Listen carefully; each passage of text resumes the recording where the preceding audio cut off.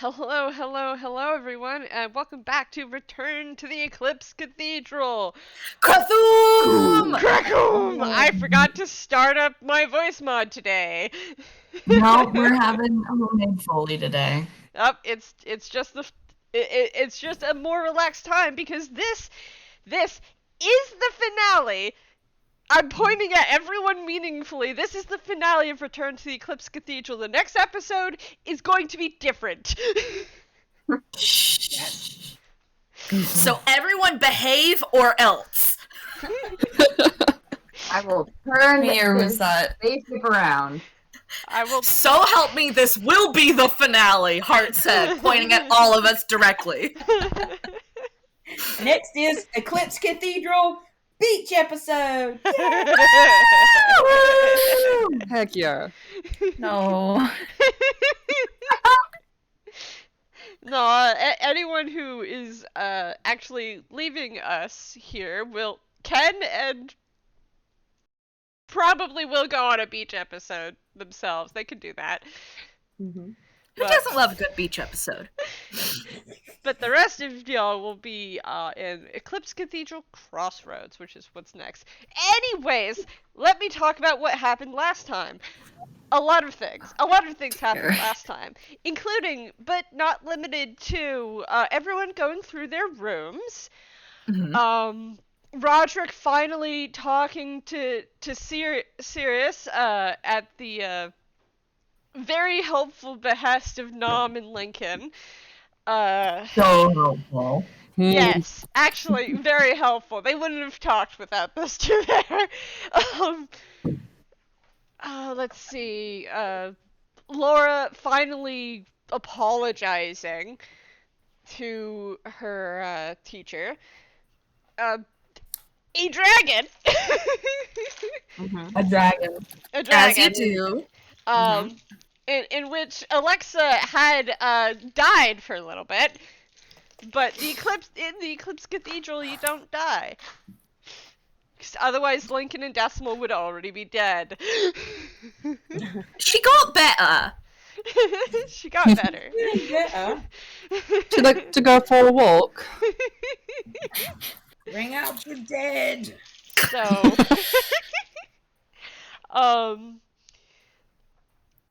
oh yeah, Xalbaer having a moment with his memory dad. Mm-hmm.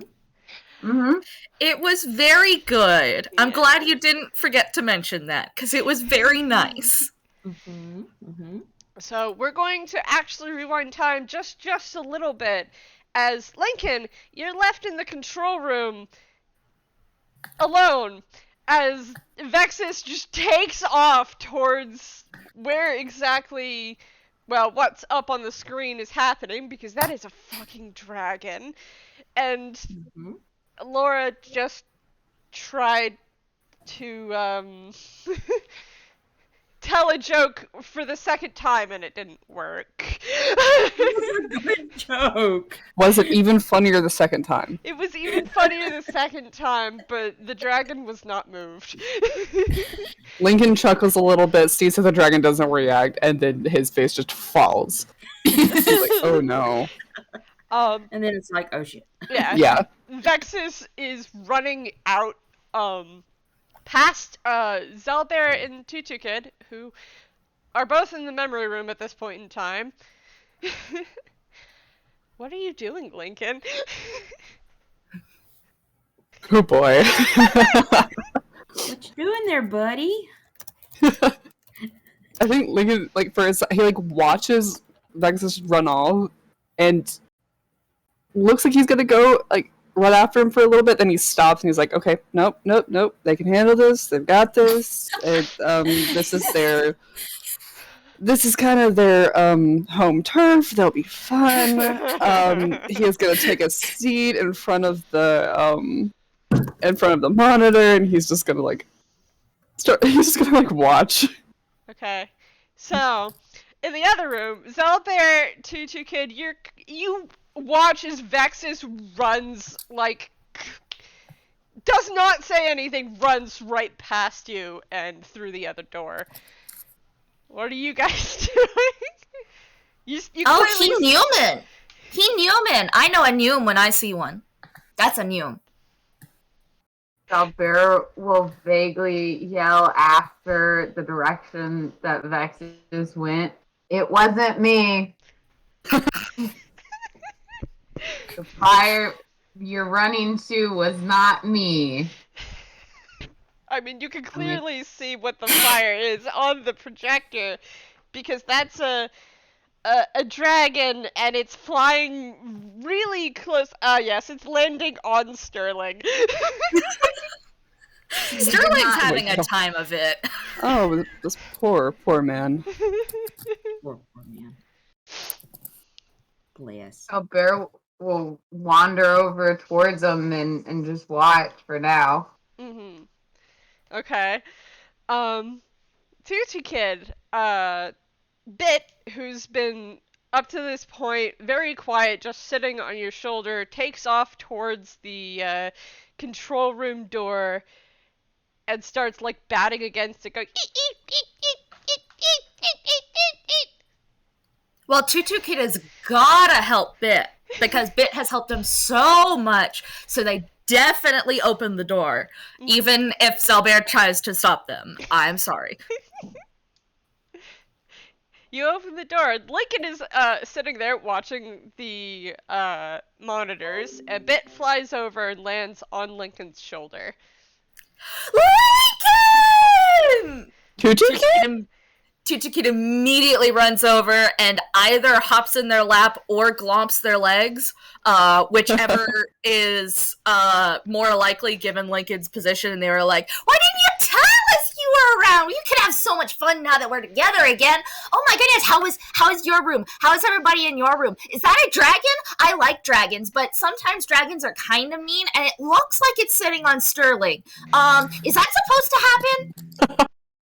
As Tutu Kid is talking about this, the dragon leans over and just like tearing Sterling in like pieces. Lincoln quickly covers Tutu Kid's eyes, and he's like, "Oh," and like the chair starts spinning around. He's like, Yeah, and the dragon looks like the gust. And Lincoln, you know this because you've seen the gust. I think a few thoughts are going through Lincoln's head. One, he is processing everything that Tutu Kid just said to him. Two, he is like, okay, that's the thing that was in the light wall. This is a memory room. Mm-hmm. So the gust hasn't gotten out. No. So he's like, okay. To be honest, I didn't even know y'all were in the other room. I would have come over and said hi. How was your room? It actually went, like, a lot better than I was expecting. You know that feeling when that Anticipation. Mm-hmm. Yeah, that one. You know when that is worse than the actual thing that happened? 100%. That's the thing that happened with my room. So it was actually surprisingly nice. Xalbaer! Olive! Get over here! We have a friend! Shouts over their shoulder.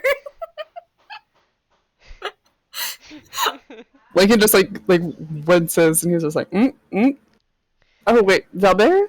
Xalbaer's here, and Olive, she's the little one from earlier. Yes, the little one from the earlier. mouse one who doesn't talk a lot, but she's my bestest friend now. Well, okay, one of my bestest friends, because I still gotta talk to my other bestest friend. But we're gonna count those tortoises after they've hatched from their magic tortoise eggs, and they haven't hatched yet. Exactly. So one of my bestest friends. You gotta make sure you don't hatch them before they count. You don't count them before they hatch. There we go. It's a very confusing turn of phrase. It is. Xalbaer! The door to the control room opens, and standing in the doorway is Olive. And she just kind of looks up at both of you, and then looks back over her shoulder, because Xalbaer, you being yelled for.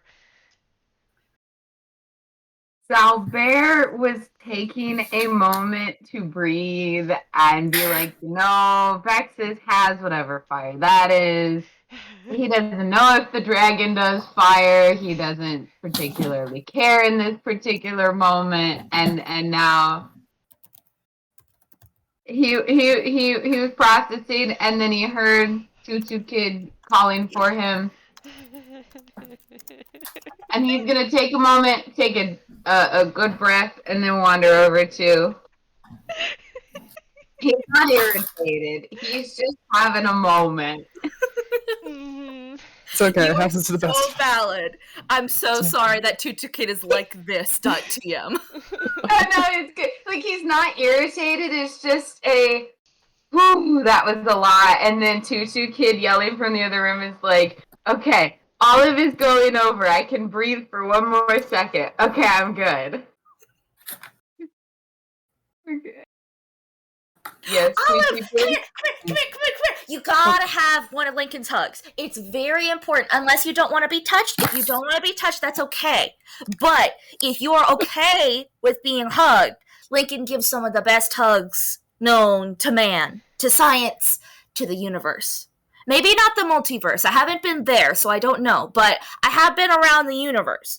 It's a lot smaller than you think. Did you know that? But hugs. Primo from this projector right here. Lincoln's just giving thumbs up. Olive just kind of, she's just watching you and all that, and then she just tilts her head just slightly to the side, like, what? Oh. Look, I'll even get out of Lincoln's lap. Tutu Kid like scoots back, and they're like, again, if you don't want to be touched, we respect body autonomy. There you go. Yeah, that one. Autonomy.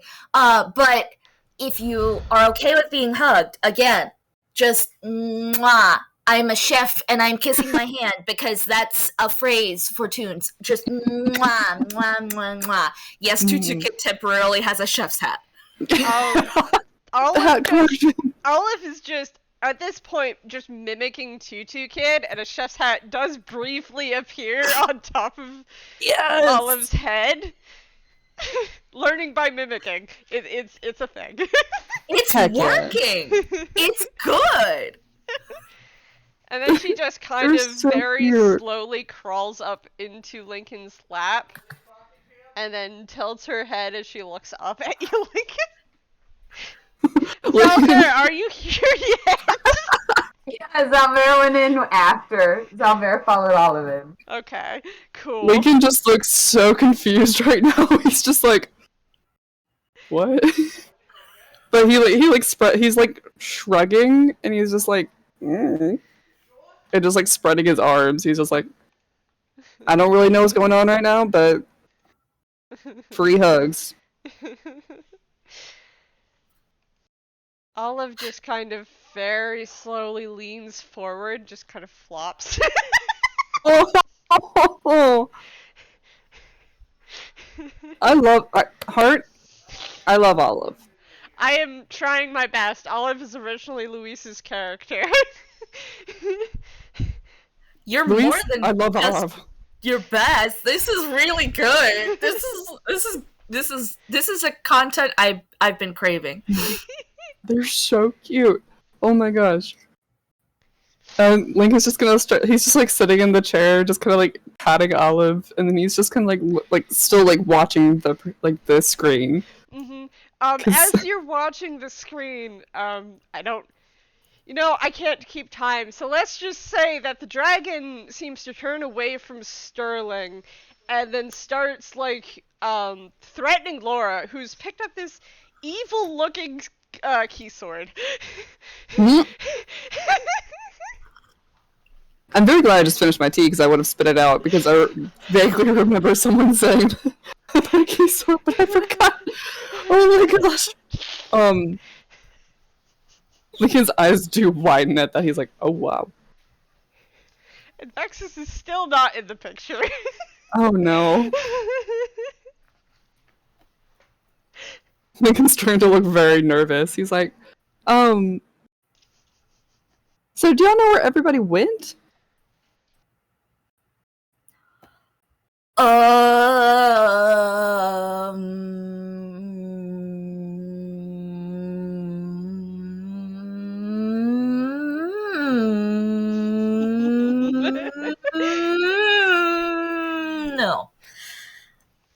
was trying to remember all the teams that went where, but I don't remember.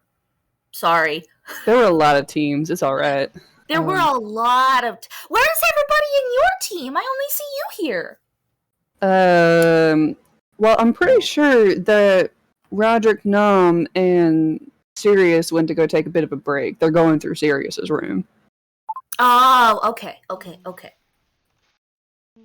So, is that man in pieces? So you look back at the screen, it does seem like Sterling's okay, because Alexa did something. But, Lara is approaching the dragon with this evil-looking sword. Oh no. I need you guys to imagine, like, wherever the control desk is, I'm hoping there's, like, a tiny little ledge that doesn't have any buttons, because Tutu Kid is, like, resting both arms on it. Their legs are probably swinging underneath the desk. Their weight is entirely on their arms on the desk, and they're like, wow! Yep, and speaking of that, the console has a lot of knobs and levers. Thankfully, there is a small, very small, Tutu Kid is just barely small enough to rest their arms there. I figured it had to be big enough for a coffee cup. Yeah. That is an excellent deduction. The console has many knobs and levers, all with very interesting lines of magical power. Actually, you're leaning on one of the lines of magical power, and poor Dexion, right in the middle of the fight, is like hearing alarm bells in the back of his head. Oh my gosh, you put alarm. Rip. Anyway,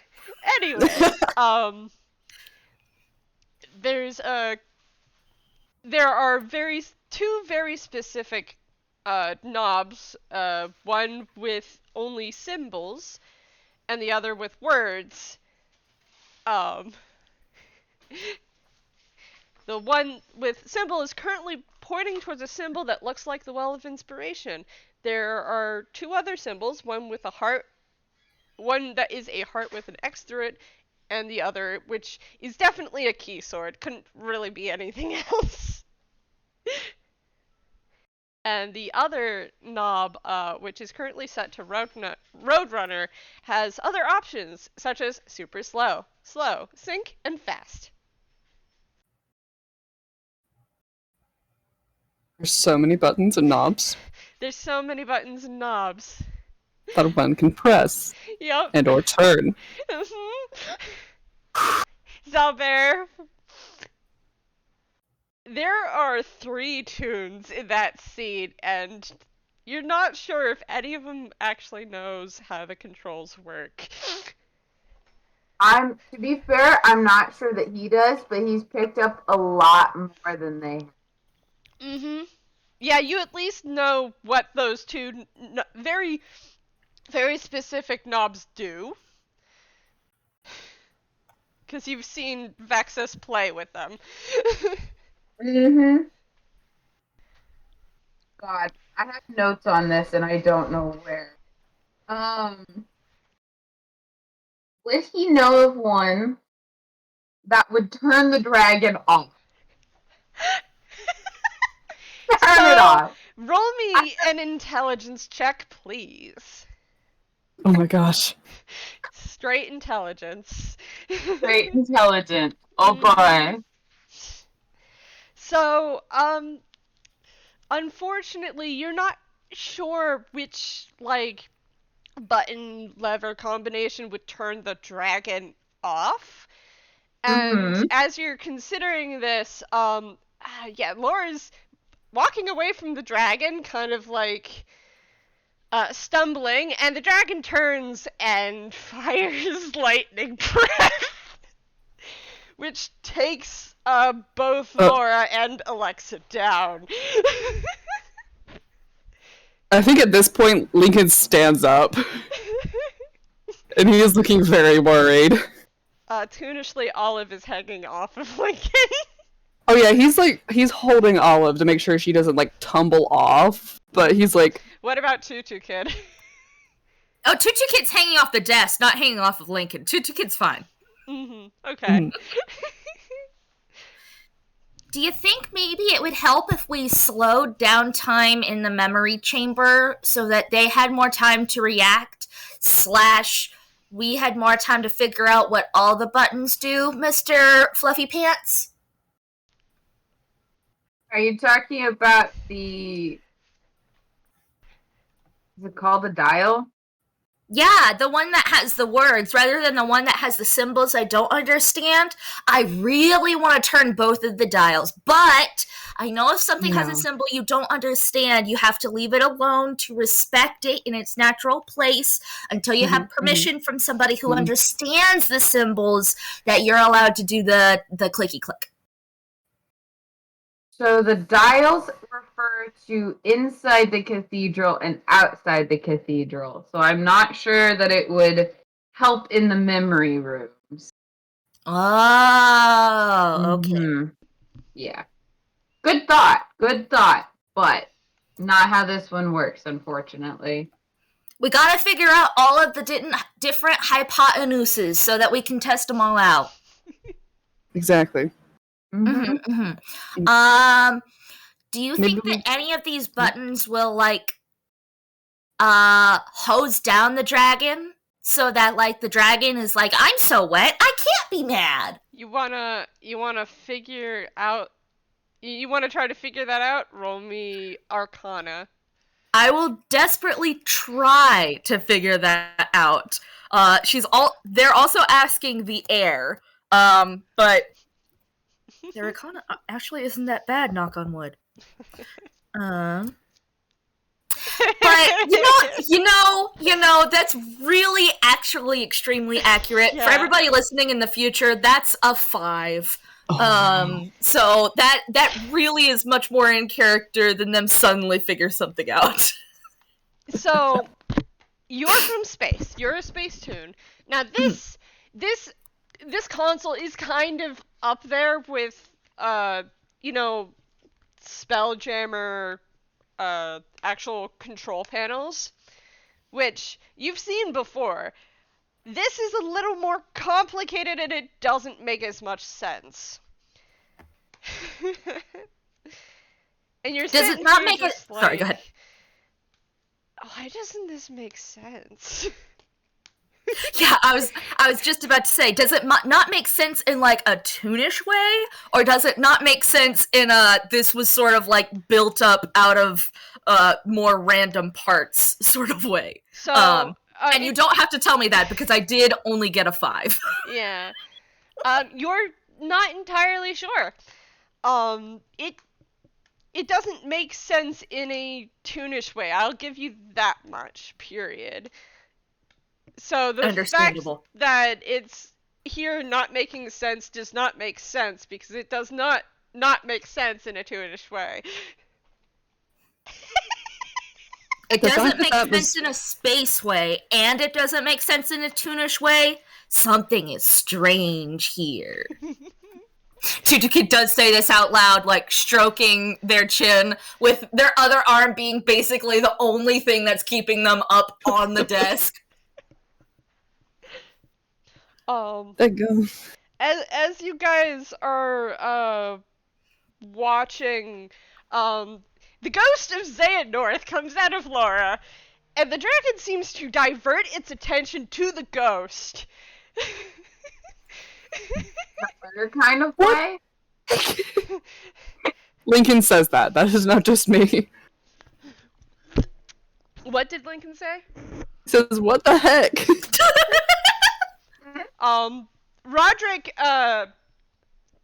Roderick, it is Roderick, but it's also Sterling.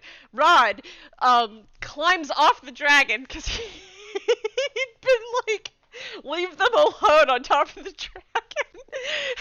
I love him. And he, rummages through Alexa's,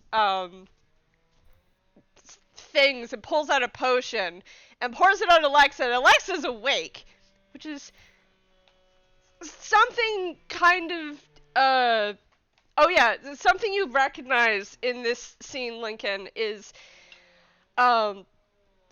Laura.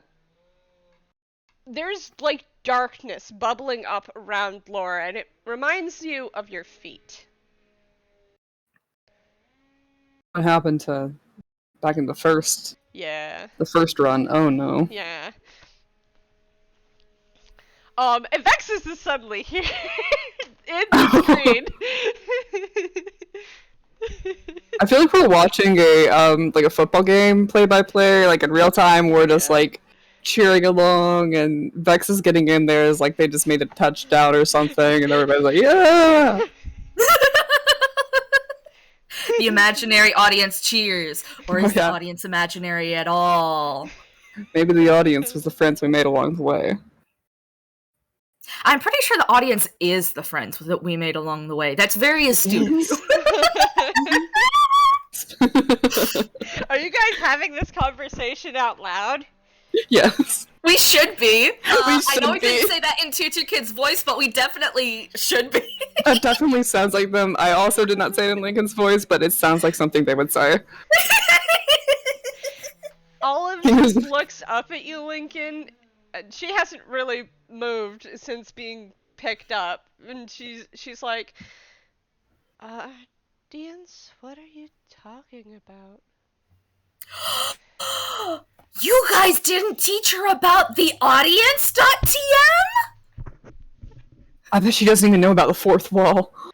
This is a tragedy. She doesn't know about the Congratulations!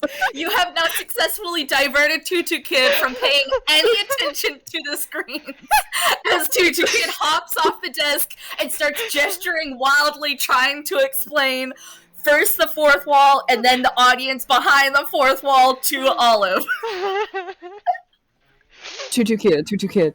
Now this is a very important conversation you must have. I think that both of y'all need to like sit down for this, because you know how like jarring it can be, right? Yeah. I had to have this conversation myself. Well, technically, Shorts Kid had the conversation first, and then they told it to me. But okay, yeah, sit down. You gotta sit down, because it's gonna be big. And Y'all listen, gotta find a good place. we gotta find really. Oh, do you think we should go into the other room, maybe, so that we don't like blow Xalbaer's brain apart while we remind Olive about the truth? That's very considerate. That's very considerate of you. How is Xalbaer taking all of this? Xalbaer has been watching this, a little confused with his head cocked, and whenever they were like, you guys didn't eat Olive, he was like, looks down at himself, looks up, like, I'm a real kind. What are you doing? And then Vexis is also real kind. And so it's like, which Vexis might know, but he's like processing like, what do you mean? And then they're like, oh yeah, let's teach Olive. And he looks a little panicked, but the consequences haven't quite hit him yet. So he's like, yeah, you guys can go chill and hang out, sure. I do need you to know that, like, after the Eclipse Cathedral, during the inevitable whatever happens afterwards, Tutu Kid will realize that because Xalbaer is real kind, and from space, he also doesn't know about the audience, so Tutu Kid will sit Xalbaer down and talk about the fourth wall and the audience, and his brain probably will completely explode. And I'm sorry for this, but I cannot stop it. I mean, why don't we skip that aftershock and just have Xalbaer join in on the conversation? Why doesn't Xalbaer also go and sit down and learn about how his reality is a show? I feel like he would just hear all of this and be like, you know what? Yeah, why wouldn't this also be happening? Everything is already so damn weird. Why not? Brilliant. Okay, you have successfully removed Olive, Tutu Kid, and some of Xalbaer. Xalbaer could probably still be in the room as long as he's, like, close to the door. So if you, like, want Xalbaer to stay focused, that would probably be fine. it's not me wanting you guys to stay focused. It's me just asking you what the heck you're doing here. The only thing I can't have you do is actually interfere. And, like, it's already over. Yeah.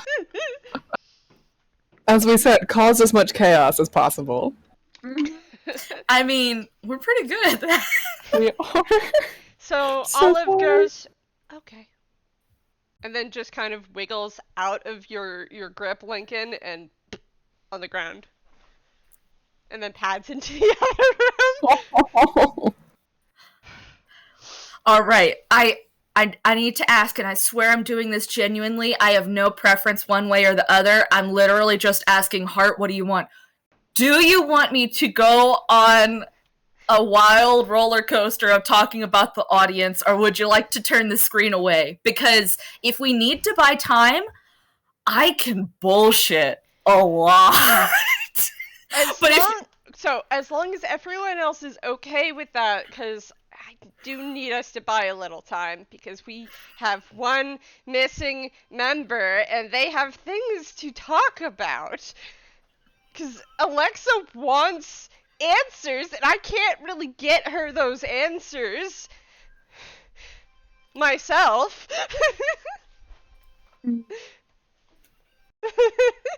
So if you want to go off, go. I mean, sure. And also, everybody, please feel free to interrupt. Tutu Kid loves when people interrupt because it shows that they really care about the subject that they're learning about.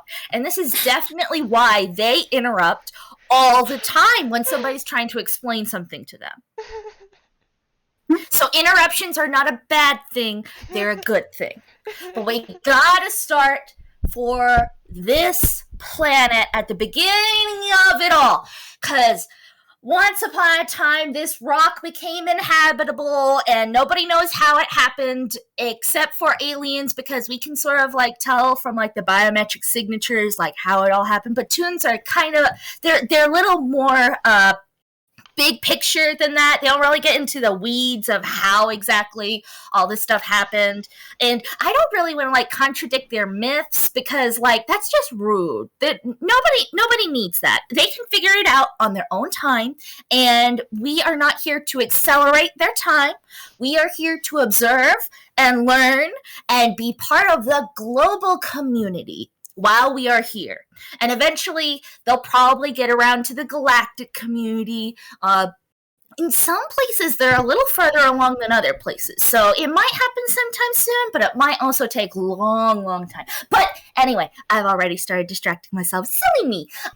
So way back when this world's first started getting created, magic was sort of part of the entire world. But then as the world started forming more seriously, magic in one place got really condensed, and it got condensed more and more, and there was just a lot of magic in this one island. And that island, by the way, is Inkwell. I'm letting you in on a little secret because we'll get there, but that magic place is here.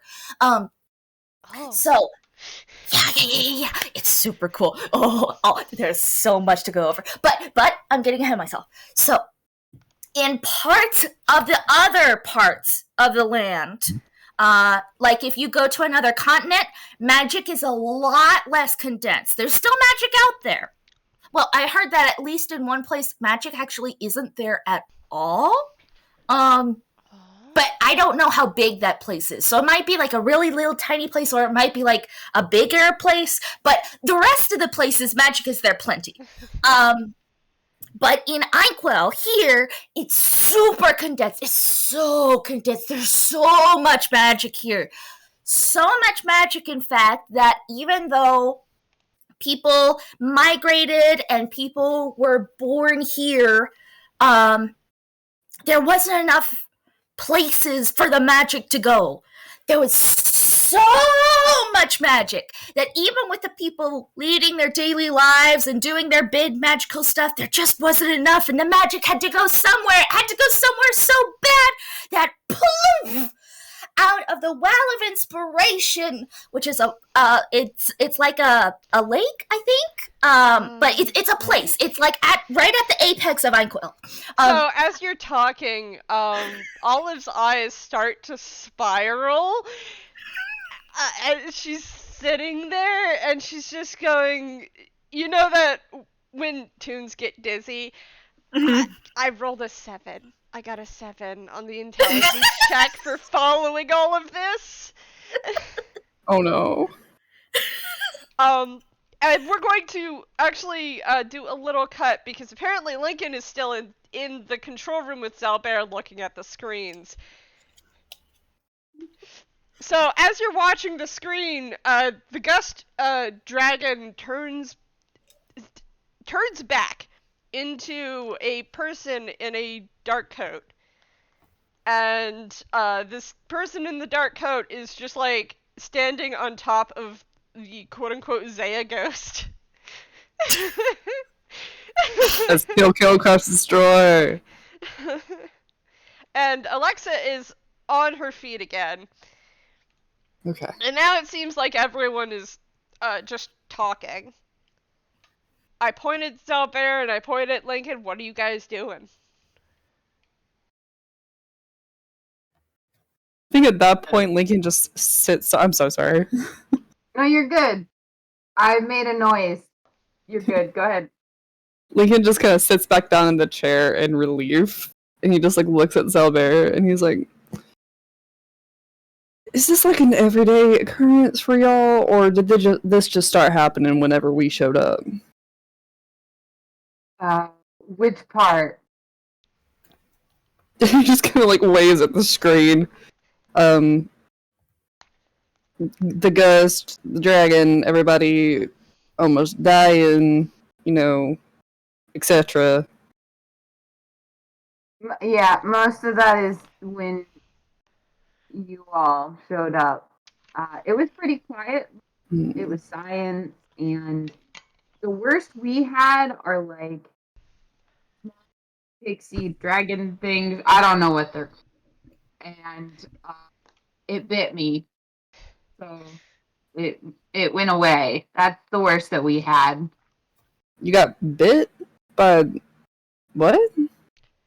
It was a really bad day. That sounds rough. Mm-hmm. Well, I feel like I should apologize on behalf of all of us for all the, well, mayhem. Thanks. I honestly think that Cathedral is fond of mayhem. Well, no. Hang on here. The Cathedral enjoys... I'm not going to make assumptions on behalf of the Cathedral. That's fair. It is never a dull moment, regardless. This has just been very shiny. I can tell, yeah. Well, hopefully things will be going back to being, I don't know, dull? Doesn't sound very fun, but it sounds a bit peaceful. And as you're saying that, there's some sort of conversation which is kind of muted. Like, you can't hear it. But well, Xalbaer, you would recognize it.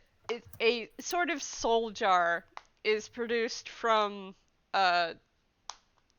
Dexion's, like, mist, which is how he accesses his hammer space, and handed on over to what you can only assume is the Gust, because it's the person that the dragon became.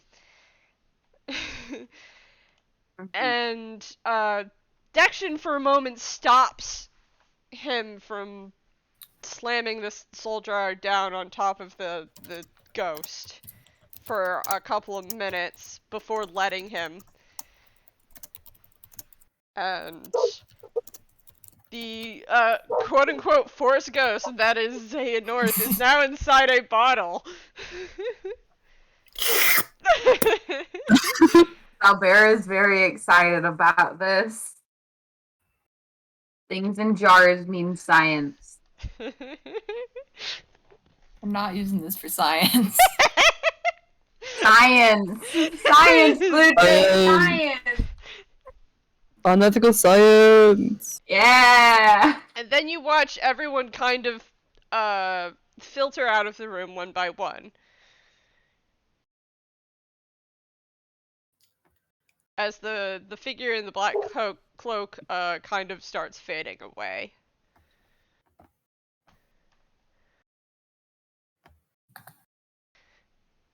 Well, they didn't die. Well, they aren't dead now.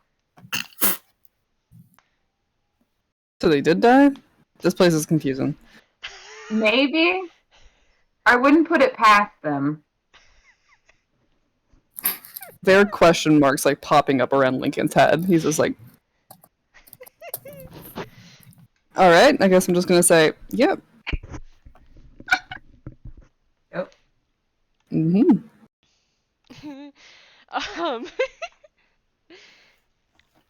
So I'm gonna say the other team, the rest of y'all, had come up and Naomi had given Alexa back the last memory she had, and in the other corner of the room, Tutu Kid starts talking again. So the thing you gotta know is the fourth wall is sort of like everywhere, because it's specifically anywhere you look when you're not looking at a person. So like right now I'm looking at you, Olive, and you're looking at me. But if I look over to the side, Tutu Kid looks directly at the audience. Now I'm addressing the audience. But sometimes you gotta use a special like tone shift, but sometimes you could just like say things to the side like, boy, I really like Olive. She's my best friend. And the audience knows that that's for the audience, but that's past the fourth wall. I like to imagine Dexion is staring at the fourth wall like it's the like he's in the office while this is happening in the background. Yes! Cannon stamp. Tutu Kid, I don't think that this is... What? What are you talking about? Oh, wait! Alexa? I've been here the whole time. You've been here the whole time and only now you're questioning things? Come give me a hug! Tutu Kid runs over and clomps Alexa. Olive, who'd been sitting on the floor, just kind of doing the... and just kind of wavering around in her seat, just kind of snaps out of it, and just like slowly gets up, and just turns and looks over at Dexion, and blinks. He looks so tired. That's it.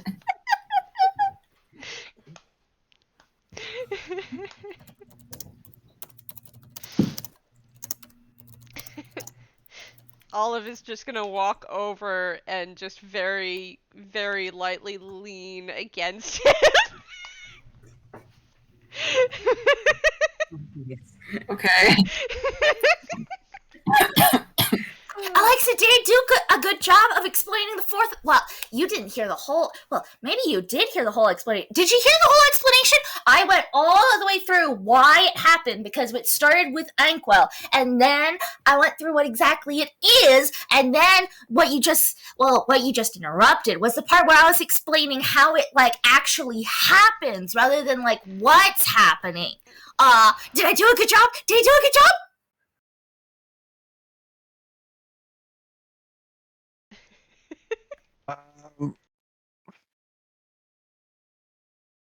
I'll have to think about it, but you're okay, and everyone else is okay, so, that's good. So I did the best job. I did such a good job. I knocked Alexa off her feet. Wow. I guess she has a constitution of 8. Oh no. Oh. Tutu Kid then goes, oh, wait. Lincoln, Xalbaer, we got more people here! And, like, runs into the other room, like, leaving the door sort of, like, swinging behind them. Wait, we got visitors? Wait, we got more people? We got Alexa, and we got, Mr. Dexion, sir, and, I don't remember if anybody else was there. I got really excited. I was really into explaining the fourth wall and the audience. Did you think I did a good job? I think you did a great job. Yeah. Yes! I did such a good job. Alexa was basically knocked off her feet, but apparently she was there the whole time, and, like, Tutu Kid is, like, grabbing Lincoln's hand, pulling him into the other room, just babbling along. You guys might now know exactly how this goes. Oh, yes. I guess when we get in there, like, we see Alexa and we see Dexion. Vexis is probably like bringing up the rear. He knows Lara's there too. Now, everyone. So, if Xalbaer walks back into the memory room, everyone is here, including Naomi and Olive. Yes! Yay. Mwah. We love the crew. Although Roderick, Nom, and Sirius are still missing. And Because they are in Sirius's room. well, specifically, the projector screen shifts because there's only one room that's active right now, and they look like they're having lunch. Good for them. You know what? No, good for them. Good for them. They deserve the break. Can everybody see this on the screen? Yes. Can everybody see them having lunch on the screen? Yes. Okay. Where'd they get the Because food? Laura just kind of like sticks her hand out and she's like, and they get lunch. Yeah, I was gonna say that. Some people get dragons, some people get traumatizing revelations of their past, some people get lunch. Some people get lunch. That's just how the world works. I guess so. Okay. Let them have lunch. If you guys Oh, want Lincoln, lunch, that's I have Tutu Kid like jams their head into their hammer space. I have they pull out 4 of the handmade ration. I have 4 of my little bento box rations left, so we could have lunch too. It doesn't just have to be them who's having lunch. Gimme. Tutu Kid starts to hand one over and then like reconsiders, and then they like hand one of the more stuffed rations, because they're not all equally stuffed. This is a kid making the rations, but hands like one of the more stuffed packets over to Lara, because it's clear that she's had a rough day. She deserves a little more food. Lara also looks Laura's like dead holding on the her bento box feet. like, oh, normalcy. She's got like huge dark circles under her eyes because she hasn't slept. No. And getting knocked unconscious does not count. No, it does not. She One also does not- got she one does also not get has arrested like late for having golden oops, sorry. that. No, you're okay. She's also got golden flecks in her hazel eyes. Mhm. Oh yeah, and her eyes are hazel now. That's Yes. strange, isn't it? That's right. Yeah. I'm sure it's fine. Interesting. Tutu Kid sort of like looks around all of them and is like, okay, puts one ration pack down. Xalbaer and Olive puts another ration pack down. Mr. Dexion and the kitty, and then the other team is already having lunch, so they're gonna be fine. Who else is really gonna need a snack? So, Tutu Kid, you watch Olive just kind of rustle around underneath her dark coat and pull out something that looks kind of like what you pulled out of your own hammer space. Aw. And she just holds it out towards you. and tilts her head to the side. Are you offering me your rations too so that we can feed everybody lunch? Sure. Tutu Kid is like grinning ear from ear, eyes big and sparkly, so happy. Tutu Kid like puts their ration pack down, gently puts the other ration packs that Olive is offering on the ground, and then just glomps Olive, just launches himself at Olive, just like, you're so sweet and nice and good, and I like you so much! Anyone looking at Olive sees a very, very tiny smile appear on her face. Oh my gosh, this is adorable. This is so cute. So I love this. And then Tutu Kid, like, lets go of the glomp, but still is holding Olive's hand. Is like, okay, I think everybody is able to have a pack. You might have to share with, like, one other person, but that's okay, because me and Olive can share, we got food, so everybody can have lunch, not just the guys who are having their nice fun time solo. We can have our nice fun time together. Naomi, as this had been happening, is looking like she's sneaking out of the room. Specifically, the projector screen kind of rustles, and then there's a click of a door closing. Gosh. No! No, come back. Is there any way that I could argue to grab her? Because You'd have to run after her. Go get her, Tutu Kid. I mean, it's Tutu Kid. I gotta try. Tutu Kid is like, okay, Olive, wait here. Disperse the snacks. I'm just gonna. Tutu Kid grabs like one of the ration packs and then just like runs after Naomi. Like, wait a second. You don't have to stay, but I gotta give you that. And then the door like closes behind them. Okay, everyone else, what are you doing? Lara has pretty much sat down right where she was standing at. Let me ask something. How close in proximity is she to Olive? So, Olive was standing closer to the cathedral settings room. You had just barely walked in, so you're closer to what is actually Naomi's room. The door. The memory room is actually kind of weirdly shaped and long. All right, so Olive is nowhere near about. Okay. Nah. All right. Well, Laura just kind of like sits down and she's like looking at this bento bowl, and she just is like, taking the food out of it and eating it. She's very oddly quiet. Like right now, she's just like, yes, food. Okay, all right, yes. She's completely focused on eating. Mm-hmm. We need no thoughts. Snack. No thoughts. Snack. Alexa, Olive is handing you a Tutu Kid made bento box. Aww. TM. Alexa was actually going through her hammer space, and she pulls out like a thermos, and she sets it down, and she sits down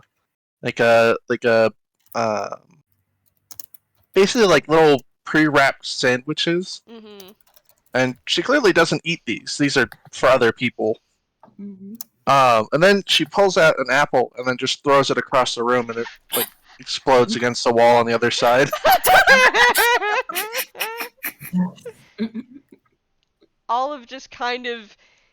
She doesn't flinch. She just kind of watches you throw the apple and then looks back at you and just tilts her head to the side like, huh? I find them repellent.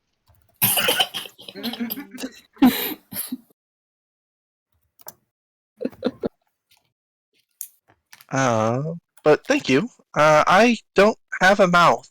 But you should definitely eat that. And then she sits down and starts eating. What's Dexion doing? Okay, well, the reason why he hasn't said anything is because he's dissociating hardcore. Understandably.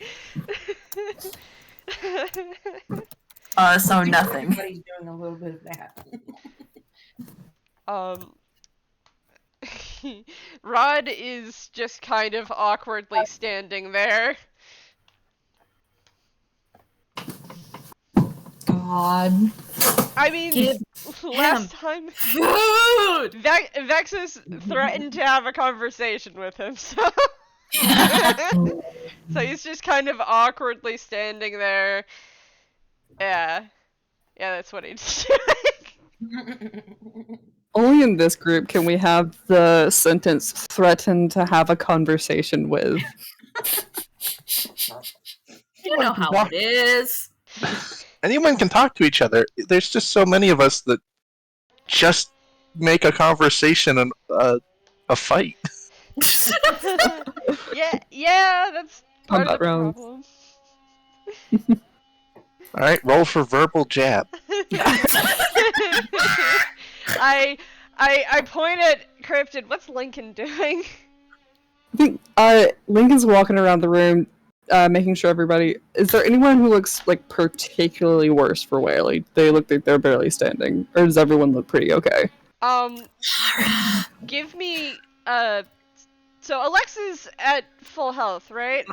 No. No. Okay. So She is one of those people who everyone else gets tended to first. okay. So Alexa and Laura both look really bad.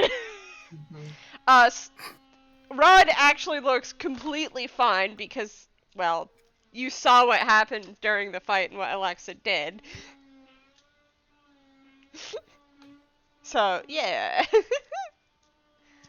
Alright. Then I'm going to go ahead and use Healing Light. Between the two, who looks worse off?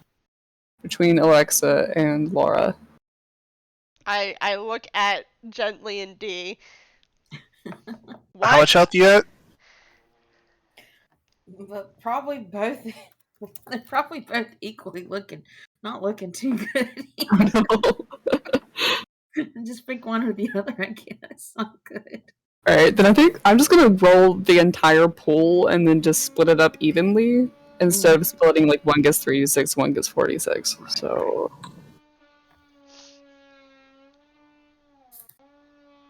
make sure I'm doing this right. 20 because I rolled absolutely awful. You each get 10 health points. Yay! Yeah, it almost puts me back up to full because I have 23 hit points total. Alright. Heck yeah. Yeah. I point at Xalbaer. What's Xalbaer doing? I've sat down to eat, yeah? Okay.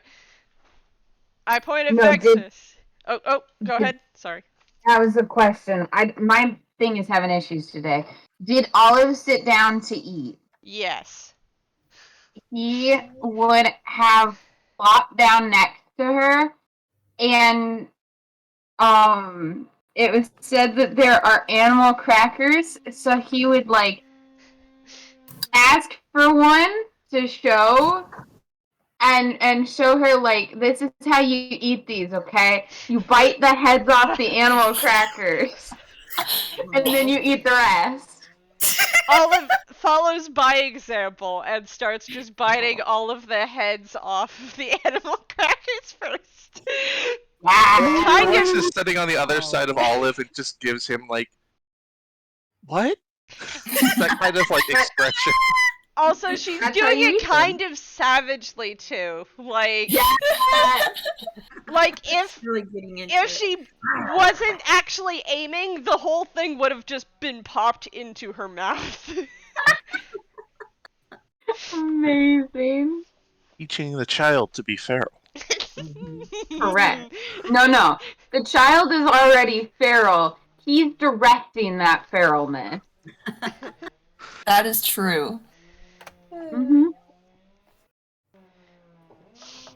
I mean, she did attack someone at the bare mention of doing so.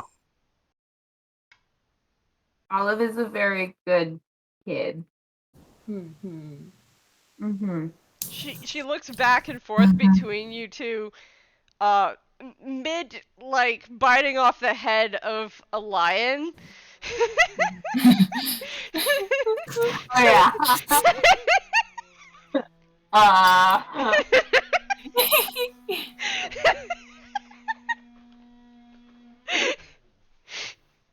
It's okay. It would be an honor. Have your head bitten off by this small child? Yes. If the small child could bring me down, that would be a glorious way to go. Crunch, munch, munch, munch. What's Vexis Olive's just doing? having a good old time here. Oh, that's good. Going to crackers, just living their life. Well, Vexis doesn't really want to partake in the Tutu Kid luncheon again. He needs to talk to Dexion and Rod, but like also he kind of wants to do those conversations in private Yeah. because they're gonna be personal conversations. And he knows for a fact that Alexa is probably gonna keep snooping around and getting into shit, and Lincoln seems like he wanted to talk to him too. So then it's the whole, do I stay? Do I go? I'm kind of thinking about leaving. I'm sure I can find something to do in the lab. Is Dexion anywhere in the vicinity of Lara? No, Like- but Olive is closer. Olive is closer to Lara? Yes. Okay. Olive is sitting And Olive next to sits over to Alexa. Lara. Lara is like she's got like a little bit of something she's putting in her mouth, and she just freezes and looks over at Olive with her mouth open, like. Olive is just like staring at Laura and then slowly raises an animal cracker and bites off the head. What? Yeah. She just like he just smushes it the thing in her hands. And then goes back to just calmly eating them. Lara is terrified of this child. Everyone else, what are your passive perceptions? Not high enough. Okay. Oh wait. No.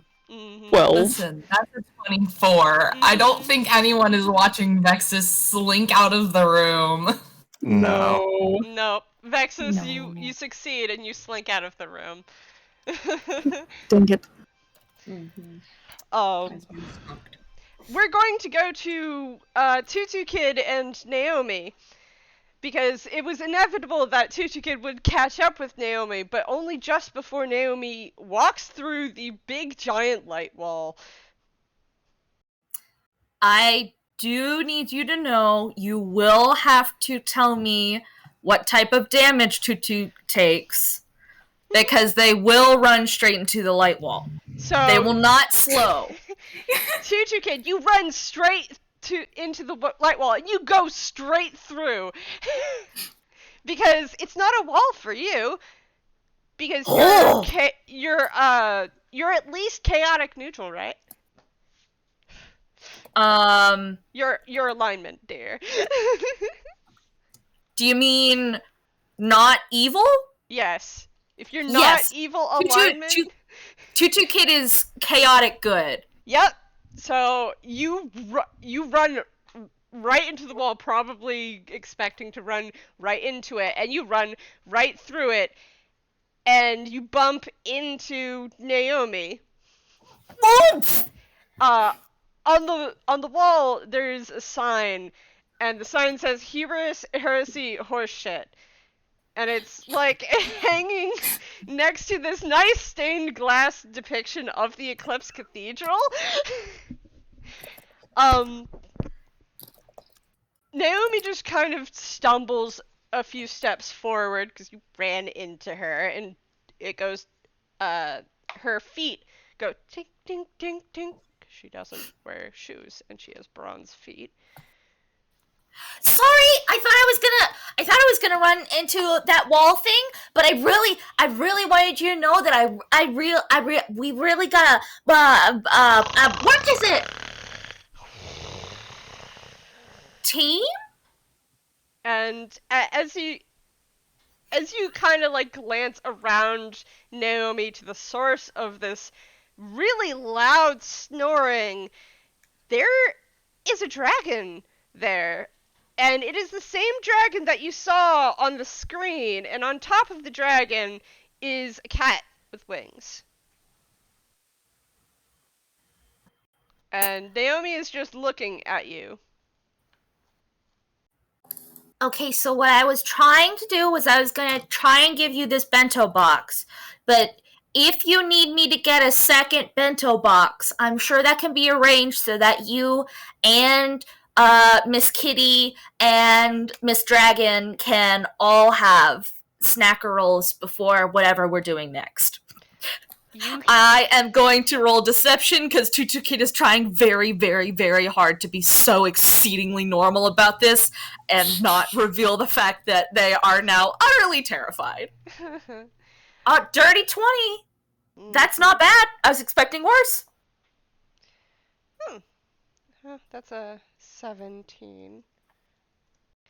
But you do hear in your head, as Naomi is just kind of looking at you over her shoulder, it's a little loud in here, so how about we talk, like this? Just think. I can hear you. Okay, so you can hear me if I'm thinking this stuff, which I am thinking it right now, and I'm keeping my mouth extremely closed. Yes, I can hear you. What Okay, is cool. it that you want? I wanted to give you food, and I didn't know if you had food or not, but I guess even if you don't have food, now that you have a dragon and a kitty, they can have food, unless none of you have food, in which case it's more of a symbolic thing. And I wanted to let you know I'm on Team Cathedral, so I didn't want you to think that just because you were leaving meant that we would forget you, because it's clear you're an important part of Team Cathedral, and it's okay if you need things more quiet. I can work on being more quiet, but I just wanted to give you food because in cultures, giving food is symbolic of trust and companionship and working together, and I wanted you to know that I really appreciate all the stuff that you're doing, and Tutu yeah. Kid, I just can't actually hear you. The gust is loud. Which is why I connected with you to speak like this. It's Tutu Kid is nodding but keeping their mouth actually very close. It's okay. Valence got me some lunch earlier. I'm not hungry. And the Gus doesn't eat. You'll have to ask Vexis about Oddmund. And she gestures towards the cat that's seems to be doing kitty biscuits on top of the Gus's head. And you can't hear it, but the Oddmund is probably purring. Tutu Kid can see it, and that's what matters.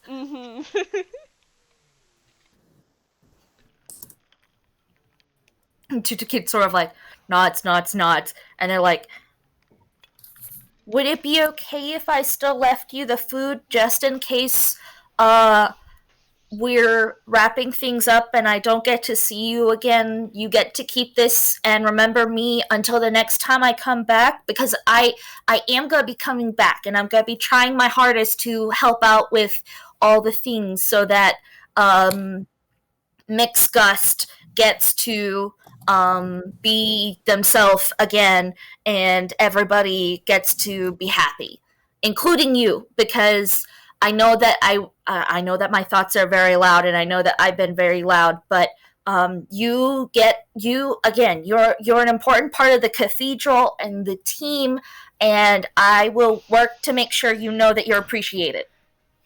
Naomi smiles, and she lifts one of her hands, and it rests heavily on your head for a moment, before she takes it off and offers it towards you. Silently in this loud room. Tutu Kid takes the hand. Are you kidding me? You said you were going to leave the food.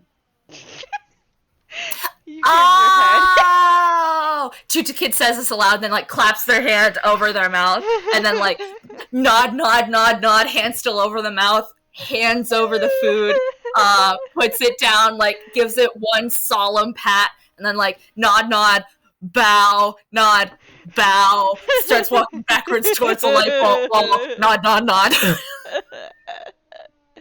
So as soon as you walk back through the light wall, the noise stops. And you can actually hear yourself think a little better now. Oh, so the wall is like, they like reach one hand through and like wiggle their fingers, and then they pull it back and they're like, okay. And then they turn around and start trotting back, as long as the way is reasonably clear back towards the room they were in. If the way is not reasonably clear, they'll go back the way they thought they came. Yeah, the way is reasonably clear, although you do. Okay, where did Vexis go specifically? To the lab, right? He's headed to the lab. Okay, so Tutu Kid, as you're walking back, you see the secret door in this room, which you've seen one or two times before, kind of start sliding closed. You don't know who left through there, but somebody certainly did.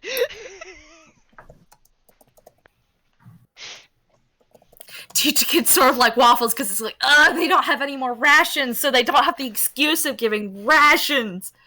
But also, what if they don't know that it's important that Tutu Kid supports them? And just like,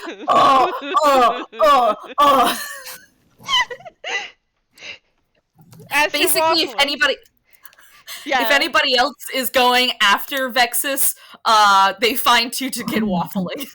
Yeah, as you're waffling, we're gonna go back to the room. Everyone except for probably Rod and Dexion are eating.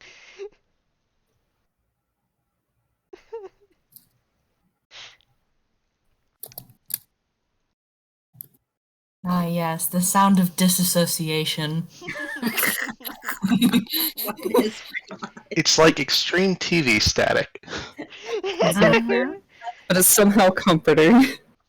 And discomforting at the same time. You don't really know. Lincoln, as you're finishing up using Healing Light, you look around and there's someone missing. Besides Tutu Kid, who loudly declared that they were going after the person who had left. Lincoln starts like muttering under his breath, you gotta be kidding. I just had one conversation. Just one conversation. We love you, Lincoln. Above, and he's gonna start looking for doors that you can exit out of. So there are 3 doors in here. One that goes, as you open it and walk past Laura to look through, is Naomi's room, and it's vacant. You look back at the control room, and it's also vacant, but you know, there's a another door through there, and you can very sort of hear Tutu Kid like waffling in the next room. Okay, so Tutu Kid was going to see Naomi. So if they are conflicted, then there's a possibility that there's someone else there, and he's gonna walk that way. Very astute of you. Just really quick, what is everyone else doing? Lincoln is leaving. Continuing to disassociate, probably. Okay. Yeah. Sitting on the floor, holding the bento box that he was supposed to share with Vexis. Not eating from it, just holding it. Rod Who's is holding now the also bento box? sitting on the floor. Who's holding the bento box? Dexion. Dexion. Lara has finished her bento box, and she's just kind of like looking at it contemplatively. And she looks over at Dexion. She looks over at Alexa. She looks over at Dexion again, and she's like, "Are you gonna eat all that?" Alexa will hand her like 3 of these like pre-wrapped sandwiches. Thank you. She's hungry.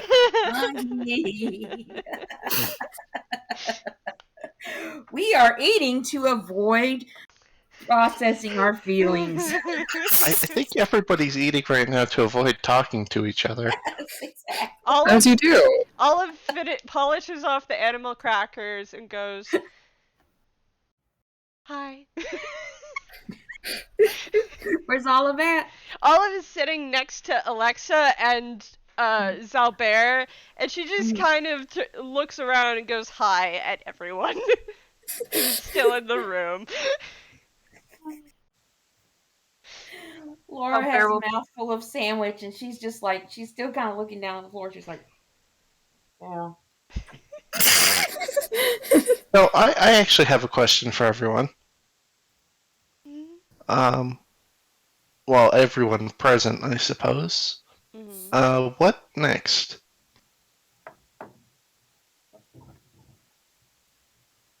Looks at Xalbaer. That's what Olive does. Xalbaer had patted Olive on the head when Olive said hi, and then turned to look at Dexion and is like staring at him like he wants to borrow the bento box, so he's gonna be like holding his hand out and making wiggly fingers as they hand me the bento. Dexion's not looking. He's not here right now. Xalbaer is staring holes in the side of Dexion's head.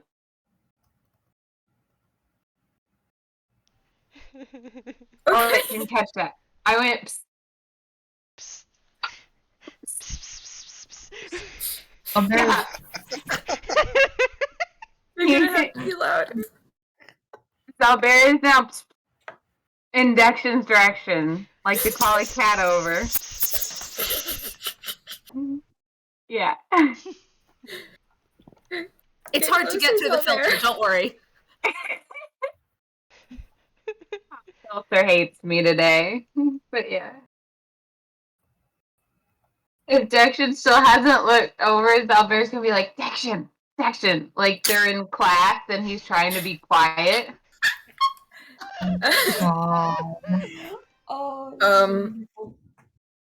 Without looking, he goes, yeah. Do you know the trick? What? Okay. Do you know the trick?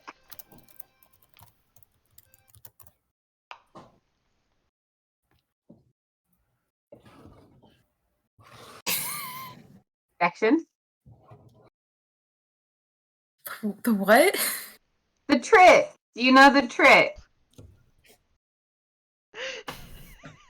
Be more specific? Come here. And he's gonna like pat next to him on the floor. Come here. Okay, he slides over. He'll hold out his hand for the bento box again. They'll put the bento box in your hand. And Xalbaer will open it and get out a single animal cracker and hand it to Dexion. He's holding an animal cracker.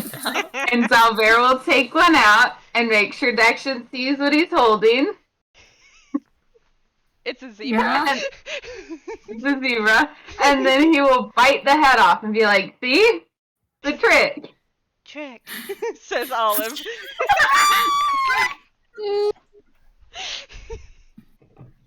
And he's gonna gesture. Like the weirdest look. Do it! What's wrong with you? He doesn't say that, but that's what the look says. What is wrong with you? He's like, yeah, now it's your turn. Also not saying that, but like gesturing, like, animal cracker mouth.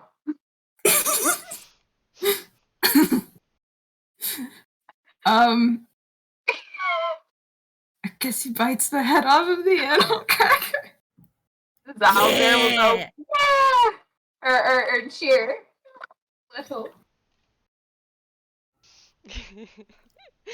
And then we'll hand the body of the one he just bit the head off himself to Olive to eat. And Olive just pops it into her mouth. I love that.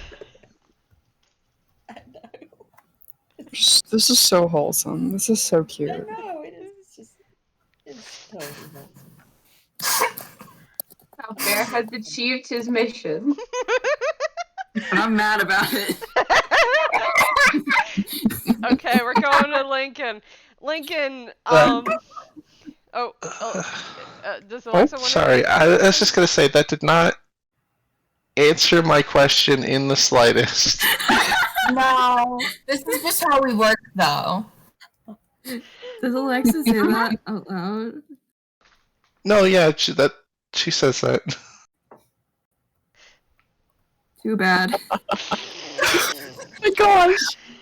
In the world did we think that you were confident enough to be bad guys? I mean, we are, but you caught us in an off.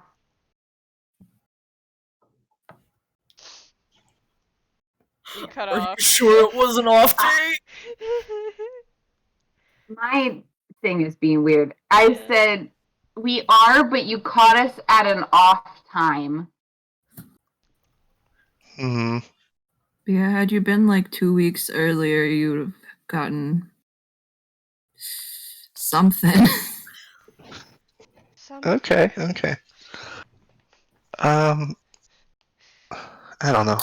I'm not sure what I'm supposed to do next, so I'm just kind of looking for inspiration. Laura's just kind of like has stopped eating the other part of the sandwich and just kind of pulling the crusts off, so flicking them across the floor. She's flicking crust across the floor. Yeah, she has one half of a sandwich she's not eating. She's just kind of like peeling the crust off, putting it on the floor, and just going like that. Olive notices and then pounces on the crust. Like a wild beast. In a very cat-like motion. Dexion, this is something Oddmund's done before. Olive is mimicking Oddmund. This is so cool. This is exactly what we intended. Decided to make a replica. I can't believe we made a mouse who's running cat programming. Next, we're gonna run Doom on her. I mean, your Doom comes pre-installed. You cannot uninstall it. Yeah, you just point her at Laura and say, "Get her." Yeah. Alright, Lincoln, you arrive in the, what I fondly call the resting room. Tutu Kid is waffling there. in the middle of the room.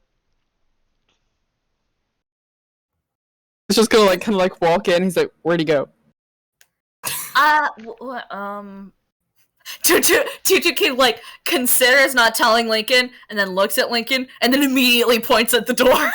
Lincoln's running. Yeah, the secret door. Okay. Yeah, you go through the secret door, and you just barely catch the flick of a tail as the door to the lab closes. Can I? He's gonna start running to the door. I'm so sorry. I know. No, this is great. So you run and you rip open the door, and Vexis is in the lab. Vexis was gonna go clean and not think about things and avoid people.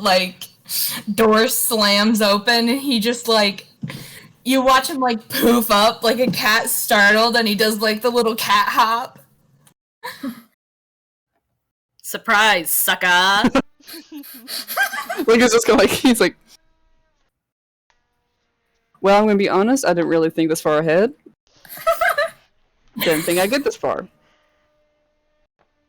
Hello. Any particular reason to go throwing doors open like that? You're going to give me a heart attack. You gotta open them somehow.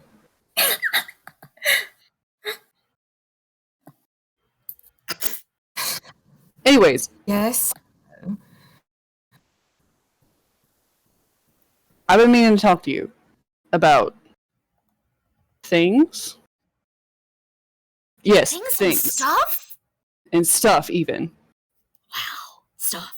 Tutu Kid is now right behind Lincoln's legs.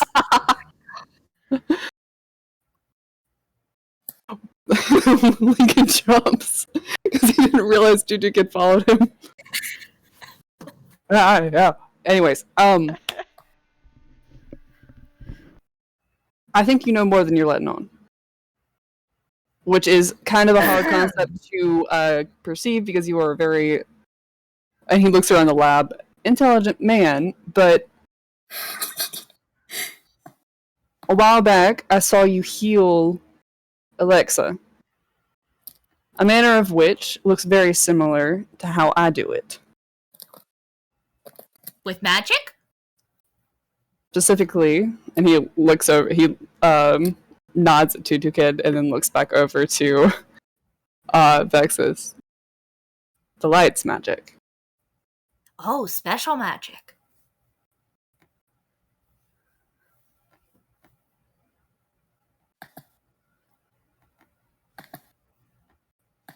Have no idea what you're talking about, and I have to roll deception because I check. Roll he's deception. lying at least a little bit. I mean, the light specifically kind of outed Oh, you. come on. You did not just get a nat 20. Oh, wait, I Please rolled beat the it. wrong command. Hold on. Yeah. How are they Oh, gonna come on. Oh. So, I need you to roll at advantage, Lincoln. Thank you. Thank you. Mostly because, well, I'm gonna die. I'm just gonna die.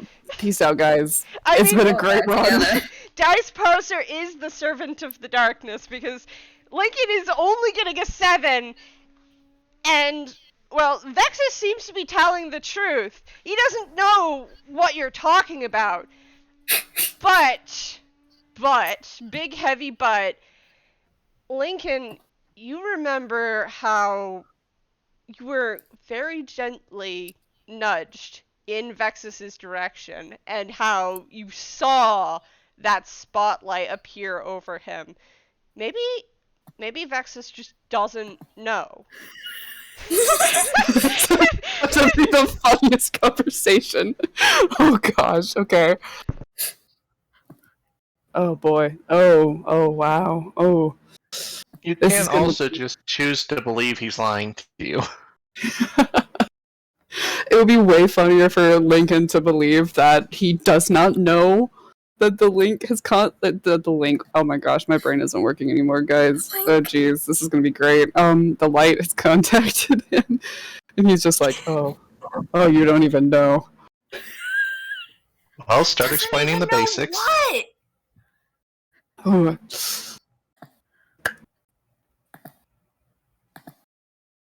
Oh wait, Alexa, when did you get here? I was never here when she does the 2-finger like V thing and fades out. Wow. Everyone in the other room, Alexa suddenly disappeared for a moment, but Dee, I need you to roll me stealth to see how stealthily Alexa actually disappeared.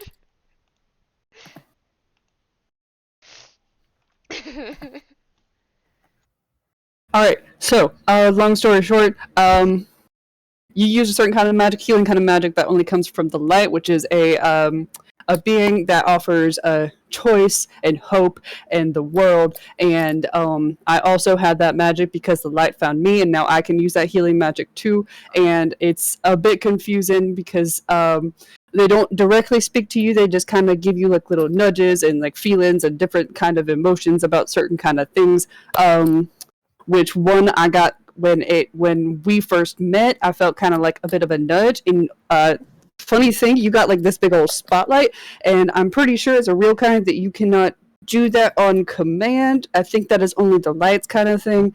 But anyways, yeah, you got some kind of connection to the light. I hate to break it to you because I know that might be kind of inconvenient in your line of work. Yeah. But why would it be inconvenient? That means you can heal super good. Well, he kind of, correct me if I'm wrong, I've kind of been getting the, sorry, I gotta start reading the chat. From what I've picked up on, they work a lot with the darkness, and they, like, experiment with it and all that kind of stuff, so... I work with the nature of souls and the boundaries of death and curses. I don't mess with any of this darkness. I am a wizard, and a scientist. I am not some sort of religious. I recently may have... And he, like, tucks his hands behind his back, like he, he, like, folds his hands behind his back so you, like, can't see his hands. I may have recently, perhaps entered into a sort of agreement, but that was with the cathedral and not with the light. Well, maybe the cathedral is made of the light. Maybe that's why Lincoln's here in the first place. Maybe Lincoln was drawn to the cathedral because the cathedral is actually secretly light all along. And that's why it's got gust, because air is light. Get it?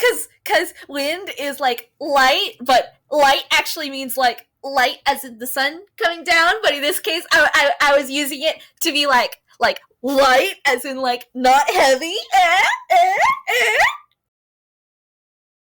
Vexis just kind of like covers his face a little. Lincoln claps.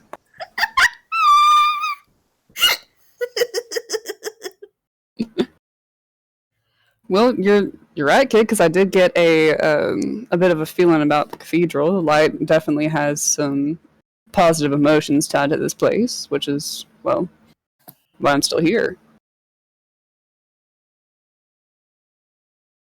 Yes, unfortunately you are. You're not as quiet as I think you are.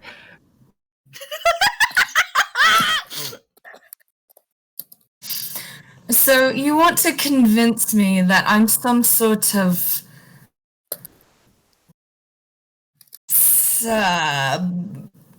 I don't even know, worker for the light? Not so much a worker, more like you've had an encounter with the light.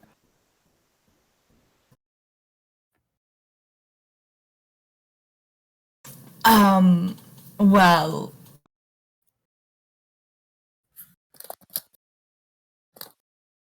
he pauses for a second as both him and I try and think of a lie.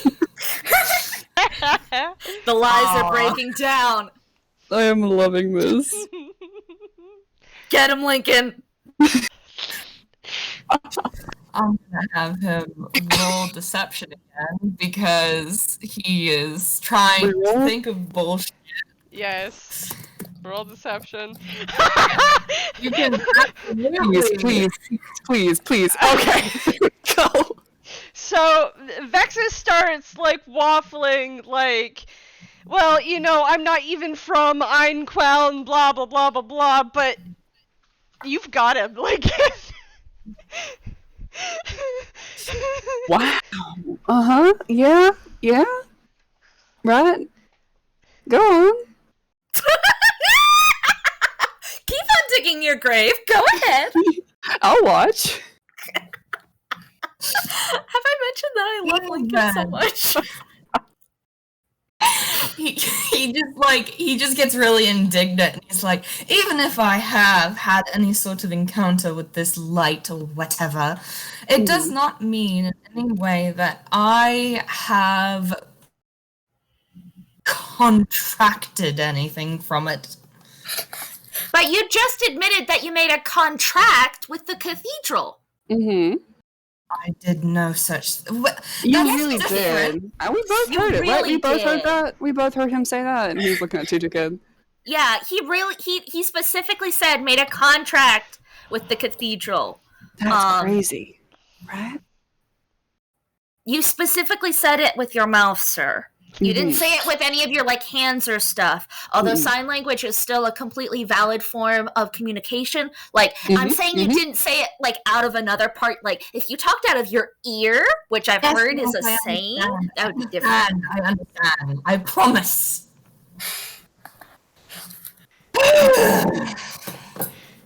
Oh. What exactly do you have to gain from trying to convince me of this? I mean, I hear that you get access to some really baller light magic.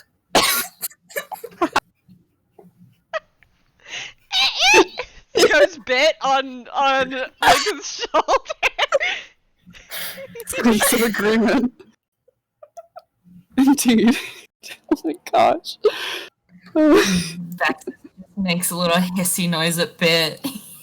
Hey. You can be mad at me all you want, but you do not hiss at my bat.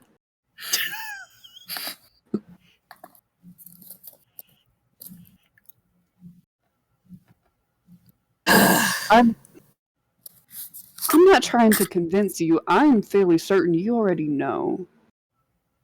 Ooh, a twisty twist. There's something else going on here. There's something deeper, and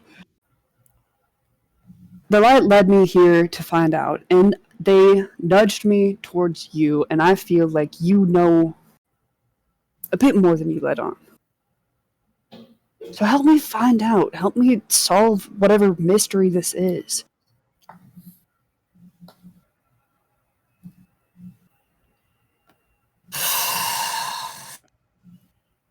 What exactly is it you want to know?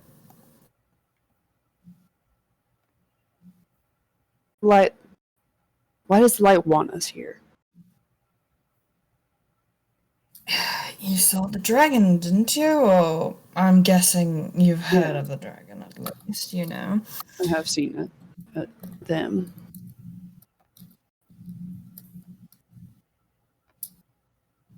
Fixed, and that involves gaining bits and pieces of the memories of the relevant bits and pieces that the dragon does not have anymore. And how do we do that? I mean, I know the mechanism that the cathedral gets these memories, but what, are we stealing them from other people? I don't believe so. It's something along the lines of, making copies. It's something Dexion and I were doing a bit of research into, partly part of why and how we made Valence, considering things, but Valence has long since become his own person, no longer a copy of what we gained from the memories Sirius had.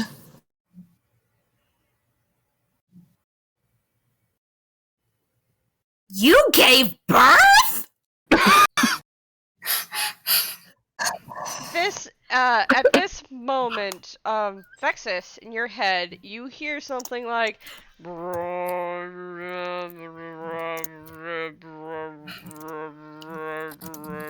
Absolutely not. Absolutely not.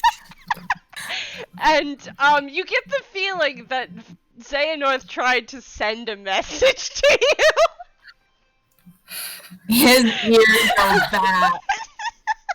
His ears go back and flat against his head, and he just like there's like a low rumbly noise in his chest, and he's like, "Of all the timings,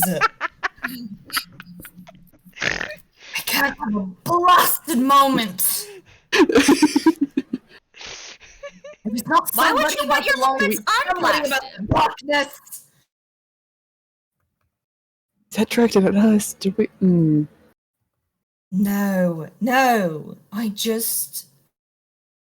Xehanort just tried to send me a message, but unfortunately, due to the nature of how the cathedral is, I'm assuming, with the disparity between its time and the time outside in wider Einquell, it was not clear. And so, I do not know what the hells he wants to tell me, nor do I particularly want to talk to him at the moment, considering...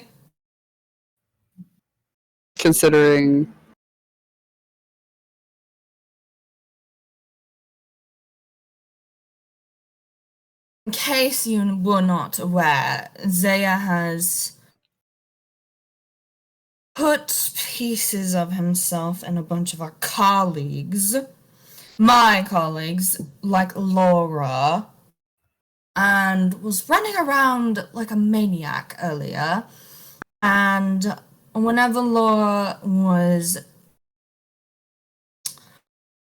briefly introduced to the concept of her own mortality once more, the piece of Zaya, which had been severed, I'm assuming, in some fashion, via our experiments on Lara.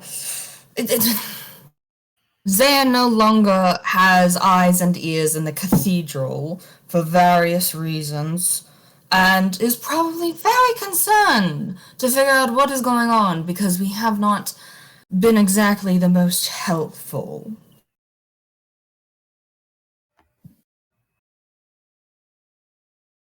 Two things here. One, the fact that y'all have not been helpful to Xehanort. Awesome. Very good there. Yeah, That we sounds like that. great. Yeah, We that like sounds that. amazing. Two, the fact that he is concerned and does not sound like the greatest, considering he just lost his eyes and ears. We don't like that part? We Means don't it like might that warrant part. check-in, I'm guessing. We don't want that. We don't want that. I don't think Tutu any Kid of is us like want nodding and shaking their head as they try to like just mimic Lincoln. Well, unlike what you all came into the cathedral believing, Zaya does not leave half the time his little hideouts and holes in the walls, and where I can't exactly tell you what that is. Even I have some sort of sense and sensibility left in my brain. He is more likely to send one of the others under his control to the cathedral than to show up himself, first of all. Second of all, the relationship we currently have with Zaya is complicated, to say the least. that.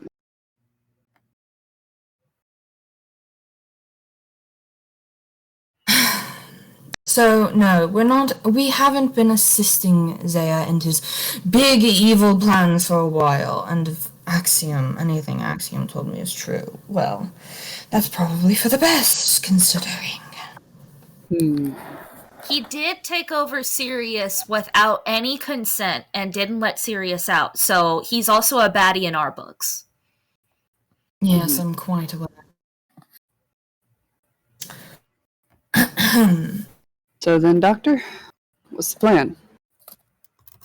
The plan was to clean the lab, but I have, if you are so interested in staying and making some form of a nuisance of yourself in the name Always. of the Lions, I like nuisances. I have asked Axiom to retrieve Lassicon, and we will hopefully, in some fashion, move forward on that front from there, because Lassicon, if nothing else, deserves to know what is going on. Unfortunately, we can't exactly do much for the Gust at the moment, simply because of the fact that it's such a scattershot way that the Cathedral is attempting to retrieve the bits of the Gust that are missing, and I frankly can only do so much in any sort of gathering of them.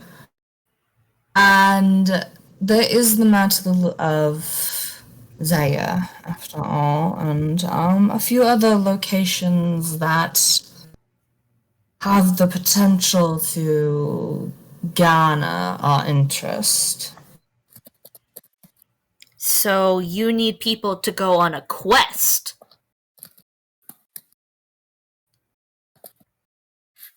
You need some people to stay here and deal with stupid North. And you need some people to go on a special quest to look at the other places so that we can help Gust. You know what, Tutu Kid? If that is what you desire, then sure. I'm sure you will be able to stumble your way into some very helpful information.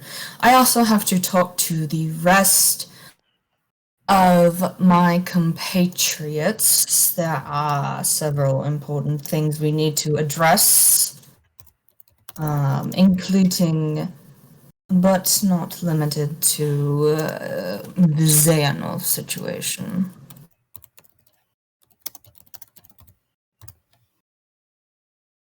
You can count on me! Tutu Kid, snaps their feet together, does a big salute.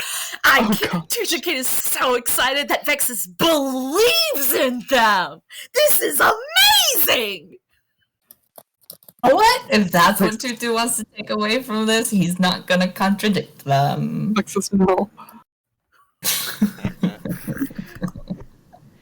Don't lie to the child, no. It's too late. It's too late. The lie has already happened. Mm-hmm. The seed has been sprung.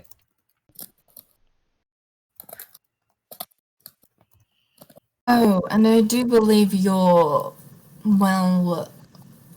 companion, Alexa, would like to harass me some more on the nature of darkness and whether or not we're going to do anything terrible here, unethical science, and all sorts of terrible, terrible things, I'm sure, because I don't know. And also, I do think she would make a very interesting... Well, you don't have to worry about that, I suppose. That is, What was the end of that sentence? Very interesting what? He kind of pauses for a second. And just sort of... He looks like he's thinking about lying again. Go on, tell me what you said my compatriot would make a very good... What? Well, I suppose that her unique situation with the state of her arm being corrupted by the darkness, and yet the removal of it not allowing the infection to spread has the potential of a very interesting experiment on the effects of such a thing and potential ways to contain a darkness infection. Or, of course, the spread of it. So you're talking about making Alexa a test subject. Did I get that right? I highly doubt she would consent to such a thing, and I'm not super interested in any sort of continual contact with her in such a fashion. She seems like she would get rather violent.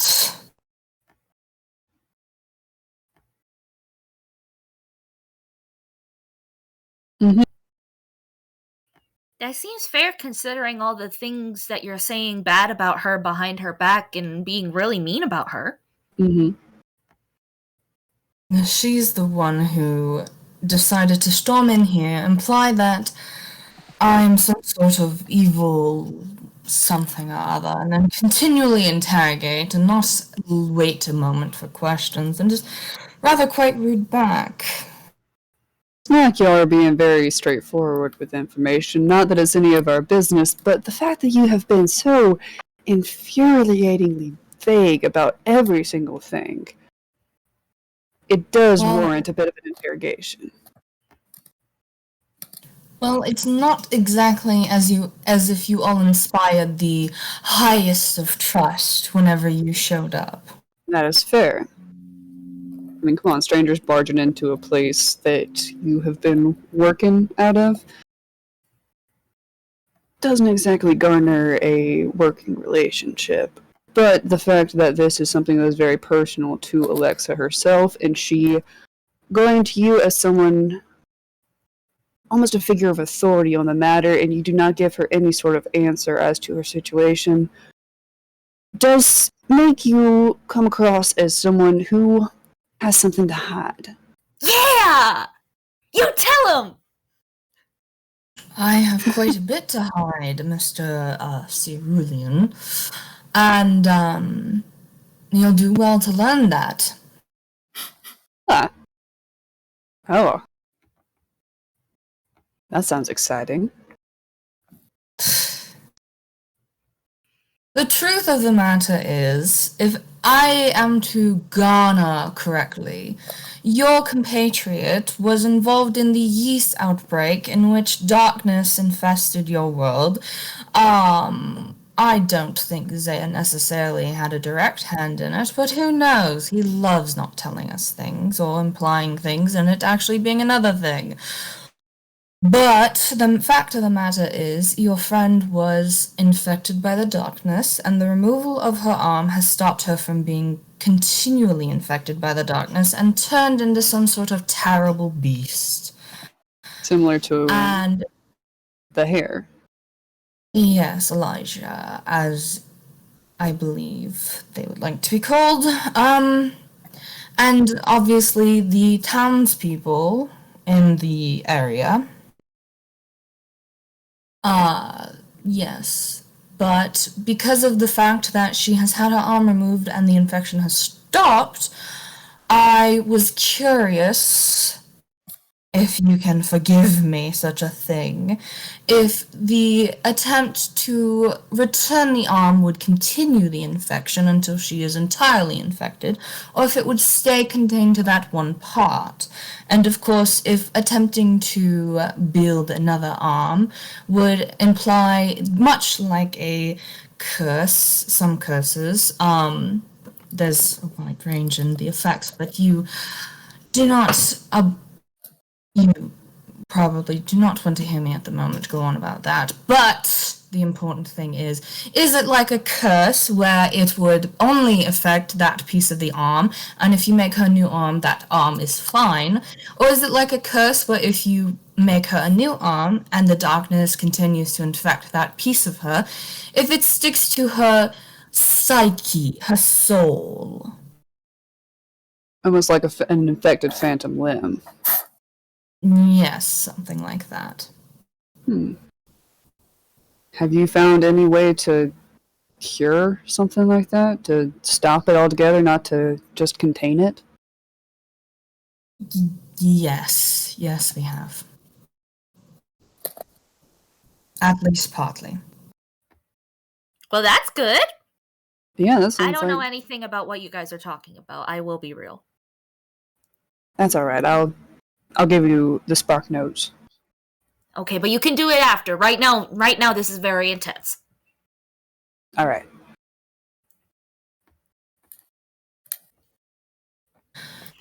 So, is that enough honesty? Yes, I think so. I appreciate this. Thank you for telling it to us straight.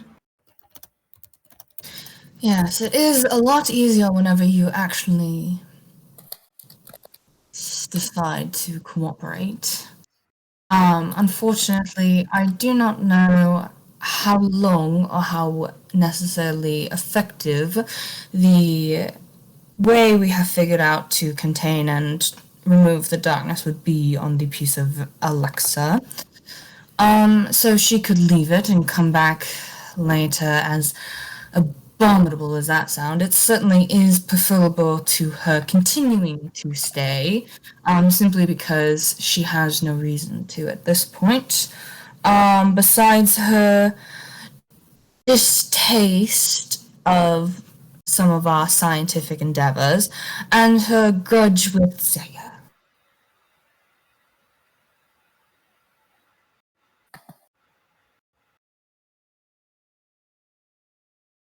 What's the best option?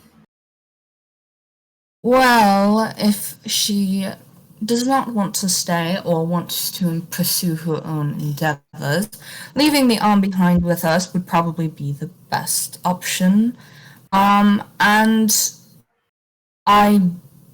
is a potential plan in place for syncing the time with the Cathedral up with the wider Einquell. So it would not be a necessarily problematic endeavor to have her simply leave and come back.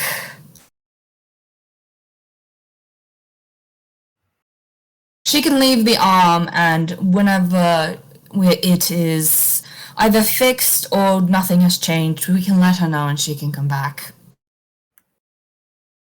That seems much more reasonable than keeping her around as a test subject for whatever you guys are doing. Agreed. But you would have to ask her directly. You know, the way that you're very not good at doing, you're going to have to do it. I hate to say this does warrant a conversation.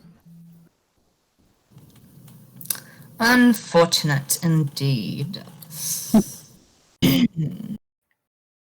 I do not believe you necessarily on the concept of me having any sort of abilities granted by the light. I am a wizard and a scientist, and I believe heavily in a healthy dose of skepticism towards any sort of religion, organized or otherwise, and quite frankly, a lot of my ideals tend to go directly against what most religions and religious beings are not exactly favorable towards. So, we can agree to disagree on that. We can definitely agree to disagree. Except for the fact that I still don't believe you. I still think you're lying through your teeth, but that's alright. Yeah! I think at that we're gonna have to take a little break. Please let Vex audio and Vexis breathe. Please, I am so sorry. Let's say that you guys can choose to stay around. Vexis is gonna clean the lab to just take a mental break. He's just gonna like huff and turn around and like start cleaning. I think at that point, Lincoln's gonna be like, "All right, I think that is our cue to leave," and to Tutu Kid. Tutu Kid will like take one bottle and like put it on a shelf and then leave. Like, I don't like you and I don't trust you, but I am willing to like help you, but also I am gonna leave because Lincoln is asking me to leave. And I trust Lincoln a lot more than I trust you. Because they're a little dweeb! Okay. Break time. Break time. Break time.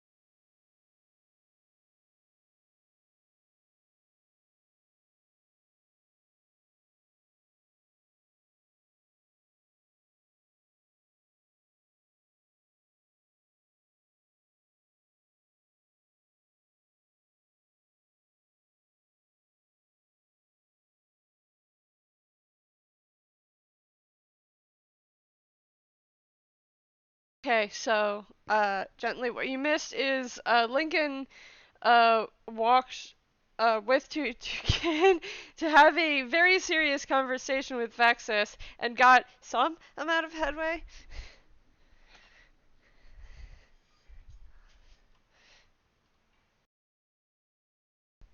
Yeah. He was almost forthright.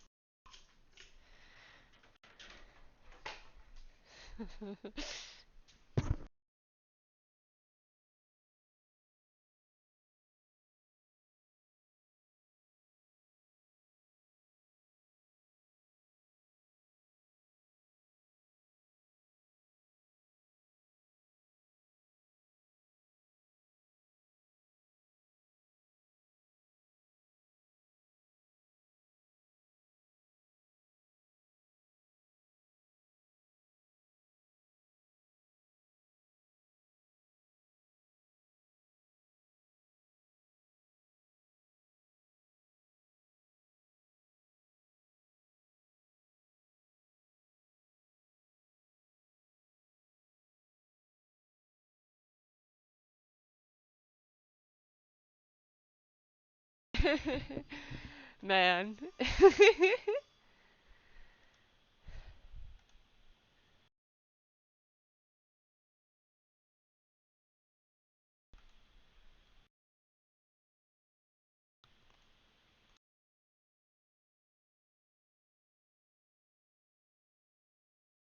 Now I'm muted. God and everyone can hear me. We're running IT. We're running IT, and you are stress crinkling that toy. I need you to know it doesn't normally. Yeah, we know. Yeah, we know.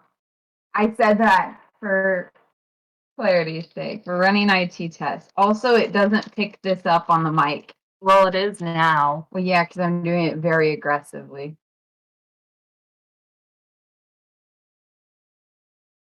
Okay. Do you want to turn on auto determine? Because that won't. Do me a favor and talk. I'm talking. I'm not sitting down where I normally would. That's part of the issue too. And it also has the noise suppression, so when I go, pss, pss, it goes no. Well, I know part of my issue with this keeping me up at times is both you and I have a tendency to like drop to a lower register, which is what I do for Xalbaer, yeah. Exactly. Which might be part of the issue because it doesn't always pick me up whenever I. So it's homophobic. Yeah, it likes higher pitched voices better. It doesn't like the bassier because it can't pick them up. Yeah. Yeah, it's being homophobic. That's the conclusion my IT guy has come to. Is it's just homophobic. Yeah, I can't help you. It's just Gosh. homophobic.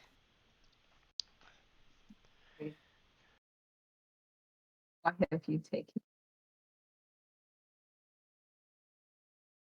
Yeah, so we're running IT tests because it wouldn't pick me up.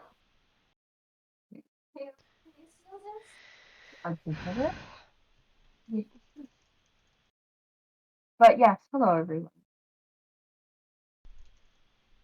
See, it doesn't. Hang on. Man, it doesn't pick it up. It doesn't. It's just so aggressively loud in real life. Brad sent these flicky toys. That Altaria is obsessed. I can just. It's got a good feel to it, and I can make shapes with it. And the mic doesn't pick it up. It's beautiful. It's perfect. They are obnoxiously loud in person. Stop asking them. Oh, I missed one. So yeah, it's Discord being homophobic. You also have your computer really set back, and if it's using your laptop mic like it does mine, your mic is like here. Oh, I know. That's why I fucked with the input setting. That's why I was like, when you came in to help, I was like, yeah, I sit a ways back from the desk as well because of the way my chair is.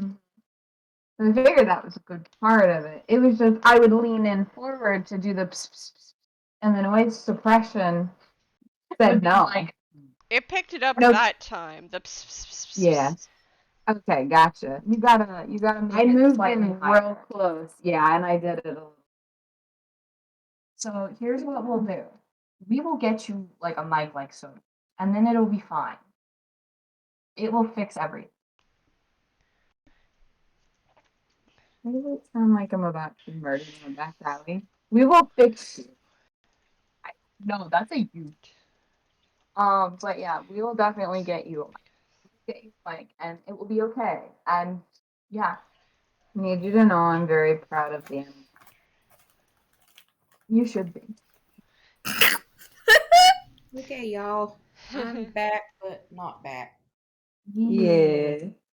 I am going to have to bow out for the rest of this epic conclusion here. That's fine. We have a situation It just with passes the fuck Betsy out. and- yeah, it's fun. She didn't sleep all night and almost died. So Yeah. I will say that after Laura got eating, she was just like, she just kind of went, and she just like, yeah, just basically just plopped over on her back and just was like, I'm gonna sleep now. Nobody bother me, please. And she's out. Yeah, Alexa just drapes a blanket over her. Hope you guys have a good rest of the time. I'm sorry. We love you, Gently. Take care. Take care. Bye. Bye. Bye. Take care of yourself. Something. I'll figure out something. Yeah, Talk to you don't later. worry about it. Bye. Bye. You know, it wasn't picking you up. We were being quieter, and we dropped our voices low. It's homophobic. It is homophobic. It's like, no, you know how you guys have naturally lower registers, especially whenever you're trying to be quiet, not projecting super loud like you normally do? Yeah. Fuck you! I was projecting earlier too. I've spent the past 2 weeks with a bunch of people that are deaf, literally, Dr. Deaf. So Doctor assigned deaf. So I talk louder naturally when I'm around them because they can't hear me, and if I don't talk louder, they don't understand what I'm saying either. And so I caught myself doing that quite a bit of projecting a lot. And so I tried to tone it down because I don't know how much it picks up on the mic. And then the mic is homophobic and says, no, keep doing that. I pat you gently. Gently just left. I know. I'll pat you aggressively. I'm gonna leave your mic now. You can either mute or hang around. I will mute and be right back. Okay.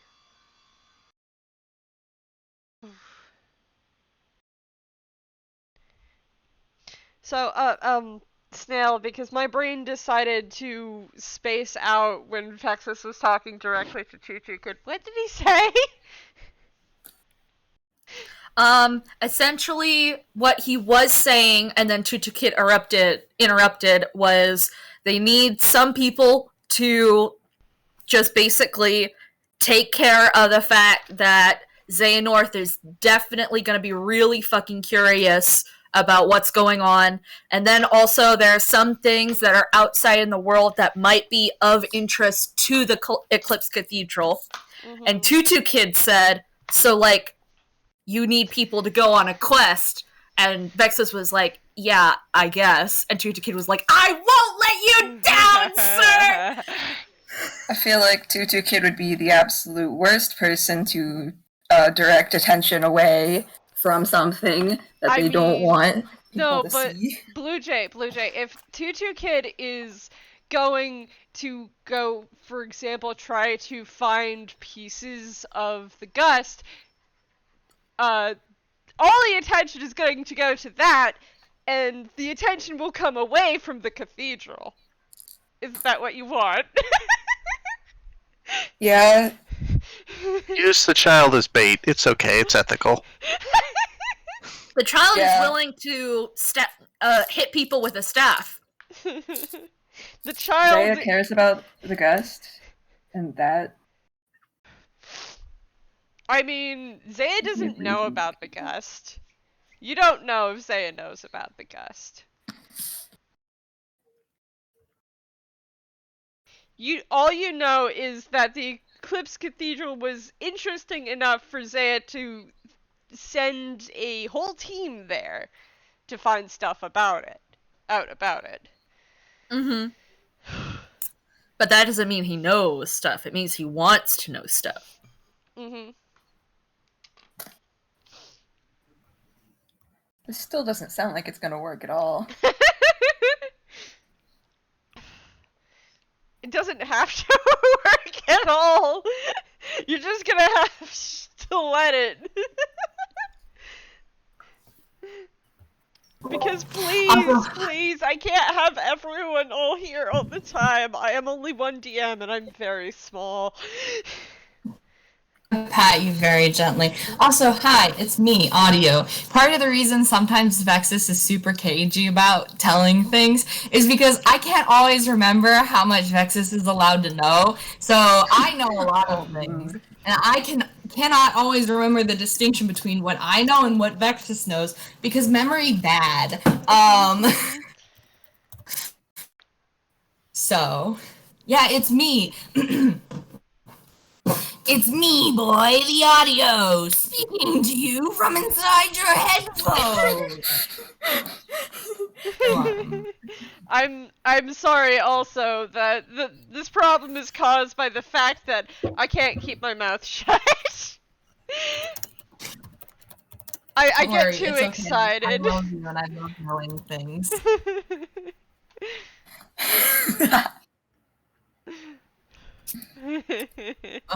But yeah.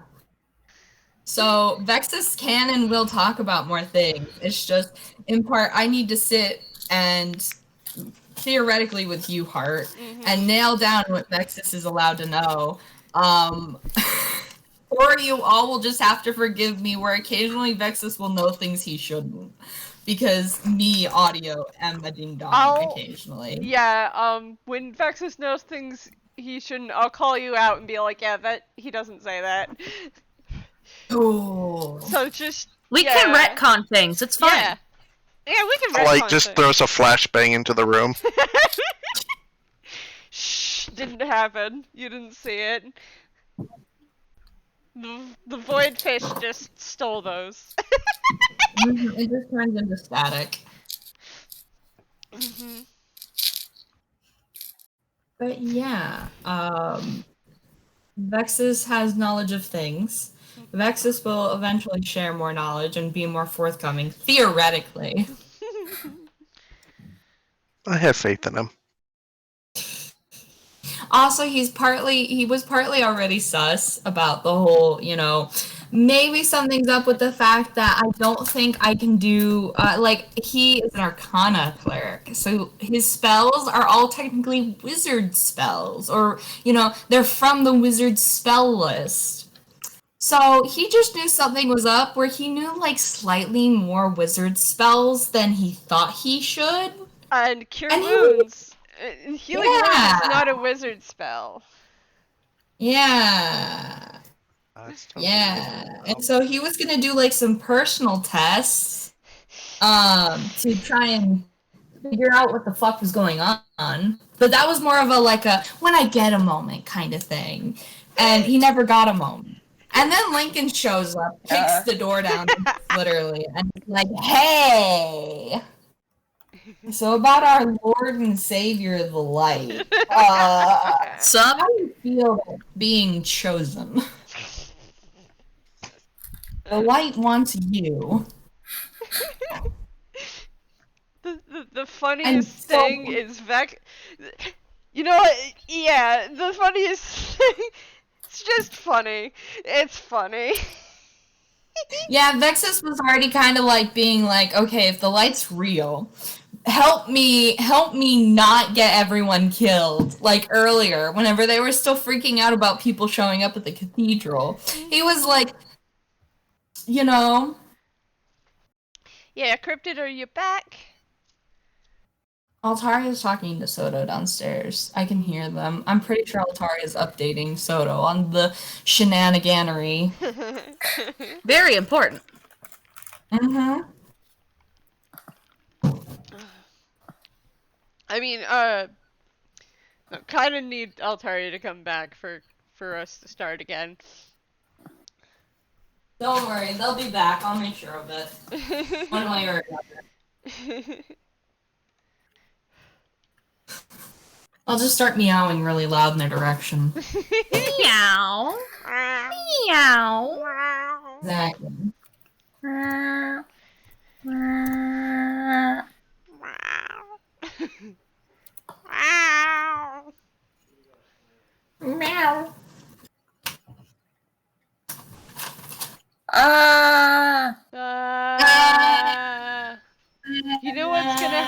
next, Bluejay, I finger guns bet I at you. do. I finger guns at you. There's a lot of things that could happen next. Well, Xehanort just tried to contact Vexis. Yeah, that's what I thought. Okay. Awesome.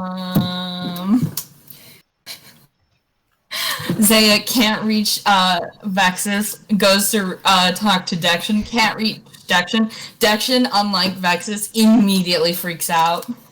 Yeah. Well, the thing Just is promptly Dexion can realization. actually understand the words being said. Oh, 'cause yeah. Dexion's attuned. Amazing! So automatically Dexion's brain will speed the words up to the correct pace and understand the message. Yay! Oh my god. Don't you love how tune mechanics work? Anyway, let's watch our favorite little white and blue man just lose his ever-loving shit. Altaria. We get to watch him turn into a puddle. Just immediately starts screaming into Xalbaer's side. Well, he has to reply, doesn't he? Yeah, well, you can choose not to Have reply. to. But also, if you don't reply, it'd be a little suspicious. Yeah. Altaria? If they ask what Vexis is doing, just say he's no, don't say he's dead. Say he's busy or sleeping. Which is like 2 steps away from dead. Let's be real. Now I'm back. Okay. Alright, so we're gonna start up again. Okay, so back in the room with everyone else, just a little bit before Lincoln and Tutu Kid return, but right after Alexa returns, because Alexa stole away with a 21 stealth. Oh, come on. It just comes back, and Olive goes, "Where'd you go?"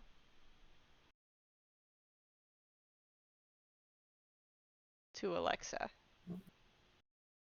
Oh, I'm not muted. Okay. I didn't go anywhere. She just kind of tilts her head to the side and a question mark appears. Upon you returning, you can definitely note that Lara, who's just had a day, finished her food and then decided to curl up into a ball and is now completely 100% asleep. Like you can see the physical Z's rising from her sleeping form. Yeah, Alexa will reach into her hammer space and pull out a blanket, just kind of drape it over. So Dexion, as you're just kind of sitting here, you hear in your head something really slowed down, and being attuned, you automatically speed it up, and it sounds like Dexion. How did the experiment go? I cannot seem to contact anyone. Amaris has told me that the reports are due next week. And it's Zaya, and this is ascending.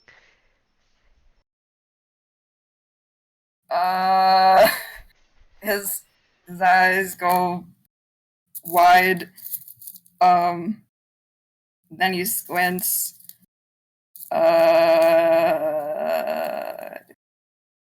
Can you write that down, please? Yes, I actually did write it down so I could make sure it was under 25 words.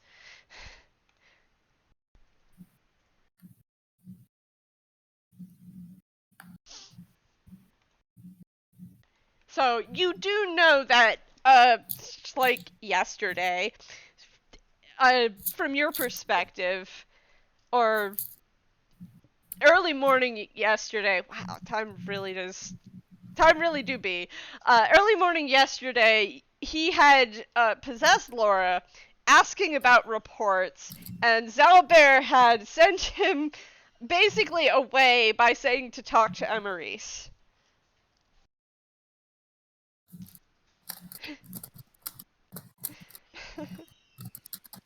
And then his shard self was attacked by a child. He doesn't know that. Or you're not sure, but he's not asking about that. I'm writing it out. Hold on. Yeah.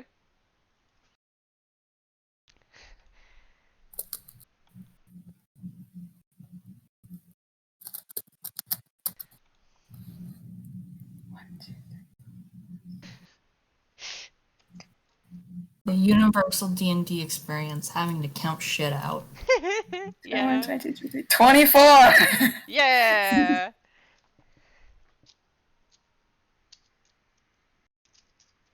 Okay.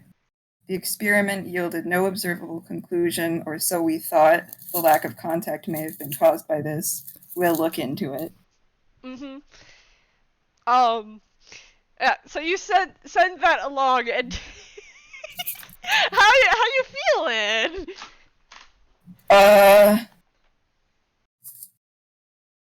of just falls backwards and leans on the floor. And stares at the ceiling. You okay? No.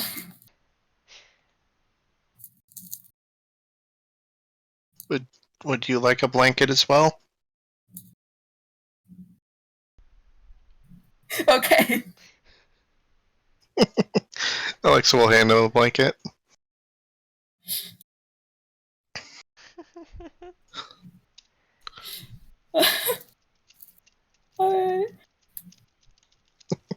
He used so many words that he couldn't get anything else in that message.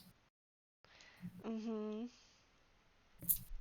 Cool. Xalbaer, how are you reacting to this? Very quiet from the other room. I am unmuted. I was, again, Discord is being mean to me. There is a little panic, but trying not to show, like, oh god, oh no, boss is checking in. Also, roll me deception.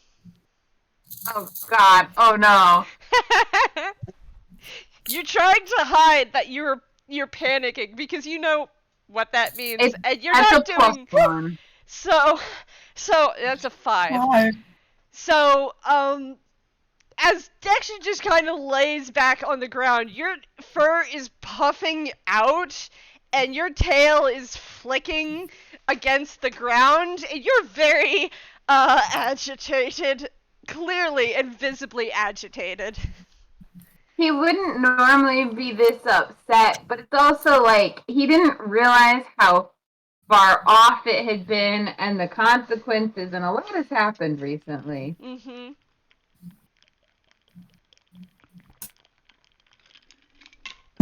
He's gonna reach for another animal cracker and it's gonna lose its head. Olive is just kind of gonna get up, toddle over to Dexion, and then sit back down. Just kind of hands on knees looking down at him.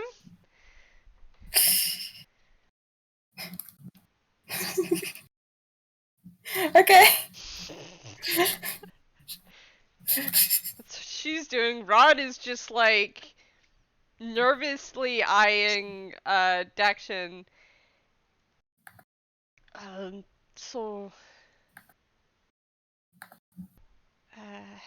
What'd he say?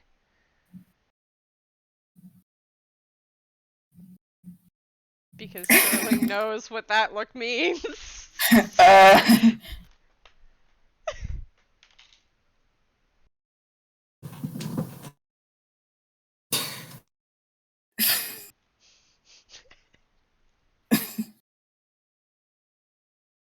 The Dexion you are trying to reach is currently unavailable.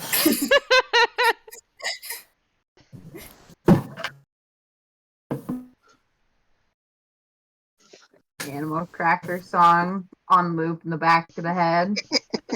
It's just steadily getting louder with each repetition. There's a song? Yeah! Really simple. Animal crackers and my soup. soup. Oh Lions my and gosh. tigers, loop. Anyone who watched Cartoon Network in the early 2000s knows that song. I did not watch Cartoon Network in the early 2000s. Yeah, you're gonna have to ask again. Dexion, did he say anything?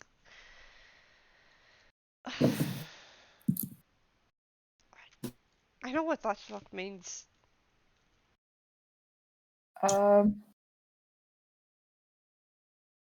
He's lost contact. Okay.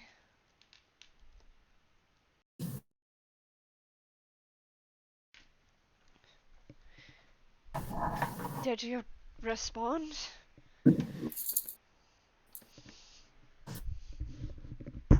I did my best. I think at this point, Lincoln and Tutu Kid come back into the room.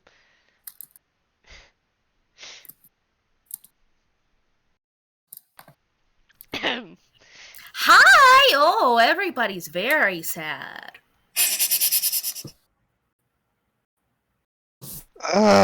Apparently something just happened, and everyone else... I feel like everyone else is telepathic.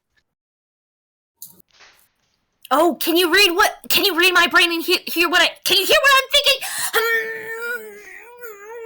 No, I'm not, and that's why I'm feeling left out here.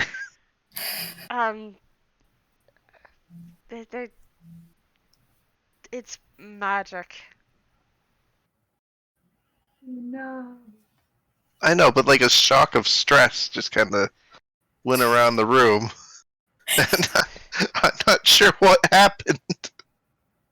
Well, don't worry, Alexa. If you try really hard, I'm sure that you can be stressed too. Tutu like walks over and pats Alexa's shoulder. You don't have to be left out of stress. Anybody can be stressed. Altaria, you were going to say something? Was I? I thought you were. You lit up. Oh, my Discord is doing all kinds of fun things. I think I was making a reference and I said it quietly and it picked it up anyway. Ah, man. We're talking to the cat who is watching me very carefully, so. Okay. Yeah.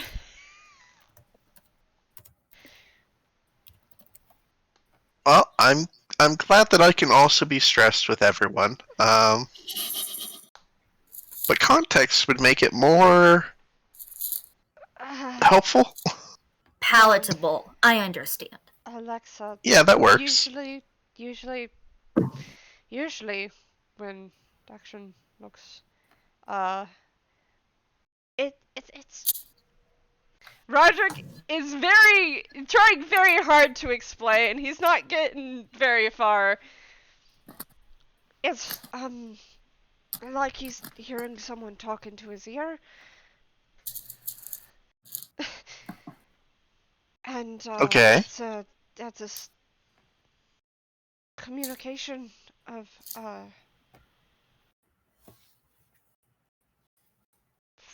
from the boss.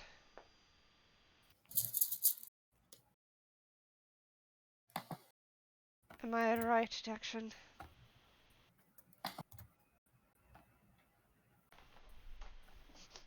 I think he like gives a thumbs up from the floor.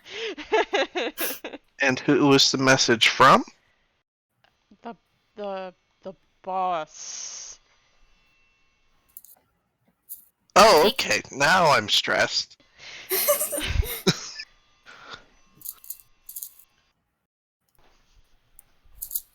See, I told you didn't have to be left out. Cryptid, you're muted if you're here. Lincoln is here. Cryptid. Whip-didoo-woo. Whip-did. Cryptid said BRB, but that was 9 minutes ago. Oh no. Cryptid! They have entered the void. Yeah. It is very dark in here. This is so sad. Alexa, play Despacito. No. No. Now playing spa music. Do, do, do, do, do. That's classical music. Yeah, What that's did they play at the spa? It's not what they play thought at you the Like a said spa. harpsichord or We're a mess heart emoji. Yes. yeah, Alexa's head just starts playing like just ska music. Somebody's just shredding on a trumpet. Just absolutely going What? nuts. Tutu Kid's shoes turn into Converse. Oh yeah, Tutu Kid starts tap dancing, you know? And suddenly in the lab, Vexis feels, for no inexplicable reason, very glad he didn't come back with the others. Also a dying urge to skank it down. No. Never. Rod just kind of sees this happening and just like looks over at Lincoln, who's back. Okay, Lincoln we're full back looks like to he's dissociating now. standard reality, returning to normalcy. Yeah. I love that this is normalcy. Phase shift back into everyone being panicked. That was the ad break. Totally. We're advocating for Go to Cupo Corner Shop today. we're advocating for the concept of ska. Okay. So Lincoln, you did kind of like while you were disassociating, you distantly heard that Dexion had just been contacted by the boss. And that's what Oh no. Rod said.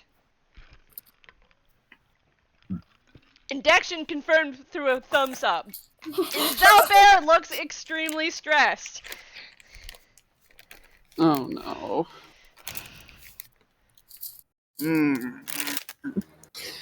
Well, that ain't good. That ain't good at all. Oh no. Mm-mm.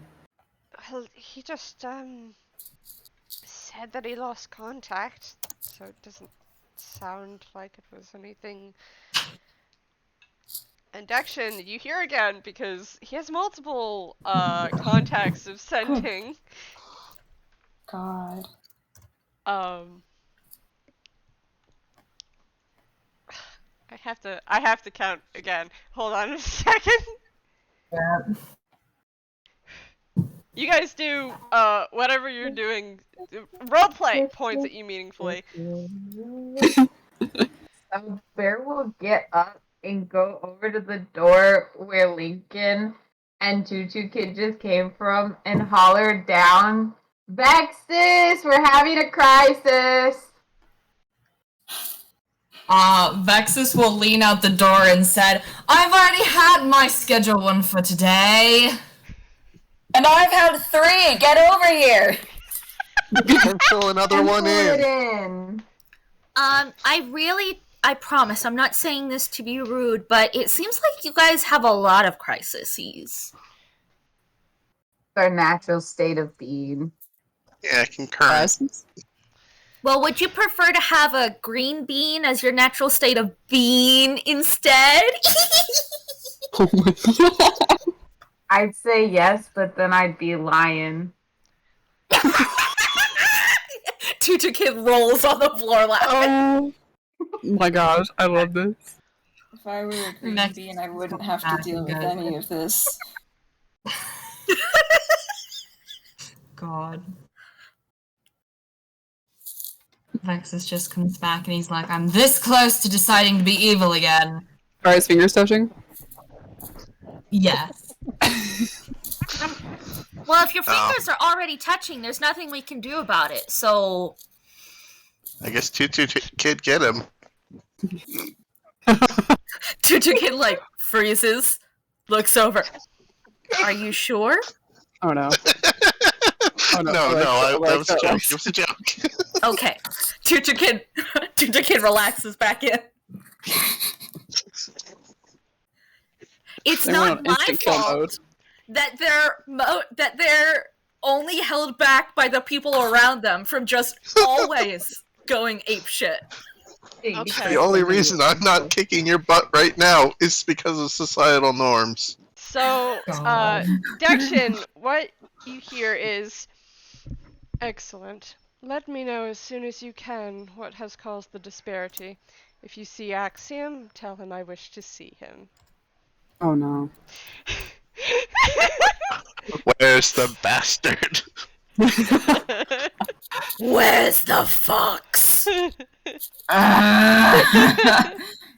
He's a little jerk, but also I do not want him to go. I think that would be bad for everyone. Axiom comes in the room. You just cover your eyes. I do not see him. I do not perceive. It's Axiom. Yep. Isn't Axiom like not even in the building anymore? You don't know. You haven't seen him. Alright, it's the natural assumption that he's not in the building and he's not around. I don't think he responds to this one. Oh, you don't think he responds? No, he probably does. I just can't think of the words. Mm-hmm. Send back an okie dokie for an instant KO. Yeah, like all my brain is giving me a thumbs up and a "you got it, boss," but that's not how Dexion does things. that would be more of an Isaac move. You got it. You got it, boss. Verbally manages to describe a transcription of a thumbs up. No. I heard you do No, that with your mouth. I mean, Dexion's a tune. He could. He's usually very talkative. He's just having a bad month. Yeah. I think He's if just you're having a bad ... He learned some things and his life is ruined. I think if your speech is turning into shapes, you're saying bad things in Growlix.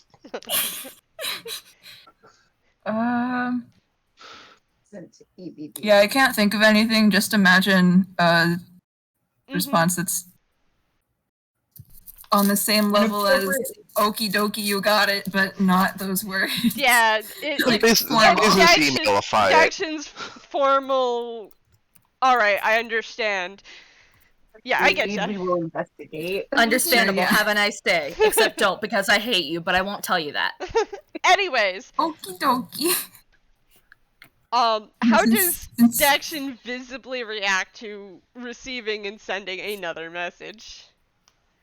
He doesn't do anything, and then he like pulls the blanket over his head and presses his hands against his face. Olive just pat.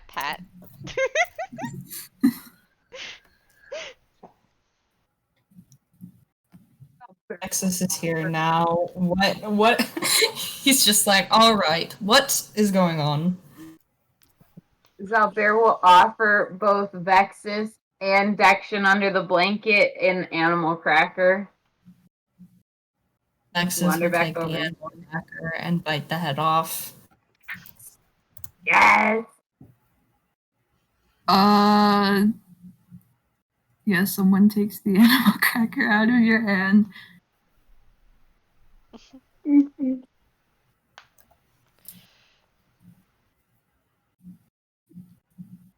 Olive just He's just holding it. says, Brad said that the boss called and was talking to Dexion. This is what you got. Thanks. Amazing. And Dexion said that he had lost communication. Oh boy. I boy. Oh dear. Did he say anything else? Olive says, looking down at Dexion, who's under the blanket.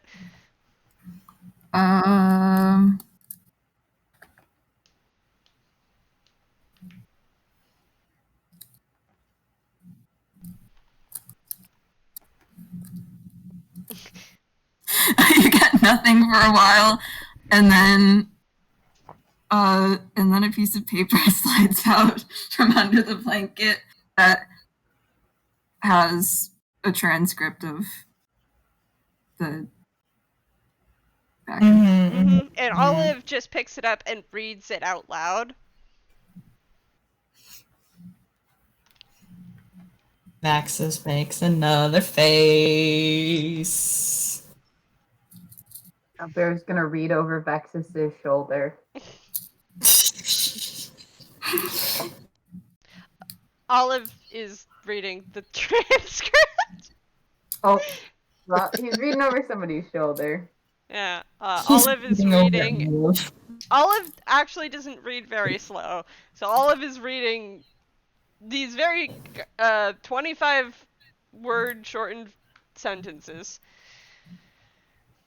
Oh no, but maybe that means that Axiom's in trouble, cause we know that he's a bad guy. So like, if he wants to see Axiom, that may mean that Axiom's in trouble. Axiom will be fine. Because Axiom isn't going to go see Zaya. Oh. Well, I guess Well, that's that's okay ominous. then. It's always ominous with you. I mean, if your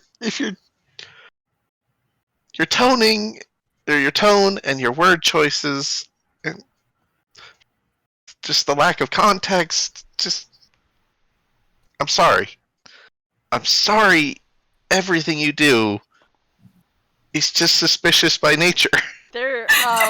So you guys hear a kind of like rustling noise, and the projector screen just kind of balloons out. There's a goddamn get out of my way.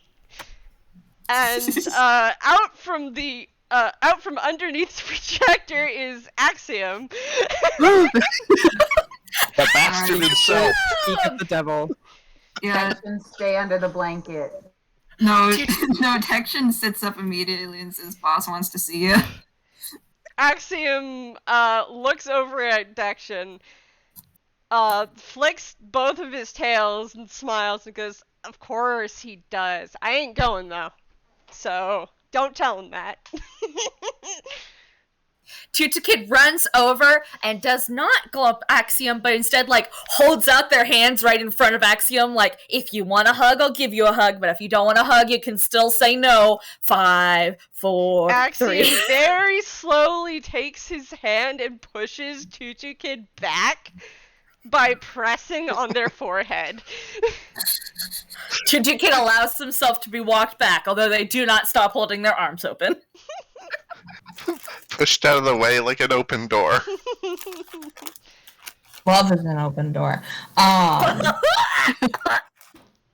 yeah, Axiom looks older now. Oh? How long was he Just gone? older too. God. He looks, yeah, he's... We probably should have been paying attention to the screen. He looks about 2 years older.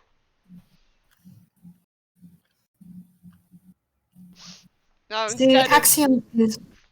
go ahead. Sorry. No, go ahead. Instead of being 17, he's 19 now. Vexis just points at Axiom and goes, "See, he's perfectly fine." You still haven't changed the time, so I can't leave until you do that. I know. I wanted perhaps to have a chance to update our compatriots, but he kind of gestures at the fact of Lincoln, Tutu Kid, and Alexa. Lincoln waves. Hi! Well, why does it matter that they hear? What? You don't love us? I wanted to speak to you in private, is all. Considering it's not exactly anything that they necessarily need to have input on. It is decisions you need to make on your own.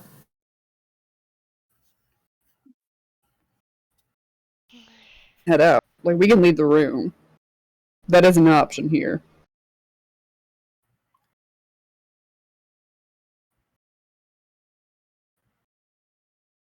Vexis just kind of looks at the other quote-unquote members of the, evil group. Our evil organization. Rod is just looking at the floor. Like, ooh, how interesting, there's dirt here. Is that another spot? Crazy. It's a tile floor. Oh, never noticed it was tile before. Tutu Kid walks over and starts looking at the floor where Rod is looking. Like, should we all go over in a circle and just stare at the floor? I'm sure that'll make him very comfortable. Are you going to do that? I know. No. But in theory, we did. Not actually. Okay, you thought about it. In our next sponsored ska break, we'll do it. God. We just stand in a circle staring at dirt and just ska plays in the background. Alexa's face is covered with, like, Spotify. Okay.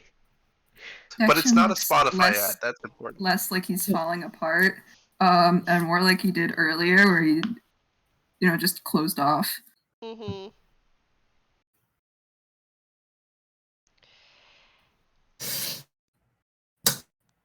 Well, I suppose it doesn't really matter if...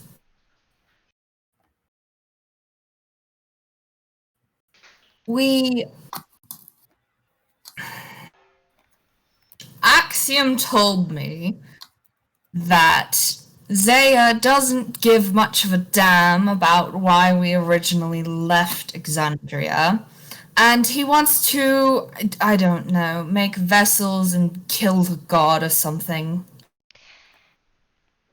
Something like that. I don't know. It's got something to do with that really strange machine him and Isaac were building in the basement. And he planned on possessing all of us in the order in order to gain what he wanted. And that involved him starting with the tunes and moving on to us real kind. Mm-hmm.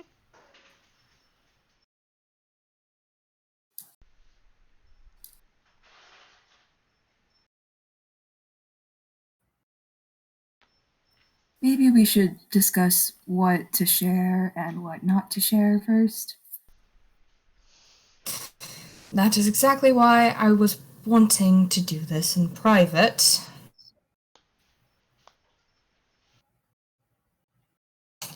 So, if all of you who are not members of the super evil organization that steals souls and eats babies or whatever it is you believe, please exit the room to your left or whatever. I'm sure you can find some sort of chaotic good or whatever deed to do in the meantime. I can't hear you. I'm looking at this tile so hard. I can hear the air quotes, and don't worry. We'll give y'all some privacy. Yeah, Alexa will just walk over and palm Tutu Kid's head and pick them up. As Alexa does this, just before Alexa, like, grabs the head, Tutu Kid, like, does turn, but Alexa still grabs their head, so they just grab it as it's turned, and they're like, would it help if we cleaned up the lab that you probably didn't get a lot of time to do? Because we can do that. Absolutely not. Do not go into the lab. Do not touch anything. Well, okay, it was just an offer. Well, I don't know. Axiom just kind of grins and goes, "Oh, you could go bother that, I don't know, rabbit? Hare?" I did want to go talk to Elijah. That would be you. I think I saw him last in what was originally the room he was staying in. It's now a library. That was quick. Sounds like we have a chaotic good deed to do, guys. I don't know. I just feel like that was so pointed. I just want to spite him. We can Now, spite him. Alexa, we have to be the bigger person and talk to the very big rabbit and ask if they would like to be pet a lot because they look so soft. You know what? Being the bigger person isn't hard here. And she'll walk out of the room. Oh my god! Oh. Just if looks could kill. I'd say you need a doctor, but they're the one that administered the burn. Oh my gosh. Ooh. Axiom is just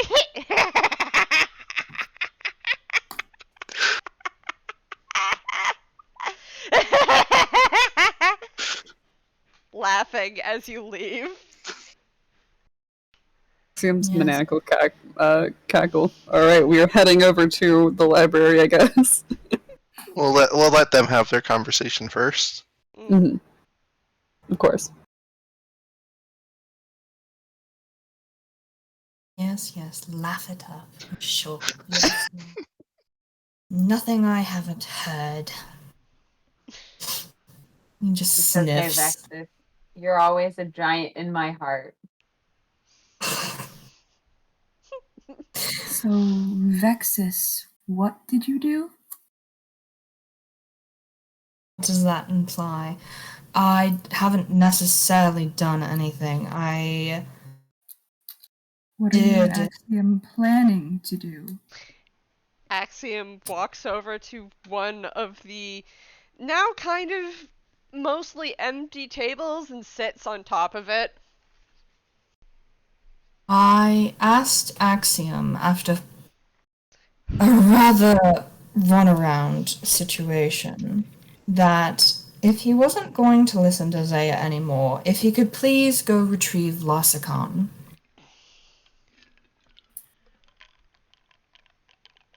For what purpose? I know it may be hard to believe, but call it sentimental, and perhaps if all of us who originally left Exandria with Zaya has no longer trust in what Zaya is doing, if nothing else, I felt that Lasicon deserved to know what Zaya is planning to do, because we owe him that much for ending up in this situation with him together. And quite frankly, I would rather do this with Lasicon than without. Do what?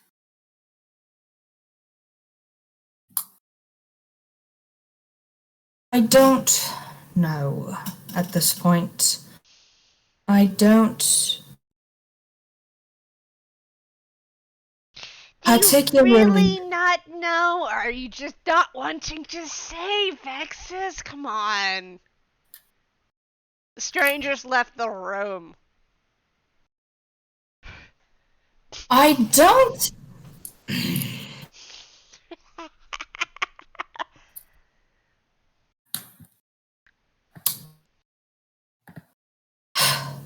Axiom is planning on having a group of mercenaries or some such kidnap Isaac and potentially Delix. I think it counts as abduction. It does. Pardon. That was a pun.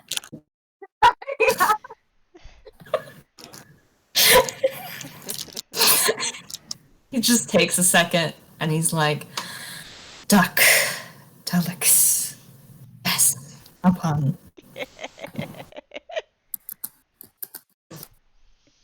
I'm sorry. You've gotten me all high-strung, especially in the circumstances.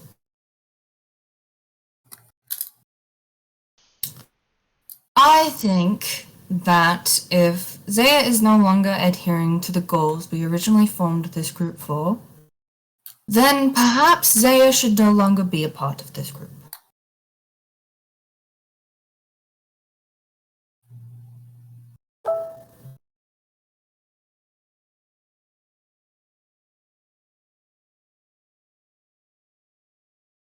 Dexion just looks like he's thinking, cause I don't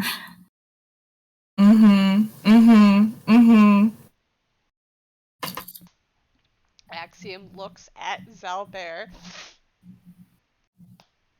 While Vexis was talking, Xalbaer loafed so that he was more of a height with him.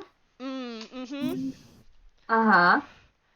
has been listening along, and at that last point, he was like nodding, like, yep.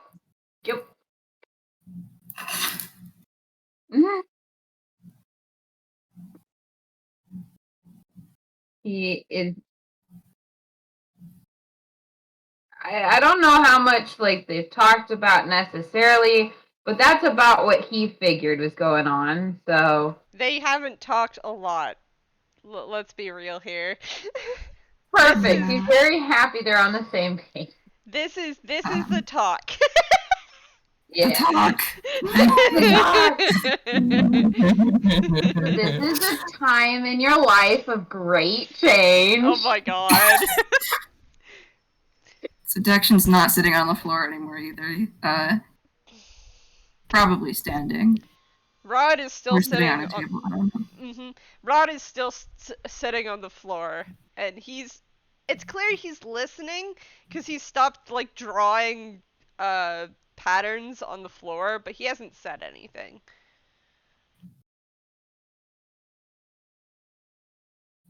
Zaya wants us to get involved with gods and whatever, with light and darkness, and I frankly couldn't give less of a damn about gods and good and evil, and I have no interest in being involved.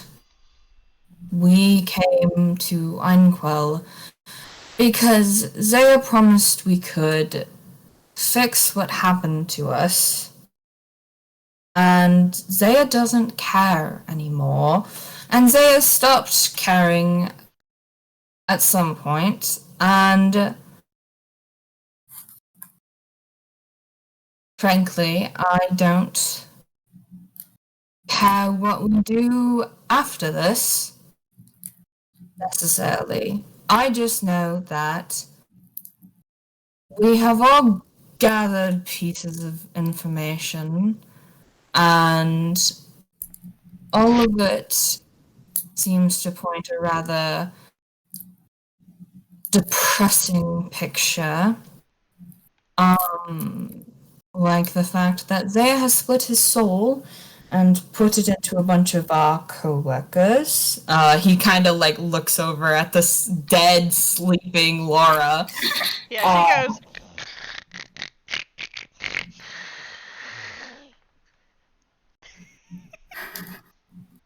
And the fact that he sent us here because he believed that there were traitors within this group he wanted eliminated. Axiom just like gives a yawn.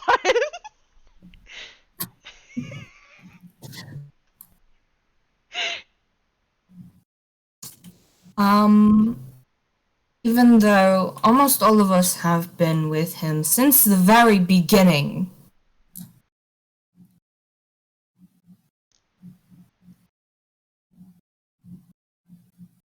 And if we are to do anything moving forward, I would, like we used to do, move forward as a coalition, or at least hear what you want to say, rather than try and become some sort of replacement for Zaya, or any sort of anything.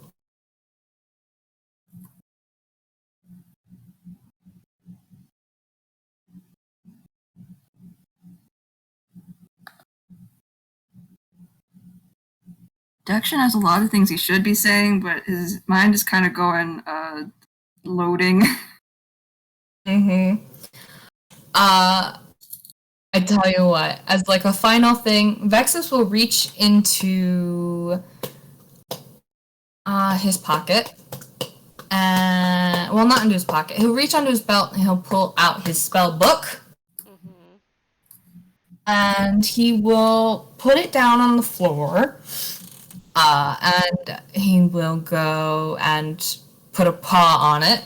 And he'll say, in the name of being completely honest, I am aware and I swear on my own spellbook that the Zaya North piece that is currently within our possession does not remember me, and Naomi has the bottle that contains all of his memories of me.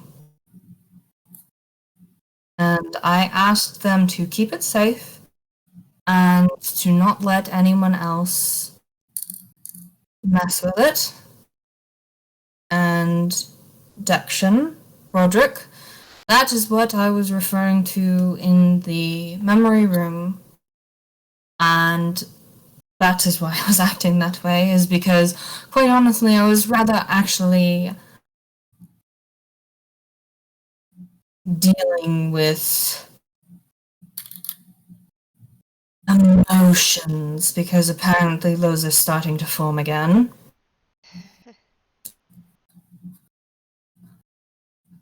So, I give that knowledge to you, and should any of you want to see the bottle, we can go to Naomi later and you can see it for yourself. I didn't know that we could even feel emotions,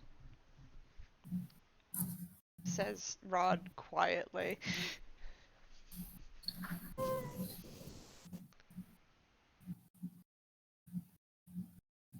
Apparently we can. And I don't think it's going to go away.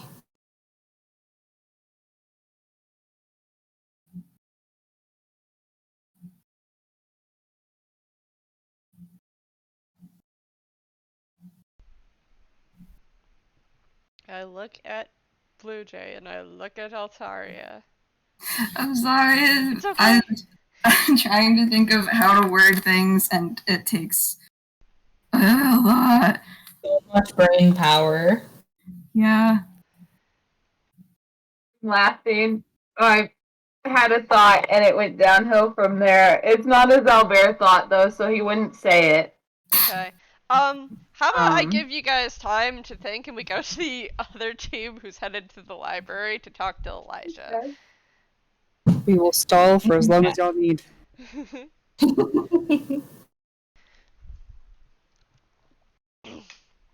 So, Lincoln, Alexa, and Tutu Kid, you guys walk into the resting room, and you're headed towards the secret door that leads into the darkened hallway, which is where you had met the hare. What are you doing?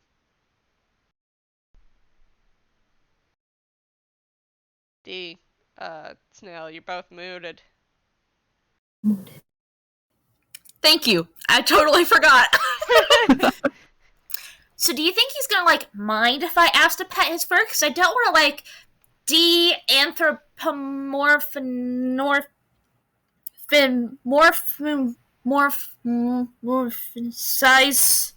him? Well, there are a lot of people who don't like to be petted. But he looks so soft is the thing. Just so soft. Mm-hmm.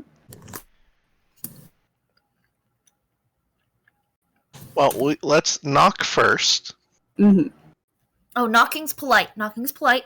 Always. Lincoln will knock. Alexa has to resist doing the other two. Do it. Do it. Do it. Do it. I don't think my mic will pick it up. I gotcha. I am queen of Foley work. You hear inside what Axiom called the library, hello? You don't have to knock. Lincoln will open the door. Let the others go inside. So the tall hare is actually sitting off to the side in this kind of alcove thing, and he has a book. And this is a library. There are a lot of books on the shelves, some with titles that I'm supposing some of you can't read, some with titles written in Celestial, which you can read, Tutu. I sure can. Heart, I have a question. Would I be able to read them with Eyes of the Runekeeper? Yes. That allows you to read any text, right? Right. Any written words. Let's see. What did I say was in there? Like Celestial, Sylvan, a lot of the light related kinds of good.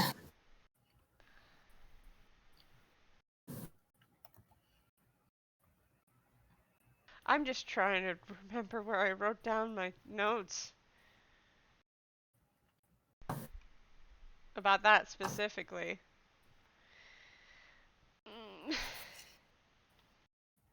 Psst. Altaria, help.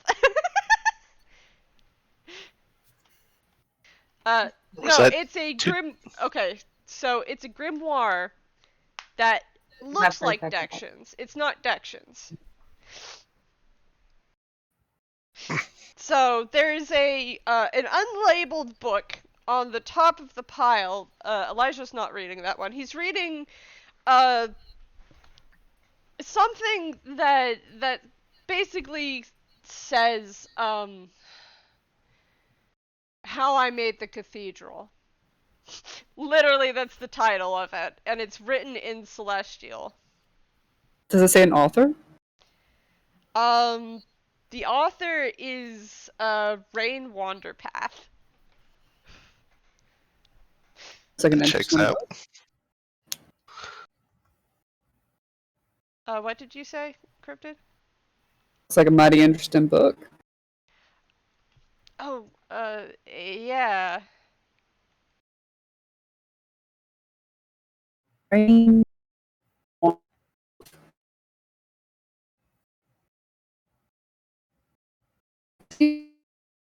Oh, that's not sounding good. Oh no. Lincoln, your projection box is doing the whirring thing.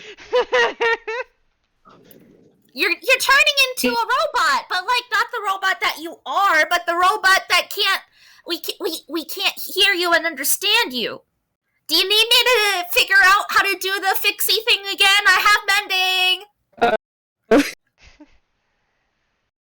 I think he needs better dial-up.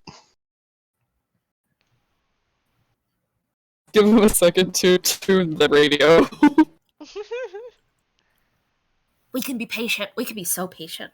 I will speak in the intervals that it's green.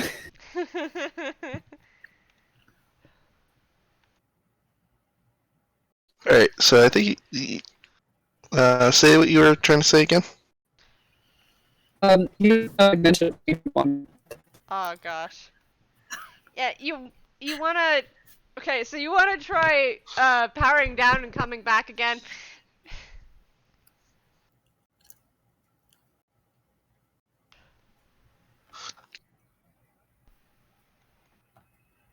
Okay, so Lincoln is trying to reframe his projection model, so we got to give him a second, and we can't look at him because it makes him very embarrassed. So I was trying really hard not to ask this, but Lincoln needs time, so I gotta ask, are you okay with people petting your very, very, very soft fur? It's okay to say no, because I am able to be knowed at, but it looks so very soft. Elijah's ears just kind of like flick outwards for a moment, and he just kind of raises an eyebrow and tilts his head. I'm sorry. No, no thanks. Understandable. Have a nice day. Also, do you know where the coloring books are? I don't think there's any in here. I could. He reaches underneath his jacket and starts rustling around. Yeah, just barely. He pulls out what appears to be a paperback coloring book. Well, clearly the library was you all along, because what kind of library doesn't have coloring books? Personal libraries. Well, don't worry. I'll donate some and we'll fix that. Tutu Kid, like, pats him reassuringly, like, don't worry, I'll fix the fact that your personal library doesn't have coloring books. He has no idea what they're talking about, so he just kind of, like, smiles. Okay. The coloring book specifically has, like, let's see, so it has places you've never seen in it, like, there is it's a different Temple of the Light. You recognize it slightly, but it's different looking in the coloring book. It's like a coloring book of places. Oh, that's super cool. And Does it have, like, with crayons? Oh, it comes with crayons! That's even better. Okay, I will go ahead and I will make sure that this looks super duper. Alexa, you can definitely still talk, but I do need you to come sit with me so that you can help me point out the colors. It's a very important job that I need you to do with me. So wait, what do I need to do? You need to help me pick out the colors! Weren't you listening? I was listening, it takes me a second to follow. Understandable. Have a nice day. Hey, look! Lincoln's back! I'm fully rebooted and ready to go. Yes, we can hear you. Yeah. Oh my gosh. Literally, Wi-Fi. Yeah. Should be good now. Watch the instant I say that, it's gonna cut out again. So Elijah looks back to you, Lincoln, and his ears go from being like stuck to the side to standing straight up again. It gives you just kind of like uncertain smile. So hey, you good? Hiya. Yep, all good now, apparently. Don't know what happened there. It happens sometimes. To the best of us. Happens intermittently in the past 2 years. And starting to get used to it. Might want to ask someone to look at that for you. It's, oh yeah. Not exactly something that should happen all the time. Oh yeah. What are the 2D tunes? The 2D. Tunes? Yeah, what are those called? The tune kind? You're very much confusing me as to why you're asking that. I'm Hausen. Hi. I am Tunekind. But what? Oh, sorry. I was just thinking. Anyway, hi. We've introduced ourselves, right? Yeah, I'm Elijah, the brave hare. You're But super brave for having to deal with all this stuff and then being willing to go by yourself alone. Sometimes I don't like being alone after some really big stuff, so that's really brave. Honestly, I slept in this morning, so I don't know where everybody went. But I've just been kind of reading. It's interesting to find something written in Celestial here. Don't worry, they would have kicked everyone out who's not part of their little club. A bit of a discussion they had to have, and we were not necessarily involved. I don't know that much about that at all. That's fine. To be honest, what is... Go ahead. Go for it. No, you go ahead. Go ahead. I was actually curious what all this was, and she'll indicate the library. I don't know. When I woke up, it kind of... I think it's some kind of magic. I'm a paladin, sorry. Don't know that much about magic. You're a paladin. Yes, I am a paladin of the light. Really? Mm-hmm. I feel like you mentioned this to us before, but it was a little bit... Well, to be honest, it was a little bit chaotic. It's been a bit messy the past few days. There were like 16 people. Yeah, he holds up a hand, he closes the book, sets it down, and he gets up, and he is tall. Like, probably... He's of a height with Lincoln, because Lincoln is tall. And he just, does a little bow. Well, allow me to more accurately introduce myself. I am Elijah the Brave Hare. I am a Knight of the Order of the Light from Squire, which is a kingdom in Phoenix. The Order of the Light, you say? Yes. Have you heard Sorry. of him? To be honest, I'm still pretty new to all this stuff, but color me, I'm very interested in it. Vexis isn't gonna be interested in it, but you just gotta ignore him because he's being a really grouchy right now. I think secretly he's nice, but he's trying really hard not to show it, and he's really annoying about it, so I'm almost believing it, but not yet. I'm trying to give him a fair shake.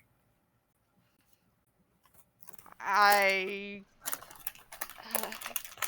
don't know. It's okay. We'll get to it. We'll get to it. Oh yeah. Okay. We protected the people and the royal family of Squire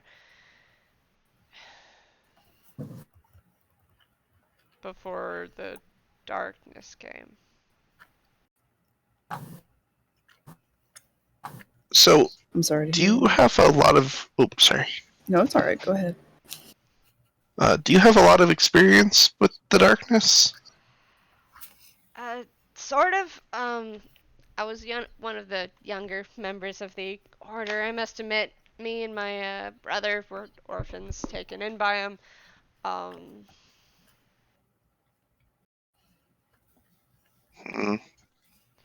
Do you think any of these books in here are about, infection?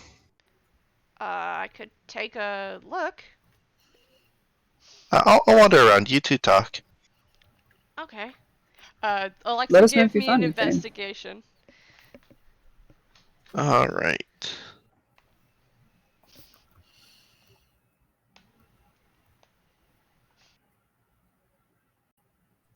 Is Tutu Kid going to help Alexa?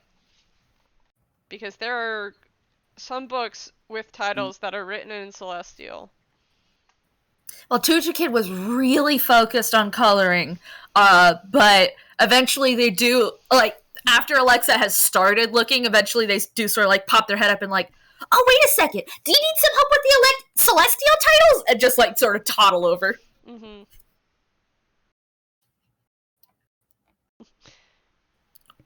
I don't know if I'd have advantage there with the help. Yeah, roll with advantage just to see how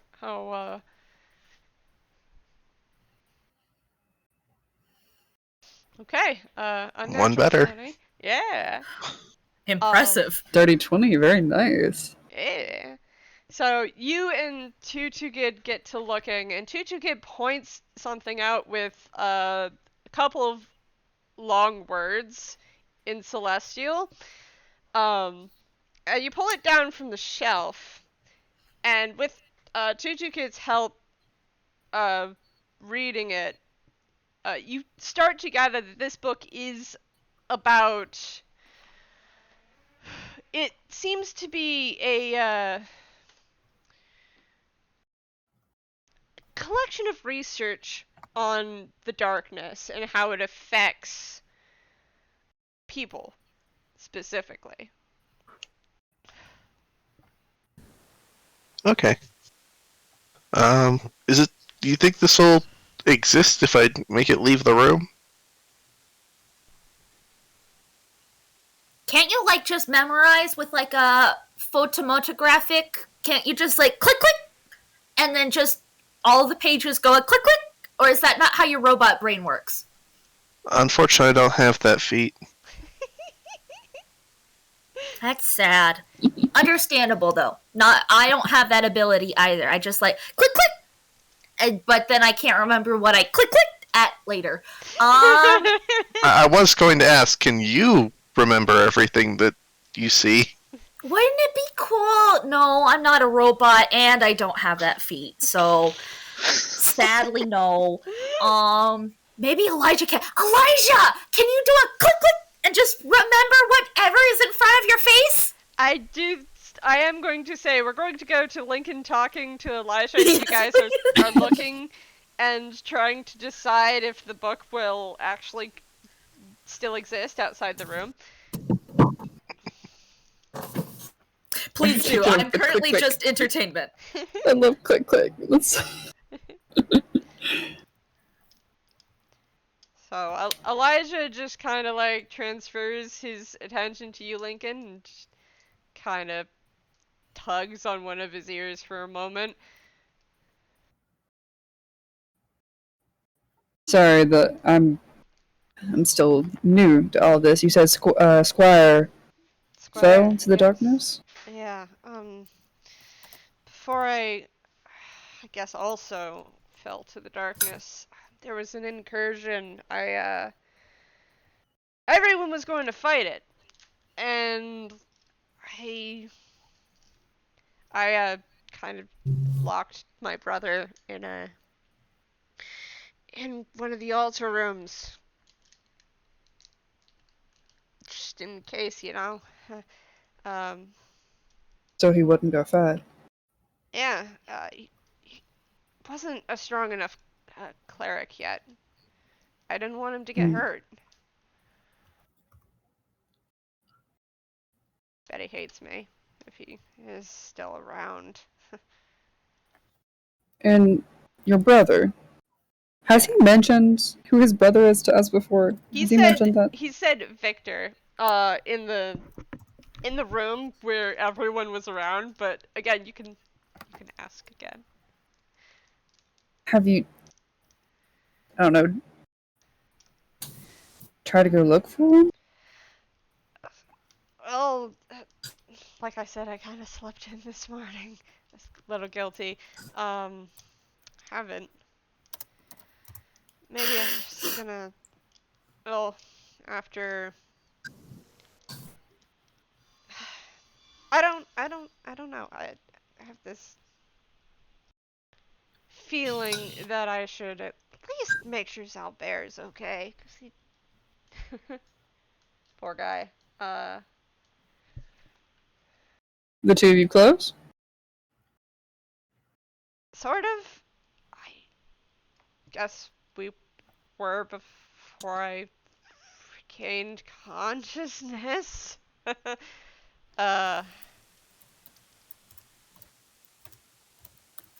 Unless a kindness like that tends to kind of last, no matter what state. From what I've gleaned, Xalbaer's he's a good guy. Yeah. It wouldn't hurt to go check on him. But you said they're doing a talk, so maybe. Oh yeah, later. after. Yeah. There's a lot of talks going around. Yeah.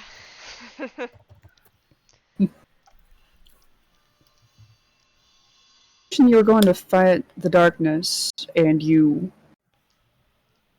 What? You remember waking up here afterwards? So, I'm gonna roll history for him to see what he does remember. +1. 8, so not much. Oof. Yep.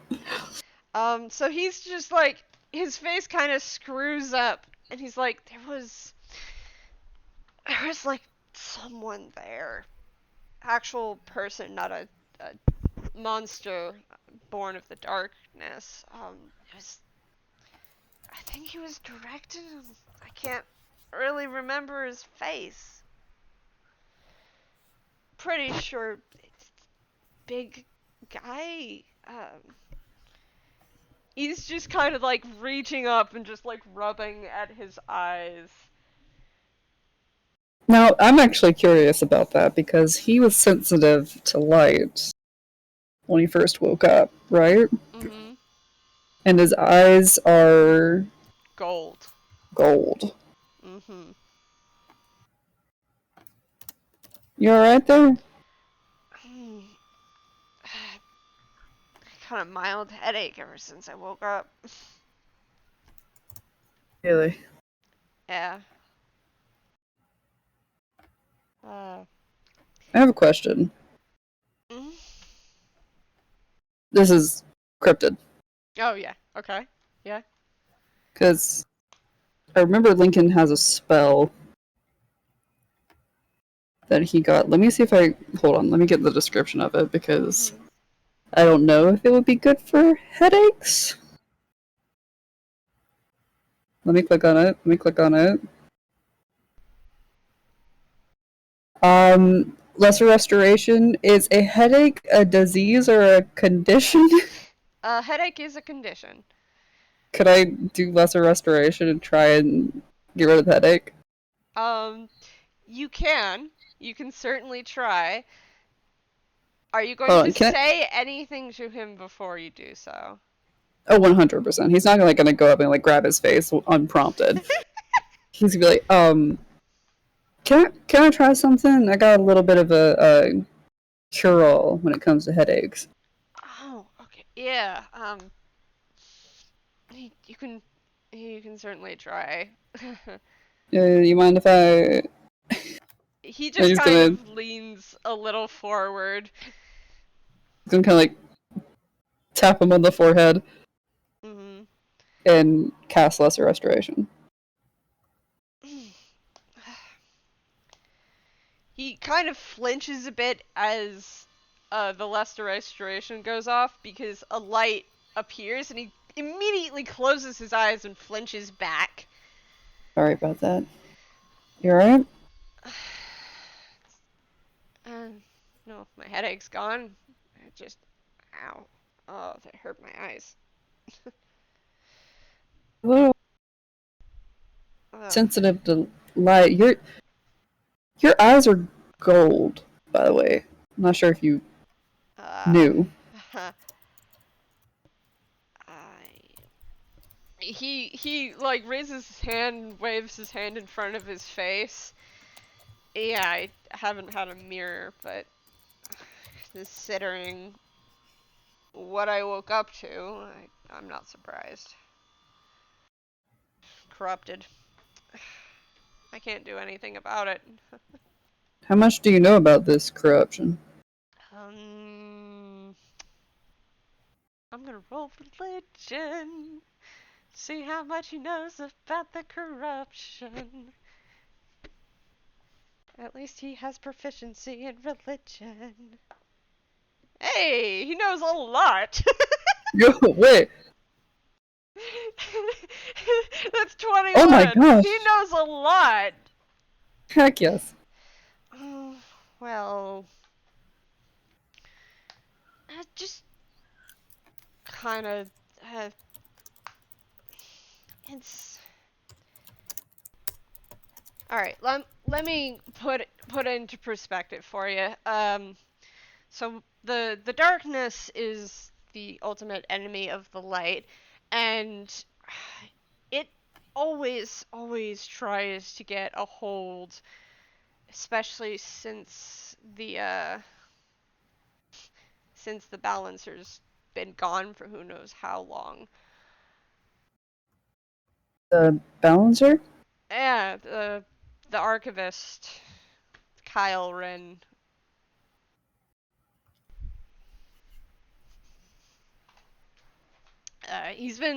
They've been gone for, again, who knows how long. I don't even know. But because of that, the darkness has been growing in power without check, and just kind of more easily gets to people when they, well, have found something that's been corrupted by that thing. And the corruption, it like infects your soul. Mm. And he puts his hands on his arms, and I've probably got it the worst right now because it's completely darkened my design. And you said I have gold eyes. They're completely solid, right? Right. Yeah. Yeah, I probably have it the worst. Oh, shit. I can't fix it. I have to find a cleric who is strong enough to purge it. Strong enough? Yeah, this, and he starts rubbing at his jacket, and it just it's like dark, shadowy particles are coming off of him as he's doing this. That ain't good.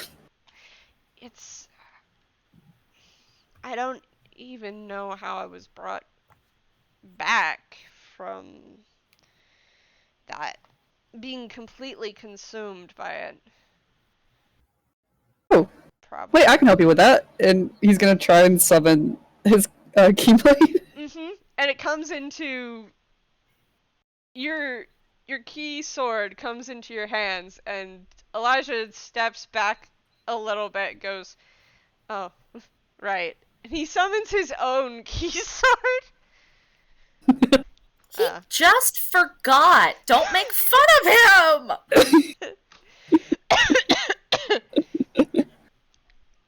Yeah, but I can't.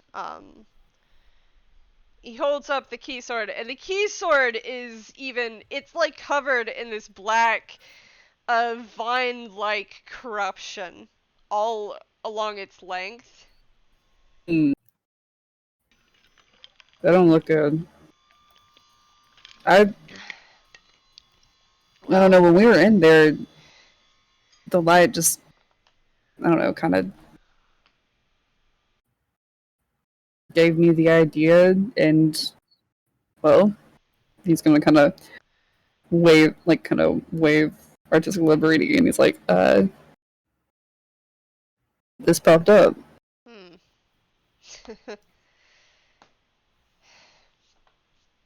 Man, to think I'd meet someone who, was I don't know, talent. I don't know about that. No, if you summoned that with, This one's forged. It's connected to my soul, as all of them are, but this one is forged. I wasn't granted it by any sort of, like, god or anything, which is what happens to those who are talented. He just lets it drop out of his hand and it disappears.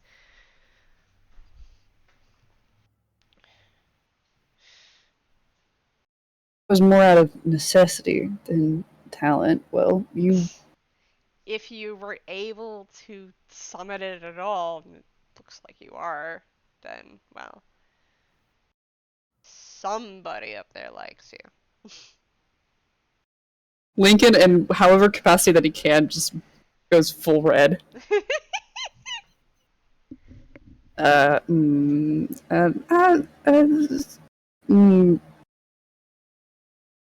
know how to respond to that. You're gonna kill me. Alexa and Tutu Kid, you're walking over with the book now, as Lincoln is red. Lincoln, is there any reason you have a sword drawn on him? Oh, no, I was just... It's not drawn on him, it's just we were... Compare. kind of explaining a plot hole. Not a plot hole, more like a gap in memory. Comparing swords. Alexa just gives Tutu Kid a little slap on the back of the head. Hey! I don't know what it means! Anyway, Tutu summons their own staff out of nothing. This one's mine. And it's much bigger than you guys's, so I win. Oh my god. Lincoln was on the floor. Oh wow, I don't know that that's happened before.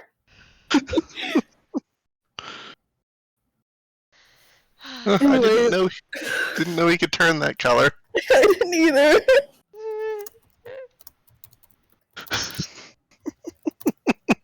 Gosh. Sorry, I'm just laughing. Anyway, we found your book. There were a lot of other books, so like if this book isn't the book, give us different parameters. It's not mine, but okay. No, I was looking for the book. Well, we found a book, and Alexa wanted it, so we found it. Okay. Tell him about the book. Is it helpful? What'd you find? I can't read it, but Tutu Kid tells me that it is about the infection. Yeah, it's like about how their darkness specifically interacts with like living people. So like not with like plants and not with like areas, but how it interacts with like people. Because like see, if you go back to I think it was page 27. Oh right, you can't even read the numbers. Give me. Like all the way over here at page 27, Tutu Kid like opens the book and turns it around and shows them, and Heart, I hope there's something useful on that page because I don't know what is going on, but Tutu Kid has a book. Anything about partial corruption would probably be helpful. It opens up and specifically the page that is being read probably by Elijah and Lincoln at this point. It says it basically describes like how materials get corrupted by the darkness and they have to be purged using pure light, and it takes a long time to do. But it's possible. It's the secret thing. So it's pure light and a lot of time. I don't think that would help me. Seems to say it works on materials. I don't know how well that is missed that with, part. Actual people. Yeah. But you do have your sword with the thingamahoozy, so it could probably work with your sword. Should I give it a try? Mine? No, So Elijah resummons his sword, and it's all like corrupted. It Ooh, won't boy. work with this. It looks like this because of how the darkness is gripped on my soul. I don't know if there's anything. Like I said, I mean, if the you gotta find a cleric with a powerful enough spell to be able to fix me. I mean, there's a pretty good hospital in Nice. Well, Mhm. I guess I Also- could start there to try to find Victor. Hey, Hart. Hey, Hart. Hmm? Do we know that Victor is a cleric? Was this ever mentioned to us? Are we aware? So, yes. And you should be aware that Victor's a cleric because he stayed behind with Alexa to try to help the people in Timeless Hollow to cure them. There's like And he's a cleric of the light. Lincoln's gonna snap. He's like, "There's a cleric right down in Thomas Hollow." Really? That's all. Wait a minute. Can I make it? Can we please make an intelligence check to see if we can Yes. connect the two? Make an Please. intelligence check. Whoever has the highest intelligence, Tutu is helping. Okay, So- that's probably going to be Alexa. Because I just go What's straight your to connect. modifier? 0. Alright, let's see. Ooh. Oh, hey! I have advantage, but I don't think I'm going to beat an 18. I mean, you could try to see if you get a natural 20. You always It- gotta try for it. I feel like I'm going to get the same information with a 20, though.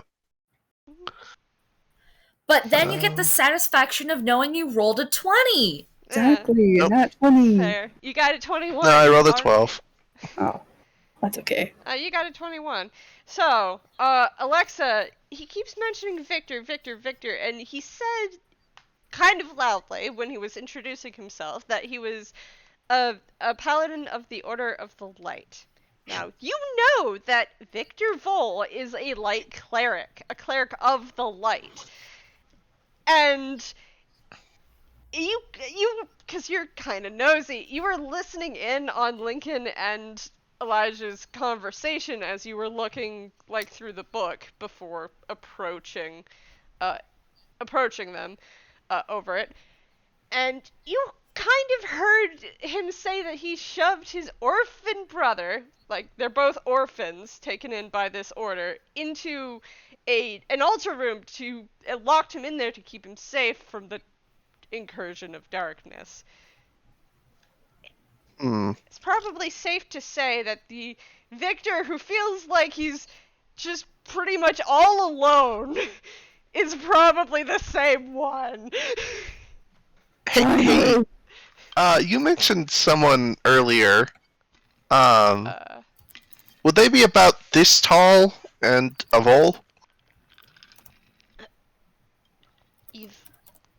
You've met my brother? Where is he? Outside? Really? Okay. Yeah, he's just down in the town. Oh, okay. Do you want to go see him? Yes. He's having like this mixed amount of emotions. He's like, I didn't know he's that close. What? Sort of deal. Would you like some sunglasses? Point. Or a big hat. Sunglasses make you look cooler, but a big hat is a big hat. And No, nobody can really argue with a big fashion hat. statement. I don't. I can't hide this. No, that's... No, it's more for No, the it's like- sun Yeah. blinding for, you. Like light sensitivity and all that stuff. Yeah, we don't want you to hide who you are. We just want you to be comfortable even though you're gonna be in the sun. Yeah. Would be lovely. I don't think I have any sunglasses.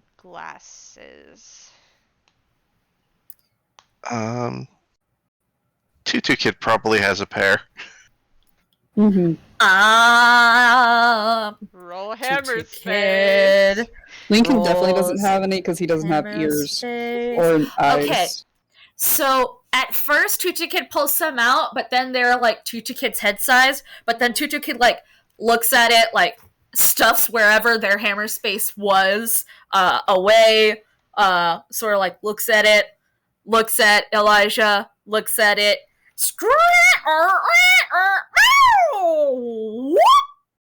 And just like has been pulling the sunglasses that whole way, and now they're perfectly sized for Elijah. They are still heart sunglasses, but they are actually affected. They're not like the pink tinted ones that don't do anything. They're pink tinted, yes, but they're actually effective against the sun. That is exactly why I had Tutu Kid pull them out, because if Alexa had any, they would be like the ones you get after going to an eye appointment. Alright, so I am going to, so what he's going to do now, he's going to go, thank you, and he's going to take the glasses, and then he's gonna, like, walk through that meeting and tell Xalbaer he's gonna be back, and he's gonna leave the cathedral! Oh, I guess we're going! Yeah, I think Alexa's going to follow him and be like, well, if you guys need us, we'll be in the town. Alright. Y'all be careful, right? We will be so extremely super careful, but I definitely got to see this because reunions are very important to me for completely unrelated reasons for the whole reason that I came here in the first place. So unrelated, you wouldn't even believe. Gotcha. Mm-hmm. And that can be in some sort of, like, mini episode or something. Yeah. It almost feels like it'll slow down to, like, 12 frames per second? Alright, you jokesters. We're going back to the, Evo Club for... Serious discussion time. Airy isn't here. I forgot everything I was gonna say. Okay. I got something. That's okay. You do? Yeah. Xalbaer will respond to Vexis' very logical and like well put speech. Sure. With I guess we're finalizing the divorce then.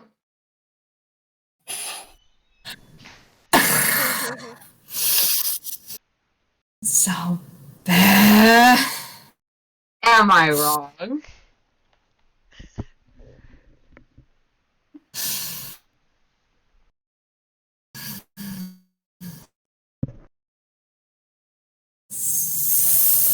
He just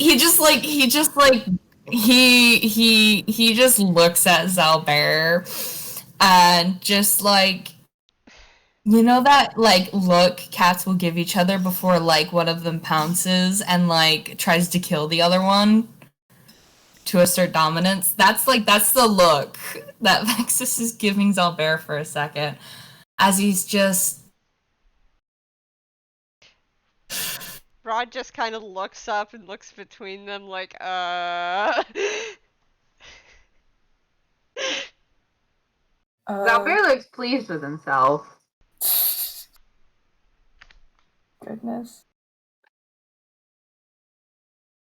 Okay, well, Dexion ignores that and says to Vexis, it sounds like you want to do something with that piece of Zea's soul. I do want to find out if that piece knows anything pertinent to the situation. I have no desire to necessarily reunite it with Zea, nor do I have any desire to put it back in Lara. I will be quite honest, because she gets even more insufferable when she's like that. I'm not suggesting we put it in. There are things I feel we could do to take advantage of the fact we have access to potentially a source of knowledge. I may not like what Zaya is doing, but I am not inclined to go about torturing or experimenting on a piece of him. Not yet.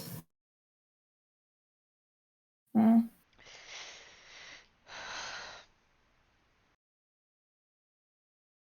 Rod Are you is. gonna say something? Oh, sorry. Oh, I was asking if you were gonna say something. Oh, I was just gonna say Rod swallows and then looks at the floor again, like Valid.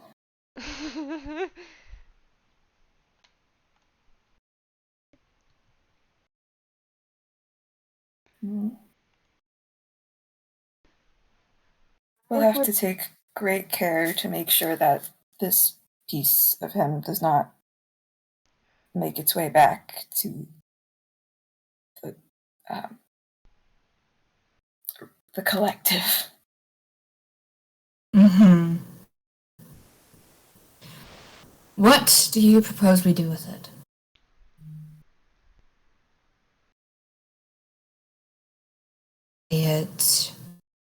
Keep it in your possession, put it somewhere in the cathedral, or otherwise.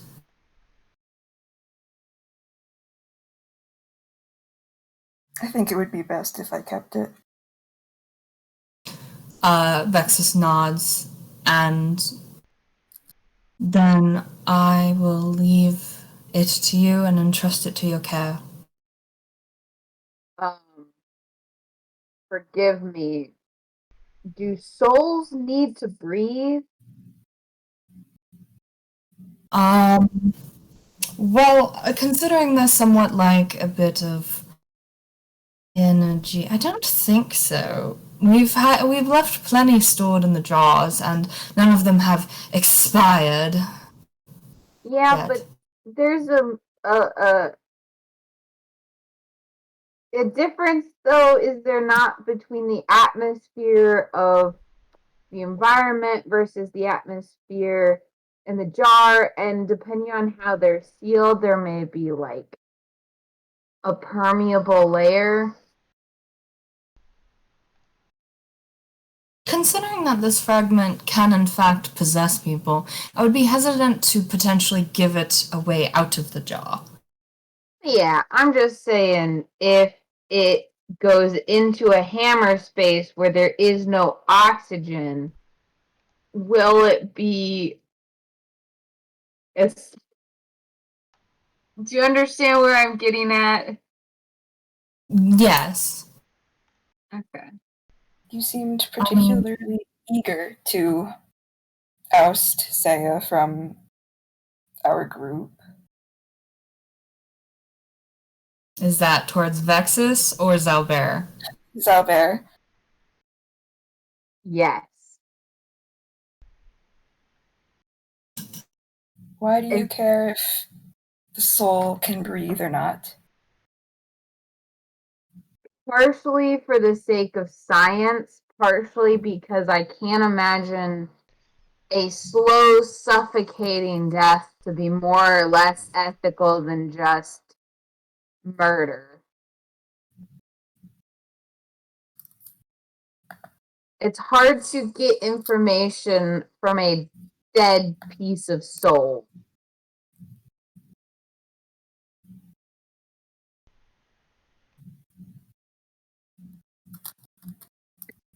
That is a point.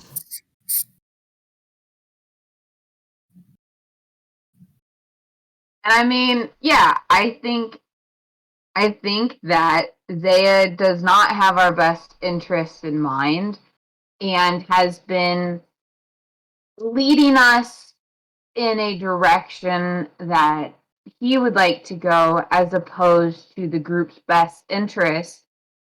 I don't know that I want to see someone just slowly suffocate. So I can,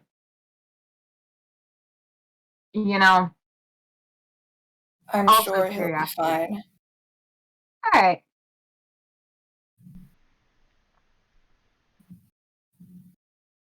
Besides, if nothing else, I suppose it's better than listening to him prattle on and continue trying to posture at us.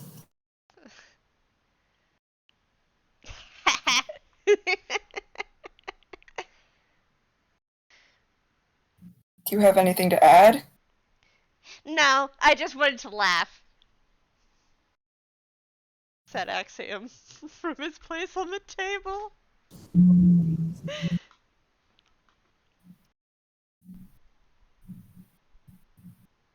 Brilliant. Thank you, Axiom.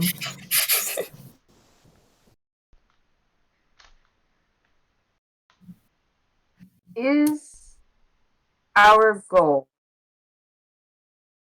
to oust Zaya from the group to form our...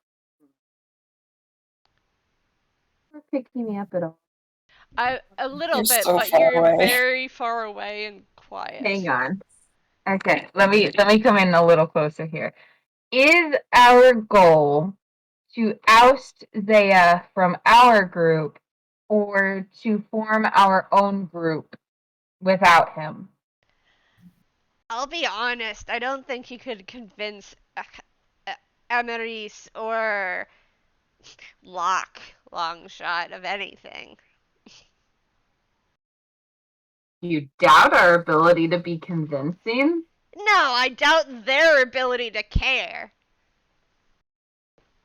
Yeah, Have What you is it? seen them recently? They don't care.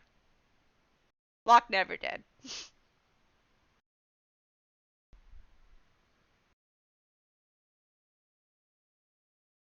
Well, I suppose we can always burn that bridge when we get to it. We do have several options in dealing with them, be it coming to a more peaceful resolution and understanding, or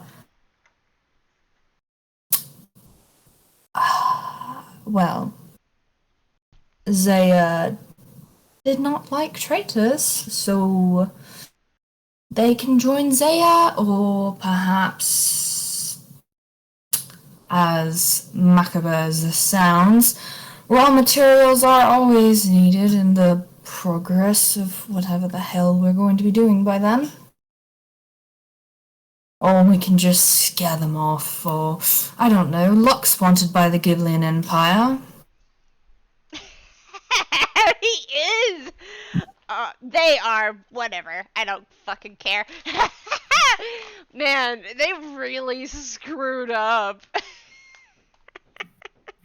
They didn't get even a lick close to that, I don't know, heart of that city or whatever. Your intelligence gathering as useless as ever. Thank you, Axiom.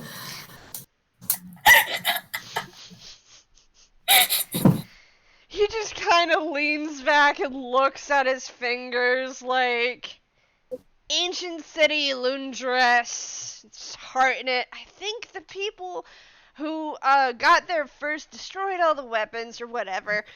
I don't know. I didn't really care.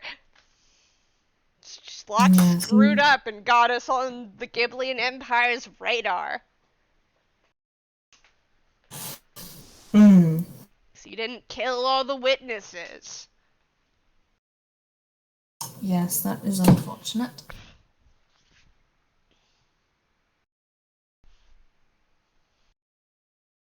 I do Roderick, think. what do you think? No. Go ahead. Roderick, what are you thinking? I am,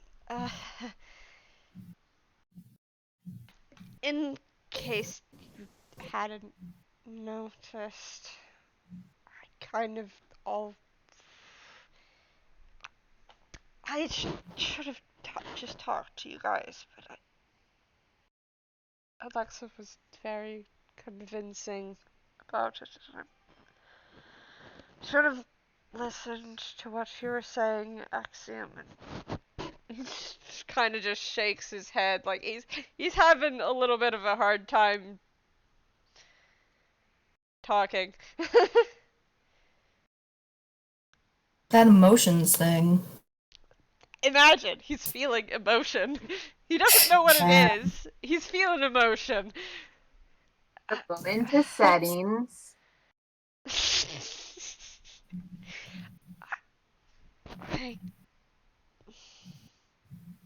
He holds out his hand for a moment, and like it's empty for like what feels like an eternity. It was just like a couple of seconds, and then the splintered rose appears in his hand. He just kind of looks down at the key sword.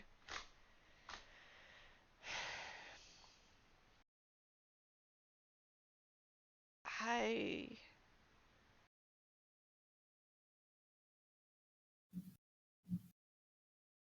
don't know.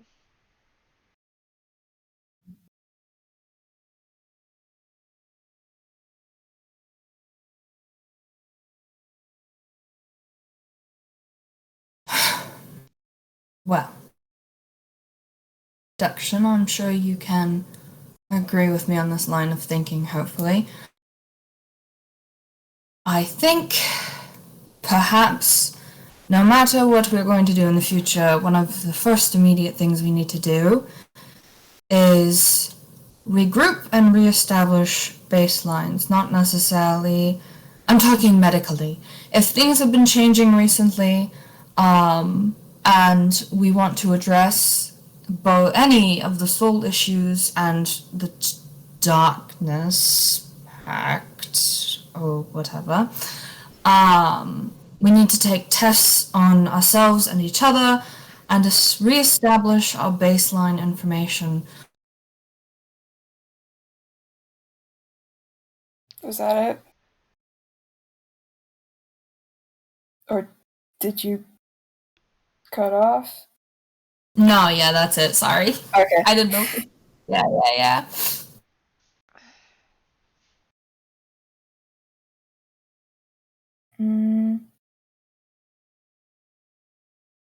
You know, his thoughts are still kind of scrambled.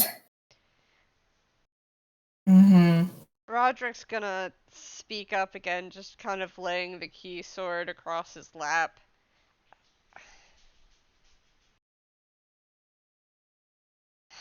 I don't know what to do.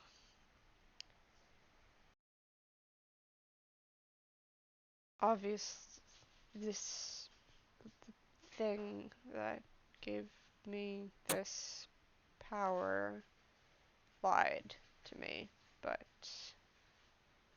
I still reached for it when I thought I was going to die.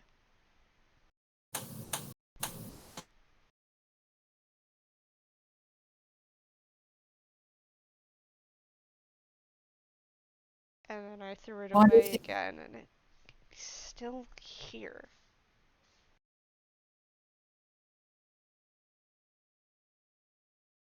Well, the Order didn't seem to care much when you left. So I'm thinking you could do whatever you wanted.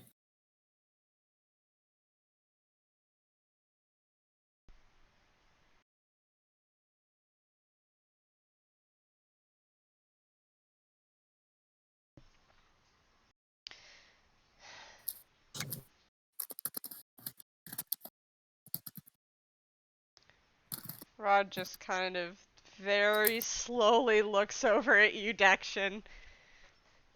Because that was very, very carefully worded.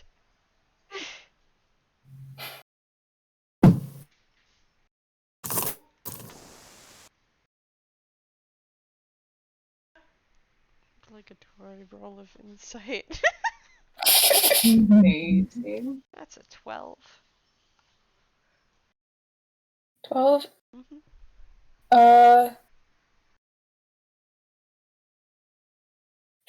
Yeah, you get that it sounded a lot like you said, we don't care about you and it's not our problem. Damn. And Rod just kind of like it's a very, very slight, subtle movement, but his shoulders slump a little. Bear will hand him an animal cracker.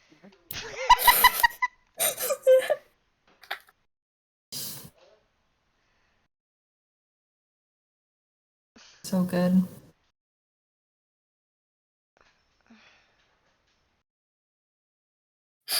Rod's gonna stare at Xalbaer handing him an animal cracker because he doesn't understand anymore. This is very confusing. Dexion says they don't care. Xalbaer's handing him an animal cracker. He doesn't know what's going on. Yeah.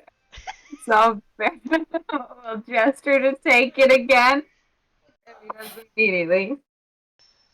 And say there is a certain measure of freedom in not having expectations.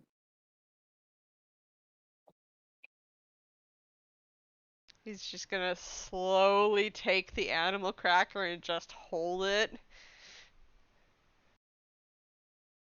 You gotta bite the head off. He slowly bites the head off of it. Xalbaer will nod his head like, yep, that's how you do it.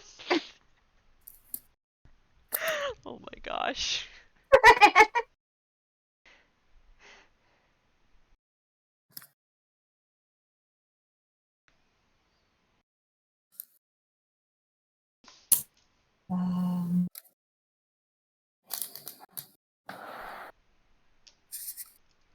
Vexis is gonna walk up to Rod. Mm-hmm. And he's going to be like, stand up, stand up. Okay. Stands up. The splintered rose just disappears as it leaves his lap. Is he slouching? Yes. Vexis is gonna like circle around him and poke at his back, and he's like, straighten your spine, have some backbone, boy. Oh my god. He's gonna straighten up, and his cheeks just kind of he's now embarrassed. Hey, look, we've found an emotion. Oh, sir. And he's slightly blushing from this said embarrassment as he straightens up. Yeah, good. Otherwise, Vexis would continue prodding at him. And he stands in front of Rod. And he's got his I'm the professor and you will listen to me. I have experience in this sort of. He has that sort of posture going on, you know? And he looks Rod dead in the eyes and he's like, now, my boy, I certainly didn't raise you to give up right now.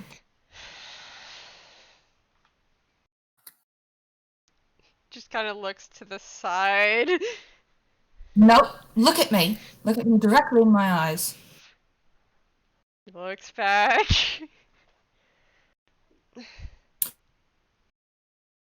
Look. We are those who have set down on a path, and we cannot give up on it.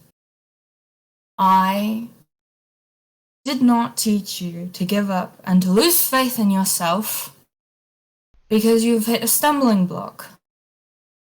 Smart as a whip, and you have so much ability, beyond what any sort of god or being can give you. Just because you reached out for something because you were afraid to die does not make you weak, it makes you mortal. And that is what puts us above any other godly being in this universe. Is because we understand death is a threat, and we want to subvert it, we want to avoid it, and we want to, if nothing else, survive. You wanted to survive. We have seen death, and we have been beyond it. You are stronger than so many people, and you can find your way back from this pit you found yourself in. And that will involve you going out and becoming your own person beyond any of us, beyond what I have taught you, beyond what you have heard in the Order, beyond anything. I did not start Dr. Vexis Enteur of the Nicodronus Academy University. I did not start here. I started a very small cat with very big aspirations whom everyone laughed at because I was a very small cat. And I had very big aspirations. And you saw how even now I am fighting and struggling to have respect for my authority. And that's fine, that's whatever. I don't need anyone's approval. You do not need anyone's approval to do what you wish.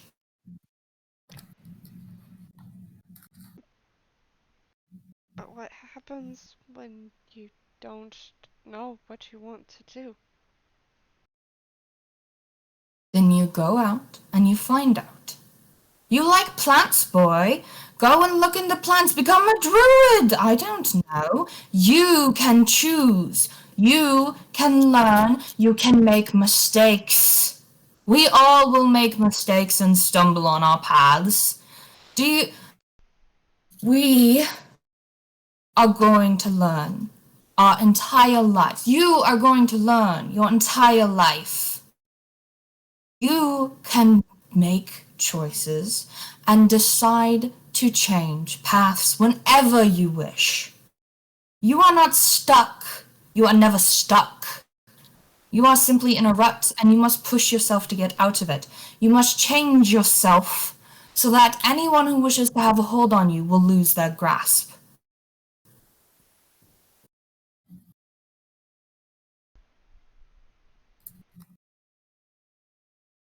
He swallows again.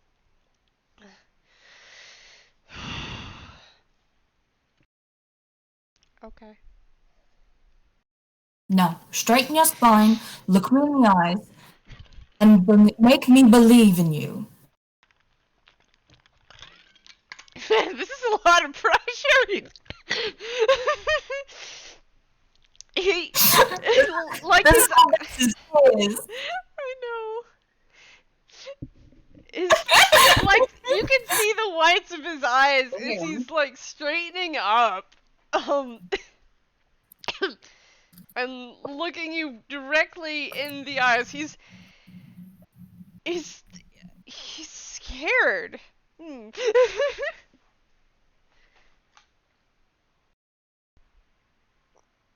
Roderick Asgrim Gyla, look me in the eyes and tell me that you can do this. And that I should believe in you. Because I do believe in you.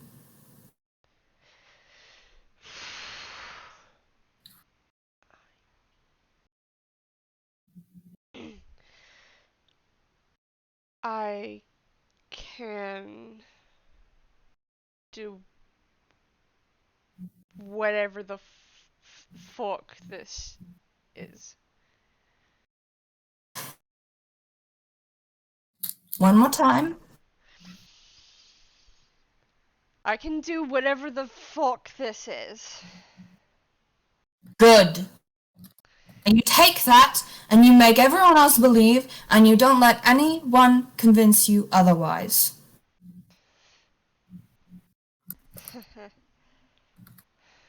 I should probably go apologize. To? The Gust. to Squall. Well, you go take care of that then. He nods, and then he just kind of walks around you before leaving the room.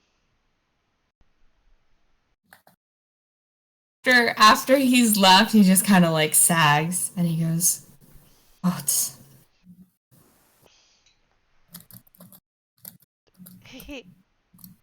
Olive giggles.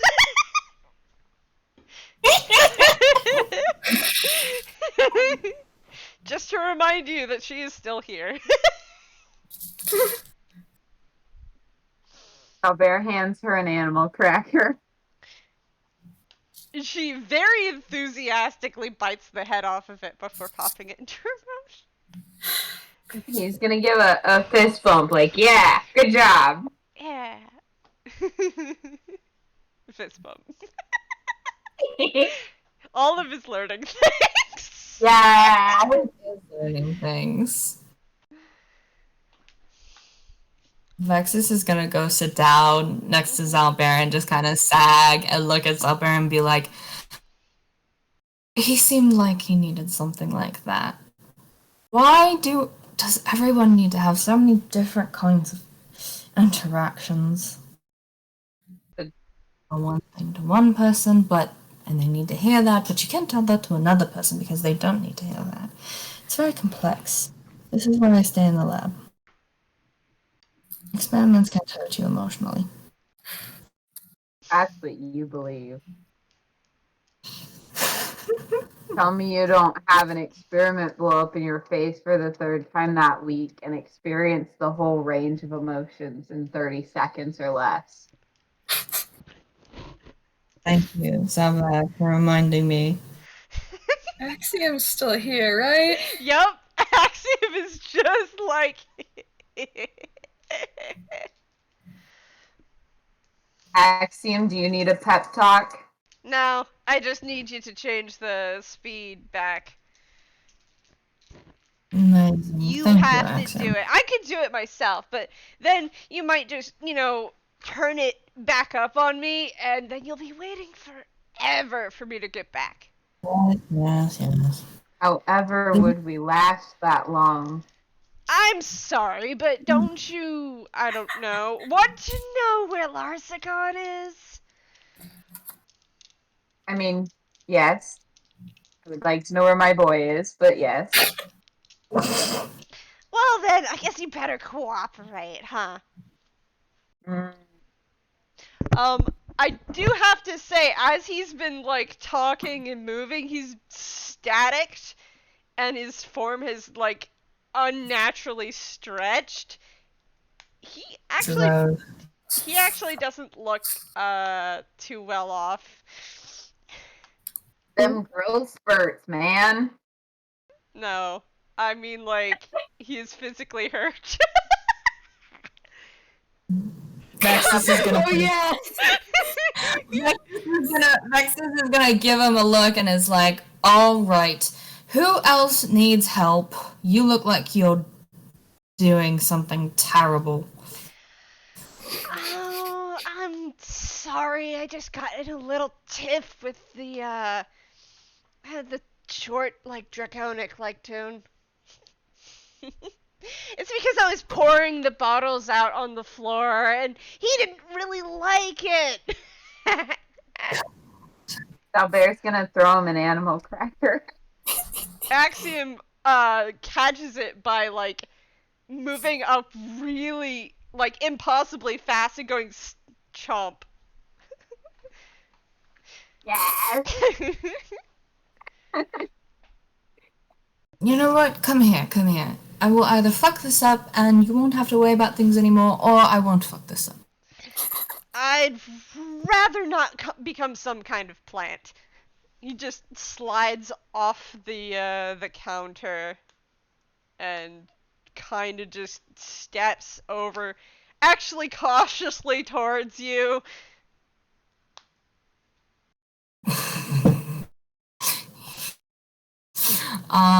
Okay. What do you have?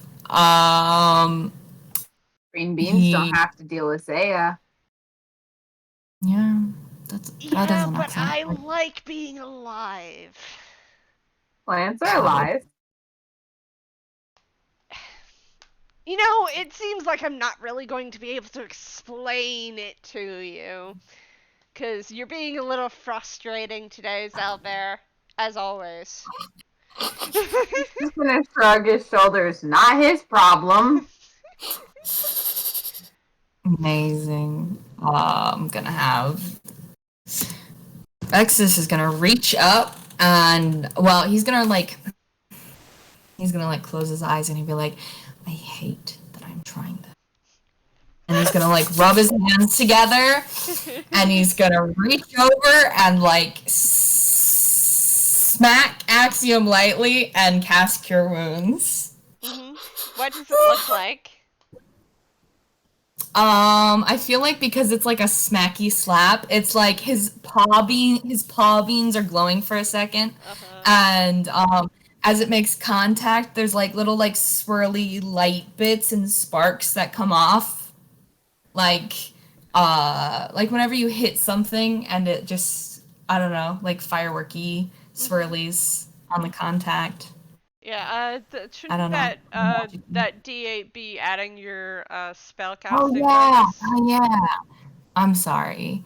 That's a +6. Yeah, so that's actually 10. 10.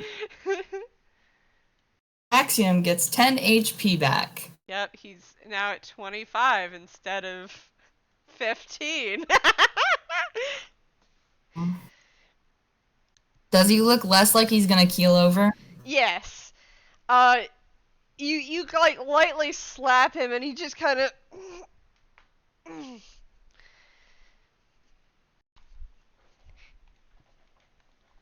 better, but I should probably take care of this myself.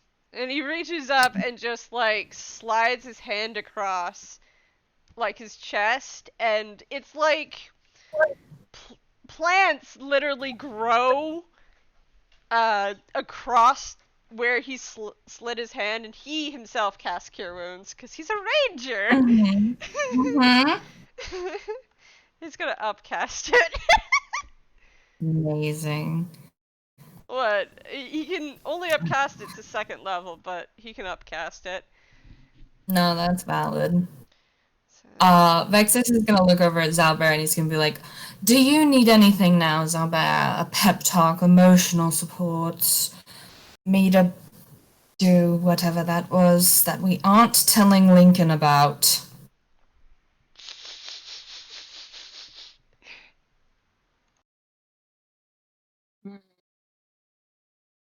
No, I think I'm good for the minute. I've got a stash of animal crackers, and emotional support is... I'm good. Dexion might, though. We still don't have a cohesive plan.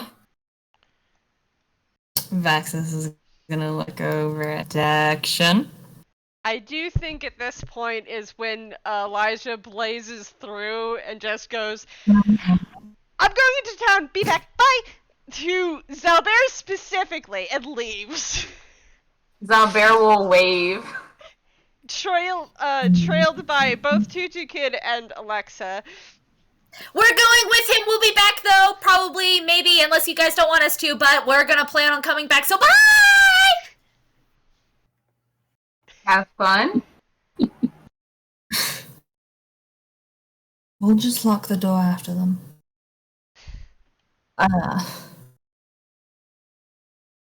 Would that stop Tutu Kid? No, but... Tutu Kid can't read. We've established that. This lock can't stop me. It's already picked. Man. Alexa says before leaving the room. And away we go.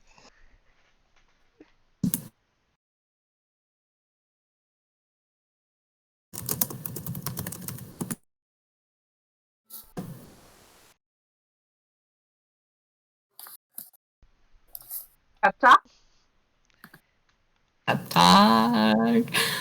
Vexis has. I have rolled for Vexis for insight on Dexion, and I have received a 17. So saith the dice. Mm-hmm. Let's see what Dexion's gonna do. Is he gonna do deception? Is he gonna crumble into a million pieces, which he seems steadily on his way to doing?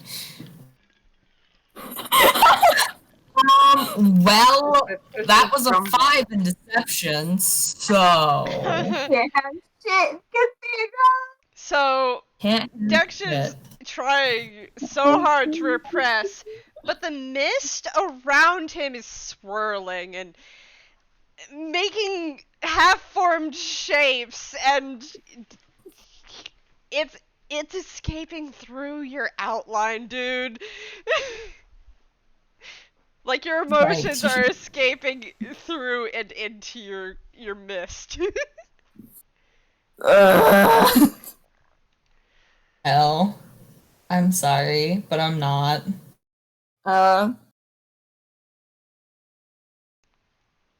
He's gonna keep dodging the question.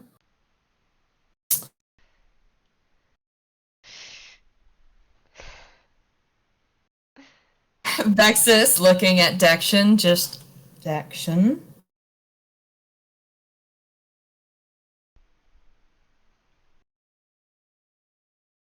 Do you want to explain what Xalbaer is saying?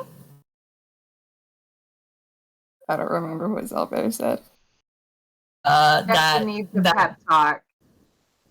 Yeah. Oh.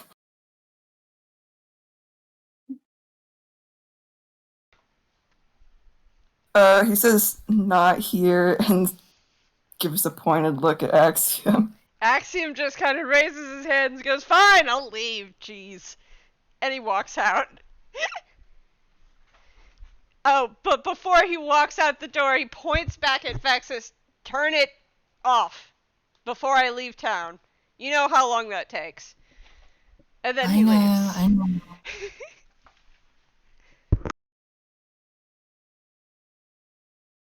So the only people in the room now are Dexion, Olive, Vexis, Xalbaer. Yep, And Laura's Laura's asleep. Laura's a conscious body. Lara isn't conscious. She can't know things. Not allowed. I do have to say, I know Lincoln specifically said to be safe. He's staying behind in the cathedral, isn't he? He is. He's just in the library. Oh, okay, cool. That's all I wanted to know, was where he was.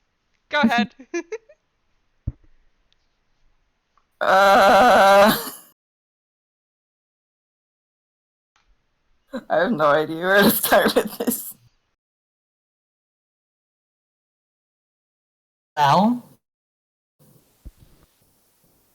is Dexion going to continue trying to deflect?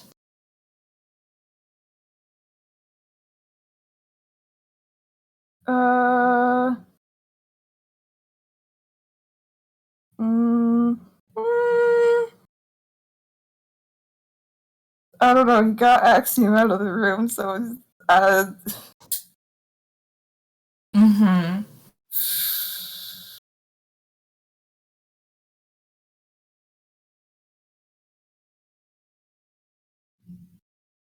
I don't know. So, Olive is gonna walk up, because she's done being sitting on the floor. She's gonna walk up beside you, Dexion, because you're standing now. And she's gonna reach out and take your hand and look up at you. Oh, I said he sat on the table. Oh, well, A different table from Axiom. well,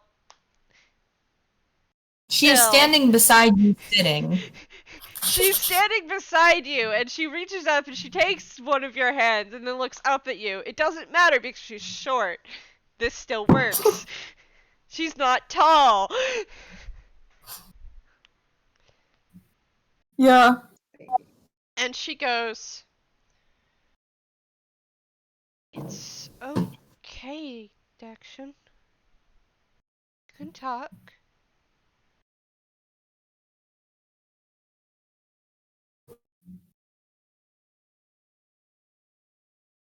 there's a lot that needs to be done still.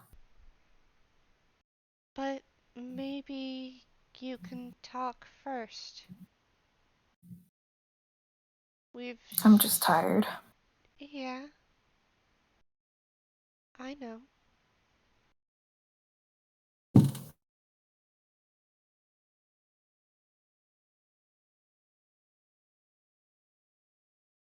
But maybe it's more than that.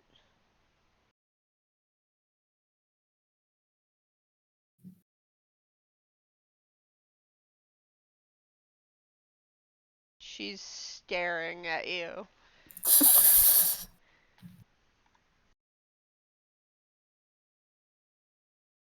Maybe.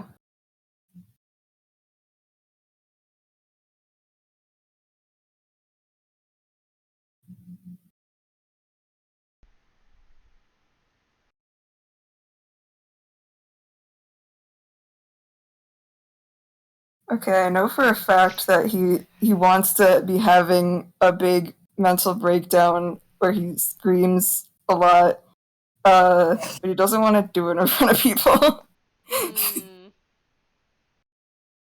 Man. I mean, he could always get up and walk to a different part of the 13th floor.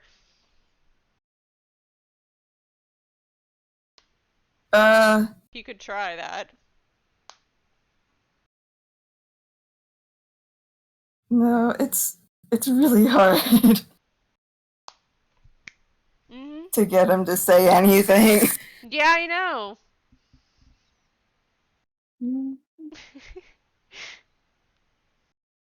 But it doesn't seem like Vexis or Xalbaer is gonna let him leave the room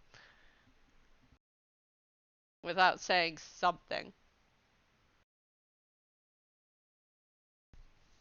Am I right? No, yeah, Vexis wants to talk to Dexion, because that was the whole thing. Vexis may get into his grimoire and get some things in, like, this moment of awkward silence. Okay. What's Xalbaer doing? Xalbaer is a shit stirrer. He knows that it would be good for the two of them to talk to each other, especially after whatever just happened with Rod. And so he's more pushing them to talk to each other. But if Dexion just leaves, then he's not going to necessarily stop that. Okay. He knows it needs to happen. He was pushing them together. But if it doesn't happen, it doesn't happen, you know? So, he's just got his thing of cookies. Yeah. And if Vexis is reaching for something in his grimoire, he will also reach into his saddlebags and pull out a cookie for himself and a cookie for Olive. But I think Olive moved across the room, so he will just hold on to the cookie for when Olive comes back near.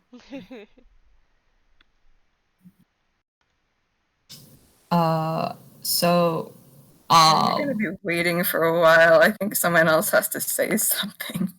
yeah, so Vexis has gotten into the back of his, like, grimoire. And he's flipping through it and he's pulling out some odd looking things. And he's also like going into his lab coat and like searching amongst like probably all of the pencils and pens he has hoarded in there, because you know that's what you do whenever you have big pockets and you do things with science. You put things in there and you lose things in there. So Vexis is gonna pull some things out and he's gonna get up and he's gonna walk over to Dexion. And he's gonna put a few things on the table because he's real kind. I can't have him roll for hammer space. He's gonna put down some blue envelopes and some blue paper and some white pencils. And he's going to put them down beside Dexion. And he's going to kind of just fiddle with one of the pencils a second. And then just kind of, I do believe that Lincoln is going to attempt to stick around for a while, but I do believe we can herd most of this crowd out of the cathedral and attempt to formulate a better plan once all of them are gone and we can better assess the situation and move forward together with everyone's understanding and input accounted for. In the meantime, these are for you, Dexion. You know where to find me. I would really benefit from your input on the situation. And I understand that you struggle at times with words aloud, so these are for you. There are a couple of others downstairs whom we can send on their way, and if it's alright with everyone else, I will get them moving along, and we can perhaps have a quiet evening. Hopefully. And regroup tomorrow or soon. Dexion does actually say something out loud. He says, wait, I lost it.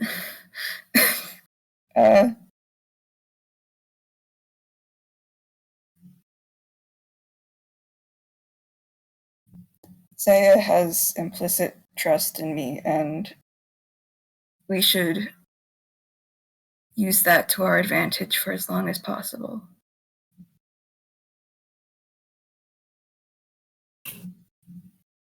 We can, but if you would rather not put yourself in that kind of situation, you can always formulate alternate plans. So everyone else needs to leave with the impression that none of this happened. And he gestures. Mm-hmm.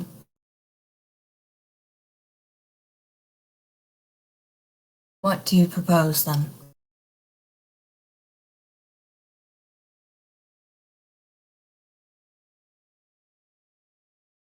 I'm gonna be real, I didn't think that far ahead. No, that's valid. Good evil laugh. We convince them we're evil.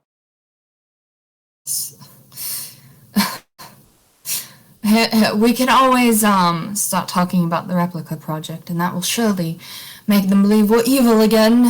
No one quite likes necromancy and the creation of vessels and all of that. Or I suppose we can, I don't know, do as Xalbaer says and laugh evilly and set Lara on them, perhaps. Or something. Well, hopefully it. I thought you were going to finish that session with set fire. Set who? What? Set Lara on fire? Set Lara on fire? No! I can hear Altaria laughing in the other room. My God. I'm not setting Lara on fire. That'd be pretty evil. Mm-hmm. I don't think Lara would agree with that.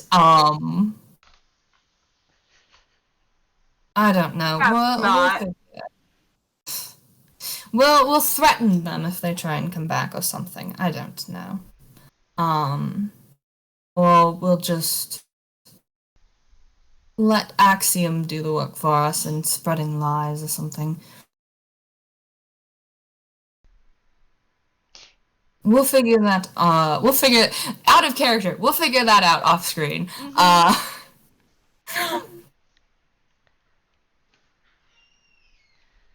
Figure it out off screen. Okay. It will be okay, I say. To finish our meeting, Xalbaer will solemnly hand out the last of his animal cookies. Amazing. Olive takes one and ceremoniously bites the head off and then eats it. Yes. Vexis will automatically do the same. Yeah. You see on the projector screen behind you, Roderick, as in Rags, and Sirius hugging before they walk through the door, and the screen cuts to the hallway on the other side of that door. And Roderick and Nom leave! They just leave! Hey. Hey, good. Get out of here. Sirius Get doesn't, the fuck but out. like, Sirius is just coming back up to the 13th floor. And I'm gonna wrap this up here. Okay. I do point at Alexa and Tutu Kid. It was very touching. Elijah and Victor hugged for like 5 hours. As Victor cried. Reunion. That's literally all I need. If you don't want to plan an FPS, that's totally fine. I just need the hug. I don't. And, you know what? Let me skip. I do have a question. Yes? How long were we in the cathedral? So, the thing is with the way time works, you guys walk outside and it's only... The time seems to be... The sun seems to jump backwards. It's like afternoon. And the train is just coming, and if you ask the train conductor, they say it's like the day before, the one you arrived on. Oh man, that means we completely missed Decimal. Yeah, you completely missed Yeah. Decimal. He left already. Well, in the future he left already, but now that we're in the past, he hasn't left yet because he hasn't even come yet. Oh my god. What do you This think is happens if we handle wait for that. him? You should wait and then meet him there. Do you think he'd blow up? Well, it depends, because he really was frustrated, but he's not mad at me, because who can stay mad at me? Vexis is sinking the Eclipse Cathedral. Tutu No Kid. paradoxes.